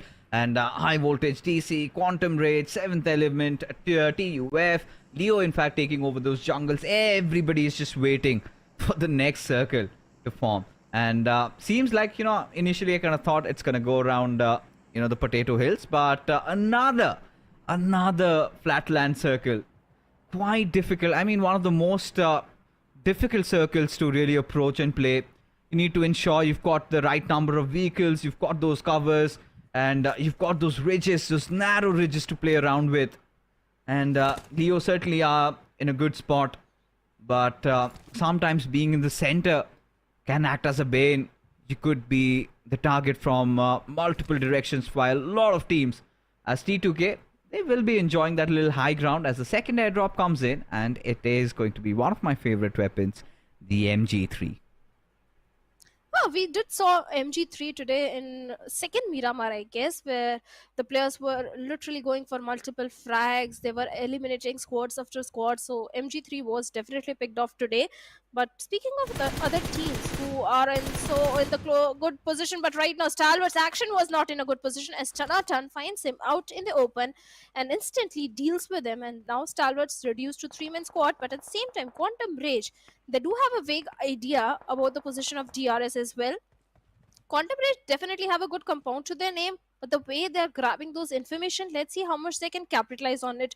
Because Quantum Rage also is one of the team from Pakistan region who has started showcasing improvement in their gameplay since yesterday. So let's see if they can get a chicken dinner, because that is what they are looking for.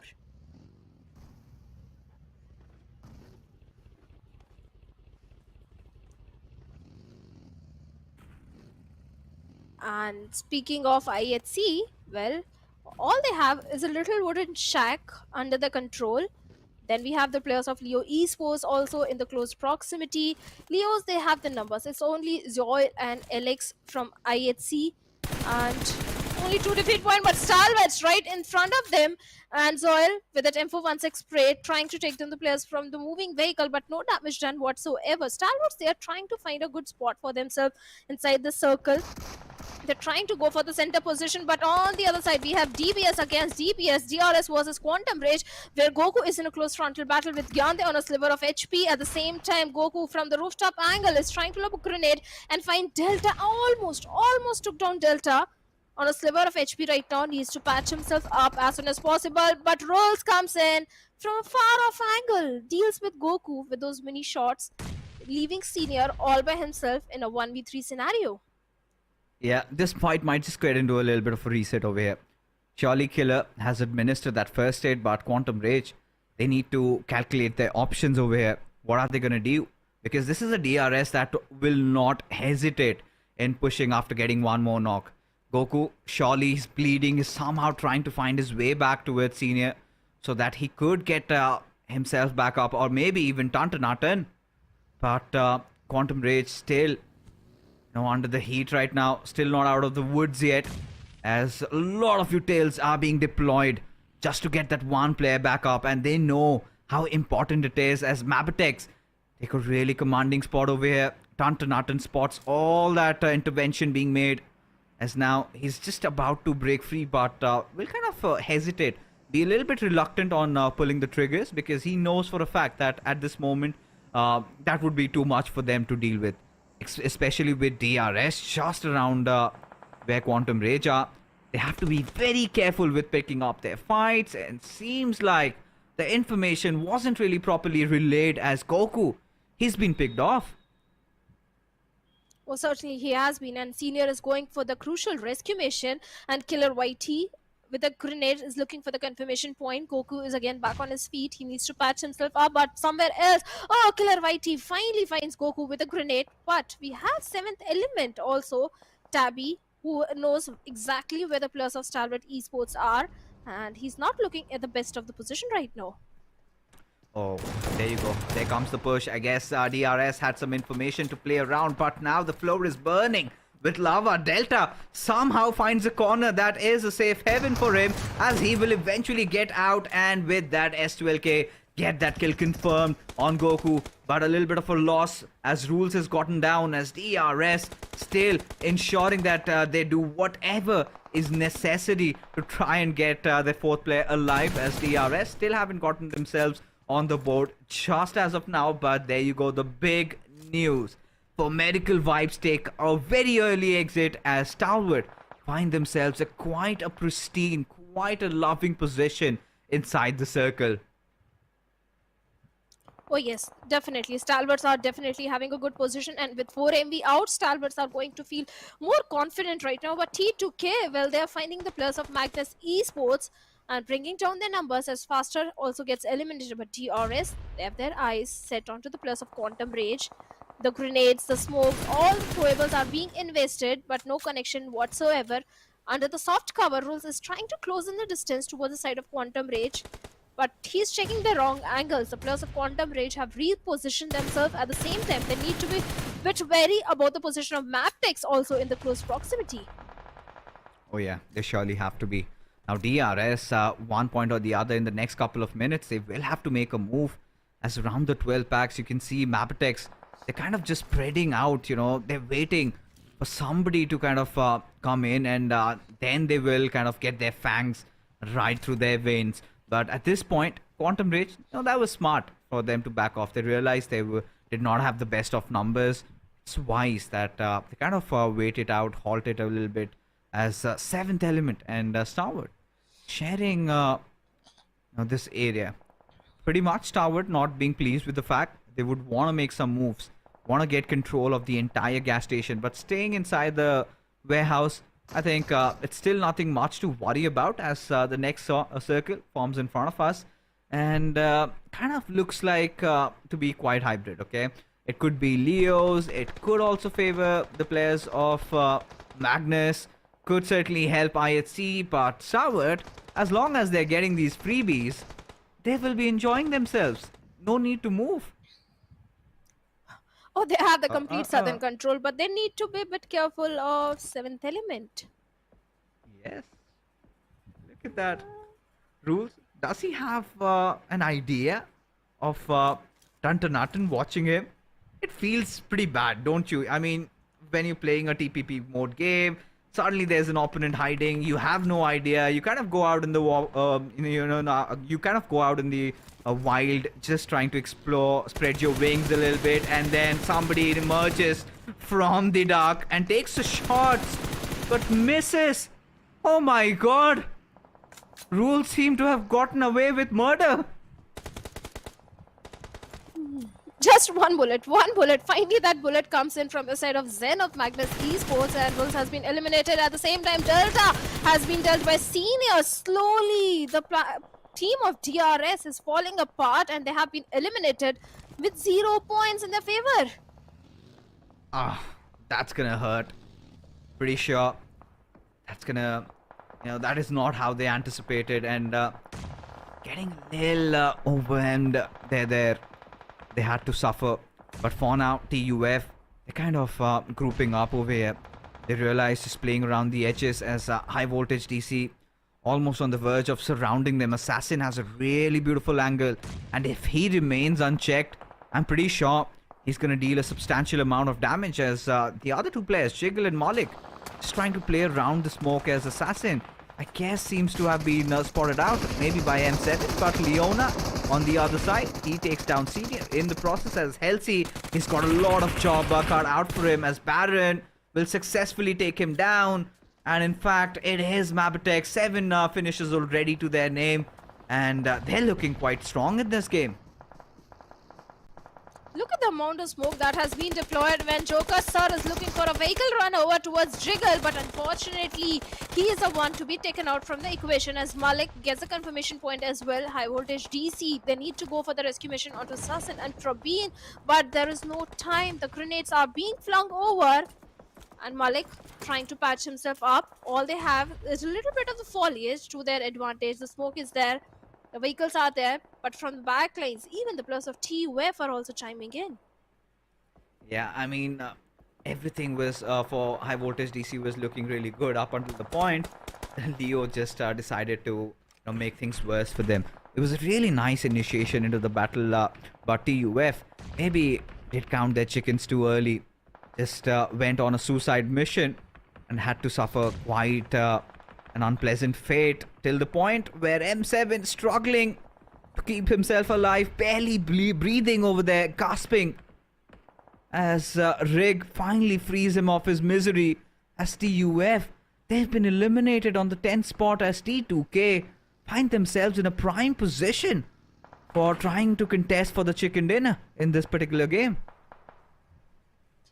Oh yes, they do have a good position, but they are also making so much noise. They are grabbing the attention, especially from Malik. Rig needs to be a bit cautious. At the same time, the segregation that is coming from the side of T2K, yes, for now they are looking very good in the prime spot. If they manage to take the control of that warehouse from Stalwart Esports, I think there is no stopping of T2K from getting that chicken dinner. On the other side, the players of IHC are also trying to move inside the circle where Leos can be that ugly thorn for them.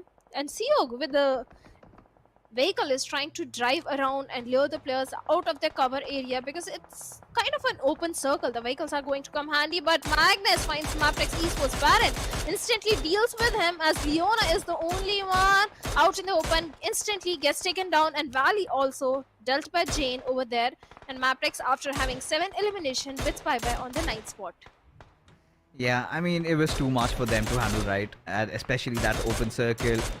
So difficult to play around these areas as Magnus just could be next, being taken down over here. But, Suyok, he just runs over Malik. And now Sandesh, she's gonna do the second deed. Baby Jiggle has been spotted out before he could even respond. T2K. Oh my goodness, these boys are doing it. Certainly starting to feel themselves as they kind of inch in towards victory. 8 finish points already to their names. As now, their biggest hurdle could possibly be Stalwart. If they can restrict them to that area, to that little warehouse that they're holding on. I think this has T2K, this game pretty much written all over it. For all the good reasons. It's Erangel, and T2K, they shine the most in the map of Erangel. But at the same time, they have to have the controlled aggression, the way they are scouting the area, being a little overconfident. Things can go against them. They have to stick together as a pack, as a unit. That is how they can take the chicken dinner, because there's still 6 teams and 18 players remaining. Even Leos are looking very confident. They're not making too much noise, not grabbing too much attention. They have all the 4 players alive in the lobby.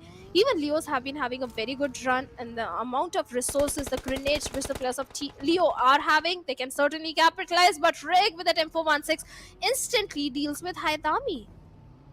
Yeah, I kind of like how Leo positioned themselves. The only part where they kind of are lacking out or missing is in their firepower. You know, they need a player who kind of gets onto the face of the enemies, tries to force out those fights, get those entry fragging done for this team. As now, Leo Esports, well, they're just being rained down by those Grens, and Rake finds yet another success. Now, it kind of falls down onto its Liquid's nimble shoulders. He needs to do what needs to be done over here. Get those revives, but T2K, the way they are rolling, they're not gonna let him leave for long, as Zyol, I think, deals with Slipknot from the far off fray. Just that one player surviving. Surely he's managed to get Haidami back alive and breathing. But look at Jane, that flank angle he's creating. This could cause a lot of trouble, as there you go, the final nade. And Leo, they are history.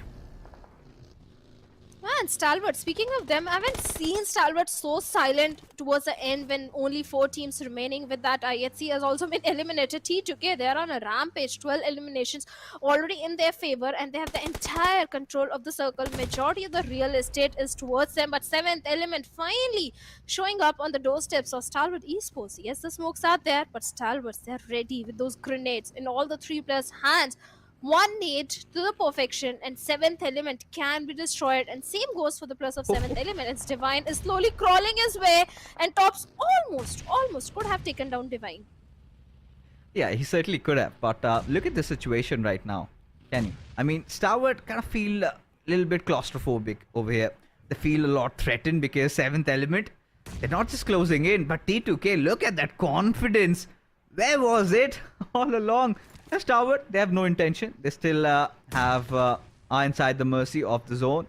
They have no reasons to get out whatsoever, as a Shard trying to go for a drive-by, maybe trying to lure one of the players out, as Jane decides to open it up on Divine, as a Shard barely breathing, needs to patch himself up, as Stalwart now maybe could decide to make a move if it is Tops coming out, but that comes with a lot of risk. He puts himself in the perils of getting picked off by the players of T2K. As a Shard, pretty sure he's gonna get the revive though, but T2K has such an ugly thorn for both these teams over here. T2K, they were just waiting for the last game. Seems like, but right now 7th element, they're still in a pickle with the players of Stalwart. The Molotovs, the grenades, everything is being thrown, as a Shard needs some time to patch himself up. But Nirzed, coming from the different direction, finally finds a Shard again, and IC with a grenade can bring down the numbers of 7th element, but instead IC has been forced back inside the warehouse, as Zed has been dealt with, and IC has to go for the crucial rescue mission, as a Shard is again back on his feet. A nice control Molotov being deployed by Stalwart, just kind of hindering the push coming in from T24. And look at those grenades constantly hurting the players of 7th element. Stalwart still inside the warehouse, but there has to be a point where they decide to move out, right? And they realize that maybe they were a little too late in dealing with 7th element, because now T2K, they are just all over the place. Literally 70% of the zone is controlled by them, as Regicide just around the edges, just around the corners. It is going to be 7th element who make the first move, as Tops. He will be pushing in tandem, and suddenly in the blink of an eye, courtesy to that grenade coming in from Nirzed, 7th element, they get wiped out of the server, and now the final 3 teams remain. It's going to be really interesting, as now Top has finally found a pick on Jane, as the numbers for T2K keep on dwindling down. Now, if that lonesome player from Regicide can cause some chaos, T2K, they will fall down like a pack of dominoes, but surely they do not want to go out without a fight. As I see Nirzad and top, every single one of them march inside the zone. This is where T2K finally feel threatened, finally feel the hurt coming in right on their faces. And Nirzad trying to keep towards the side of Sandesh. Sandesh takes hefty HP out of Nirzad, and finally IC comes in with the Bison and takes down Sandesh. Instant confirmation has been made, and T2K left with only 2 players, Seok and Rig, and Stalwart. They do have the numbers. They want this chicken dinner because they want those points so that they can stay safely and walk into the last day with a comfortable buffer of points in the overall ranking. And T2K, Rig with a vehicle trying to drive around inch closer to the players of Stalwarts, needs to be a bit careful about the position of IC, because IC can ruin the game for T2K Rig. At this point, I love Top's positioning. The way he's trying to create some space, build that little bit of a flank. Surely Rig has to anticipate. He's been having the best tournament of his life. Can he live up to the moment as Stalwart pushing in from multiple directions over here, and Rig stands in their path of victory. Stalwart about to get that 4th chicken dinner, but T2K can be a spoil spot as Rig finally opens up on Nirzad as the trades keep on coming. As Top trying to get a few more kills over here, as Rig barely with those final breaths has managed to clutch it out as he sends the Mongolians packing. Wow, unbelievable stuff coming in from Train to Kill. Cannot believe what just happened. And one of the most explosive chicken dinners, 18 eliminations, and they make their way to the top 3. Well, certainly they have been they have reclaimed the position in the top 3, but now still they have to keep the same momentum going on day number 4 as well.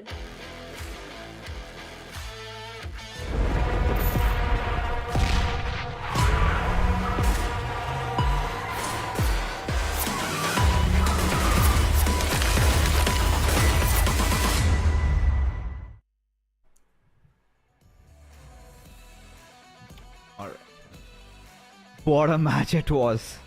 I'm pretty sure a lot of people who were feeling a little sleepy down there, you know, of course, the body clock not getting adjusted, suddenly seem to have woken. And now, you know, you're left with wanting for a few more matches.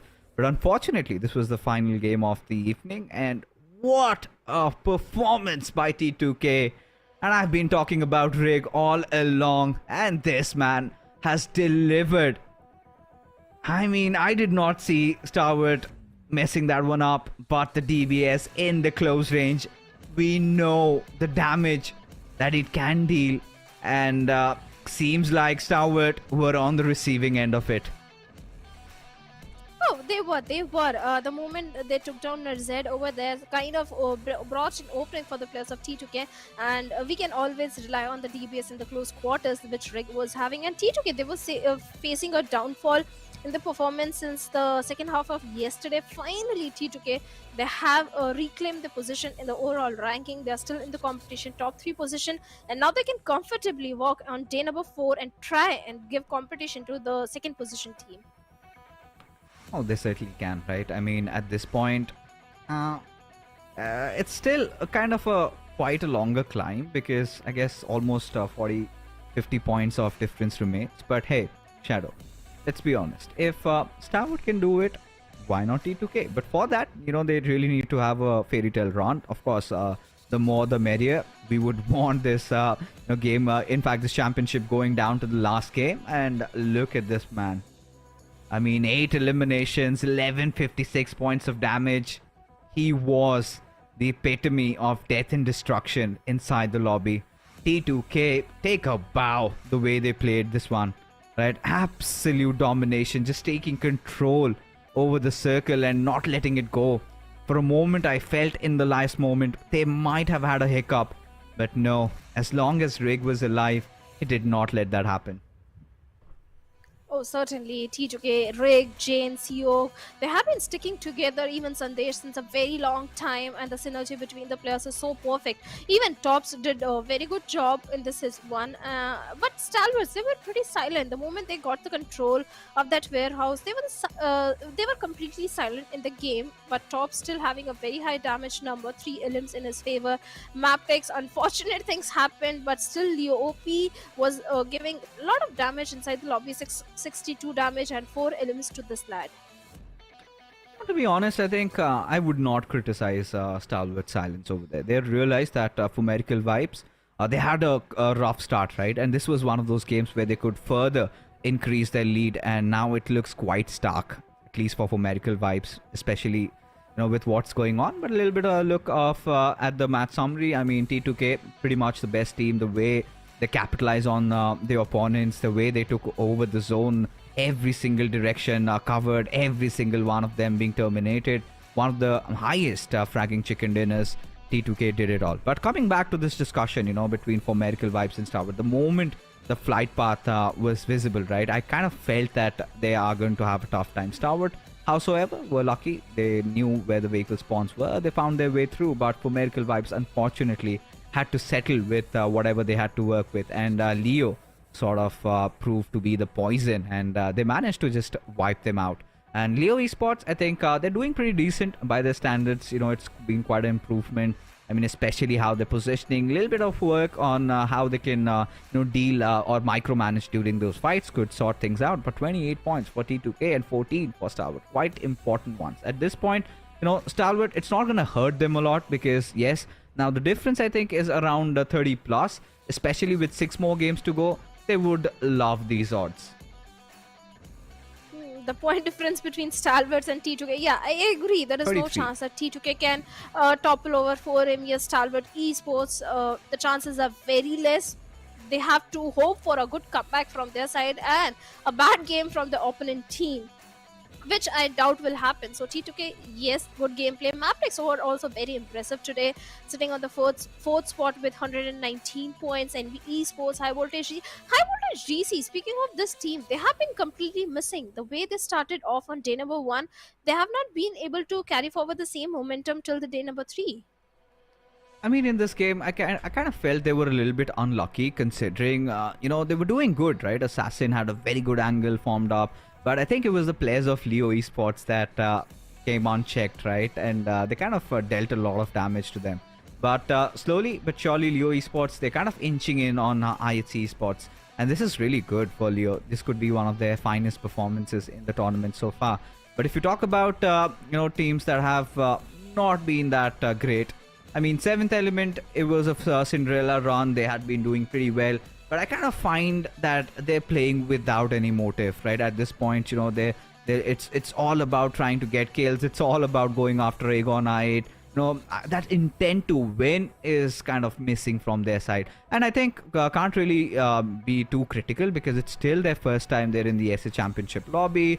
It's too much for them. I think what they are going to take is some experience. But if you take a look at the elimination leaders over here, we've got Action, IC, Doc, Rig, and IQ. Kind of, makes me happy to see some, perfect amalgamations of from all the region. We've got some Pakistani representation. We've got some Nepali representation, and then it is being led by the Mongolians. The Mongolian domination has always been there, but I'm impressed by the way Pakistani teams and Nepalese teams are also trying to stage a comeback. At this point, they're still not giving up. And talking about Stalwarts, well, they had a fantastic run. It's kind of a deja vu moment where 4MV, they also got 3 chicken dinners on day number 1 in match 1, match 2, and match number 4. And for Stalwarts also, it's kind of the same story. And this time, Stalwarts, they are sitting on the top. The best part about Stalwarts is everything finally just decided to work out for them. Look at the numbers on IC in action, right? 32 and 35, especially IC being the IGL for his team, doing so much, and questions were raised on Action's run-up form. I think he also seems to be back in the groove. He's also dancing. He's also enjoying himself. So a little bit of pressure just relieved off of Top's shoulders, because Top for me was one of the most consistent player. Up until this time, I think he's been having a little bit of a tough time during the SHE finals, but I'm pretty sure how they're playing as a whole unit with Nirzed also into the roster. I think Stalwart is, constantly going to continue to dominate this region, at least for the next couple of years. I mean, the way they've been playing, the kind of firepower they have. For Miracle Vibes, I mean, they've got what it takes, that raw power. Now they've also, notched the aggression down a little bit, playing a lot controlled. But I think they will have to stop choking during the grand finals. I mean, if they can somehow keep their calm, I'm pretty sure we've got quite an interesting day tomorrow. Oh, agreed. 4MV, they tend to, not just this time, even during the league plays, PMPL, SA playoffs time as well. 4MV, the entire 3-4 days, they had a good run, but when it comes to the finals day or the second last day, they start choking on those close range fights, and that is where Stalwarts, they capitalize, because Stalwarts, they know how to handle the pressure situation. They keep their calm and composure. They know when to show the aggression, when to be the cautious ones, and this is something 4MV, they also need to realize, because the way they started on day number 1, look like there is no team that can touch 4MV in the overall standings. And here we are, right, with Stalwart having 30 points of lead, and T2K also starting to breathe under the necks of for Miracle Vibes. This kind of happened also during the SA finals, where it was also NB that was in the race. This time they aren't, but who knows what waits for us tomorrow, because it's kind of getting mysterious and also exciting in a really nice manner, because at this point it's so difficult to kind of come down to a certain conclusion, because if for Miracle Vibes go on a hard reset, come back in, get to constant chicken dinners, then that lead might be reduced. And we have also seen the Mongolians resorting also to some adverse measures, where they kind of tend to also drop on each other's drop location and kind of go for a head-on fight, like leave the rest and let's just settle it right down here and now. Things are getting really exciting with just one day to go. It could be anybody. Stalwart still the front runners of getting the championship trophy, representing the South Asian region in the World Invitational, but I'm sure for Miracle Vibes still have a few tricks up their sleeve. Oh yes, in the previous game we can blame the flight path as well, because the flight path was not favoring the drop location of 4MV. So 4MV, they need to figure out a route to their drop location in these kind of northern flight paths, because that is where they struggle usually. Had they gone towards the side of military base, they could have stick to their main rotations that usually comes in, but this time they were struggling. They were caught off guard. Unfortunate things happened with the players of 4MV this time, so I think they'll come more prepared on the last day.